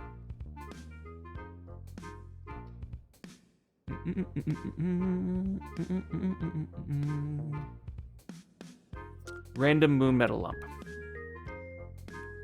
Okay, so 60K divided by 3, that's 20 lumps. Right? If in doubt, support the devs. I'm totally like on board with that. Okay, so totally on board. So I have money I'm gonna give to the devs. Now the question is, where do I put that money towards? Do I put it towards gold? Do I put it towards more premium? Right? Like this is the debate, right? So I'm gonna put. So let's say my options are: I'm gonna buy 1 year of premium and 1 gold, or 2 years premium, which they might not be exactly the same amount of money, but it's like similar, right? So let's say if I go the 2 years premium, I'm gonna get. Let's just compare 1 gold to 1 year premium, okay? So 1 year premium, you pay, you get the 1 year premium, plus you get 60,000 marks. You take that 60,000 marks and you buy the moon medals, let's say, all of them. So now I have 20 moon medals. Each moon medal will sell for 3 silver on NFI. So that's 60 silver right there. Plus you get the 12 sleep powders, which can sell for 1.5 each. So that's 18 more. So now I'm up to 78 silver. Okay. So now all of a sudden that 1 year premium is not just 1 year premium, but it's I pay for 1 year premium and I get 78 silver in addition to the 1 year. Or if I don't get that 1 year premium, I won't get the sleep bonus and I won't get the marks, but I can buy 1 gold with that. Yeah, right. Like, and I'm gonna do 1 year premium on 2 tunes. And it's not. I'm not just looking at like what's gonna help me. I'm talking like everybody, right? Like if you're going to, like, let's say you're the type of player who this Black Friday, you're going to buy 1 year premium and 1 gold. Okay, just know that there's an option to instead get 2 years premium and you will have enough marks to make,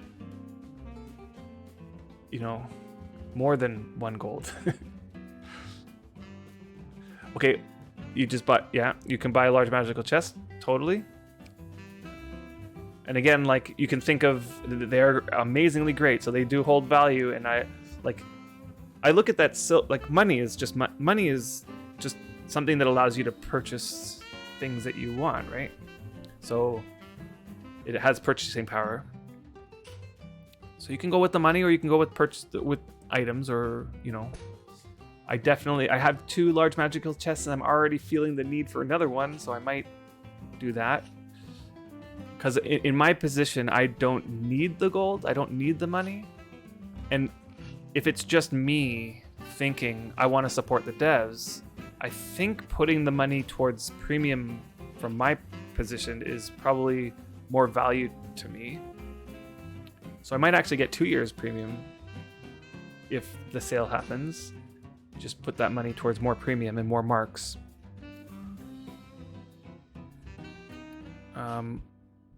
I know you get a little bit of marks for silver, but it's so much less. You're addicted to getting random affinities. Oh, that just feels like I'm flushing marks down the drain. Yeah, let's see. You get some marks for silver, but it's like 10 times less or something like that. Let's see if we can see it here. Purchases of silver coin from the cash order will award 20 marks per silver coin purchased. So if you buy 1 gold, that's 100 times, so that's 2,000 marks. 1 gold is 2,000 marks?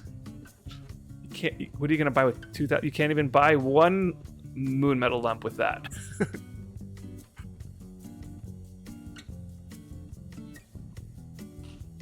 Wait, did I do that right? 20 marks per silver. So if I buy 100 silver, that's 2,000 marks, right? That's like practically nothing.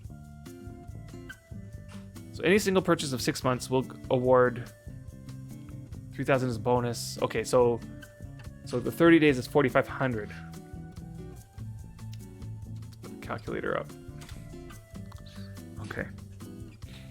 We're getting serious. The calculators come out. 4,500 times 12, plus you get the extra 6,000. So Makufer was spot on. Well, I must have hit multiply. But we all saw that. 54 plus 6,000 is a bonus. Right, so 60,000 marks. Now, it might be different if you're on SFI. I don't know how much moon metal's selling on SFI. You guys know the going rates for a lump of moon metal?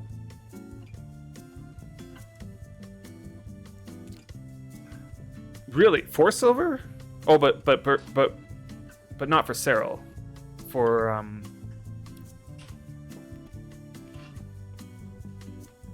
per kilogram of like adamantium or glimmer.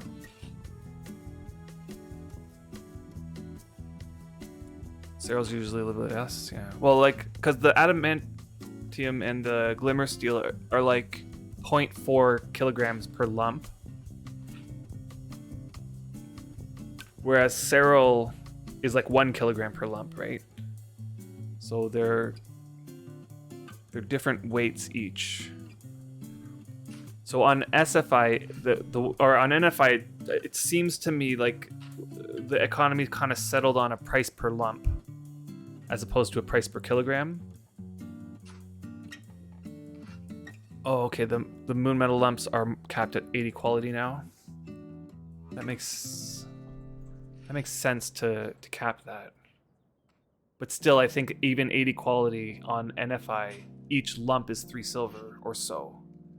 It might be down to 2.5 silver, but it's probably not that much less than 3 silver.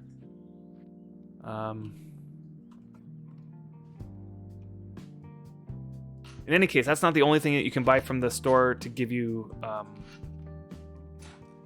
money. I'm going to just use this one so I don't have to keep opening this.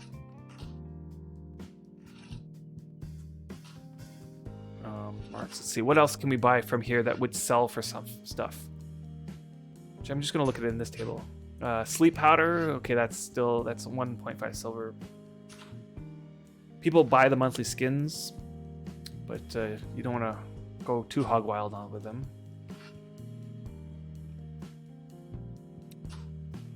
Shaker orbs, probably not worth it. Yeah. Like, how much are people paying for small magical chests and large magical chests? It's probably not. See, I feel like the moon metal is still like the most valuable in terms of silver per marks. Are rods worth it? 25,000. I mean, let's say, so like this price would be like 1 silver per 1,000 marks. So would somebody pay 25 silver for a rod? Maybe. Or something maybe slightly less, 20 silver for, I don't know. Maybe. It's hard to say. All right. Do the math and say hallelujah. Yeah. I mean, it really depends on if somebody's willing to spend that much money on a rod. Like, personally, my personal feeling is it's not worth it. But other people seem to like rods. But it depends on, like, some people like having it on, you'd buy a rod for 25 and sell the rest of the rod for 120, yeah. So you would need the high level mining, and then you could sell the high quality stuff potentially. Yeah, it's possible that it's worth it.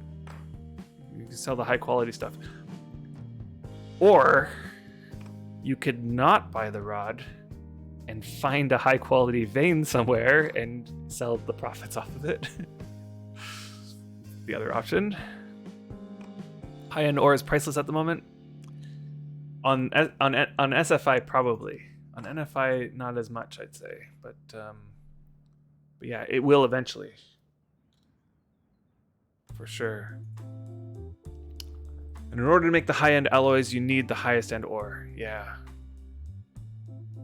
totally. And you could definitely make the high-end alloys and then sell those for sure. Yeah. And having it conveniently placed wherever you like is also valuable. Yeah, I can see some people buying rods at 25 silver per. Okay, so you can make a silver per 100 lumps. That's actually really good. If you can get easily 98 quality. Yeah, I can see that working out. All right. It has come time, however, unfortunately, that I am going to have to end the stream. I do appreciate all of you coming out and hanging out. I appreciate Uthgard and Maimed. You guys are awesome for getting, kicking me in the butt and starting up this project of getting the highway all flattened out. It's definitely something that needed to get done. There's still a lot of work to be done. I think I'm gonna have to dig down these two here to get this corner, or no, this one here to get this corner down. We're gonna have to service mine this all out. But I am going to have to head out for now. I might be back online a little bit later, but I won't be streaming. Give Misril dig rates. Oh, sure. That's what you were saying before. God, I'm so dense. Whoops. It completely went over my head that's what you were saying. And now I see what you're saying.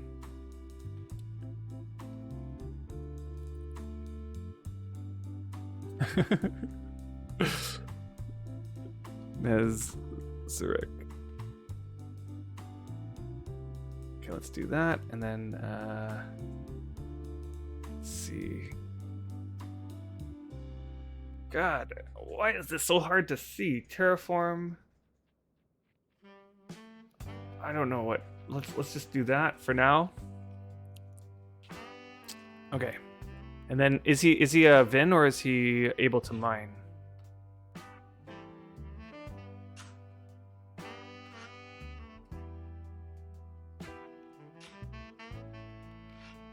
No mining, he's a Vin. Okay, so he's digging. Okay, so I gave him dig.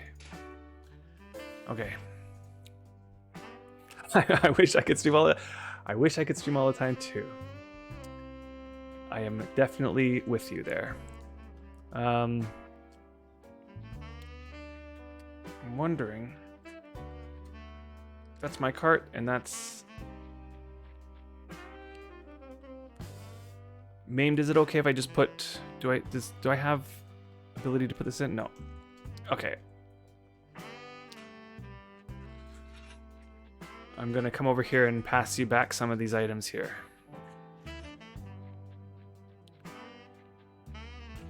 And then we'll get going. Okay, maybe it doesn't really matter who, yeah? There's this card. I see you moving. Maimed look, he might be AFK. I'm gonna pass you back these items.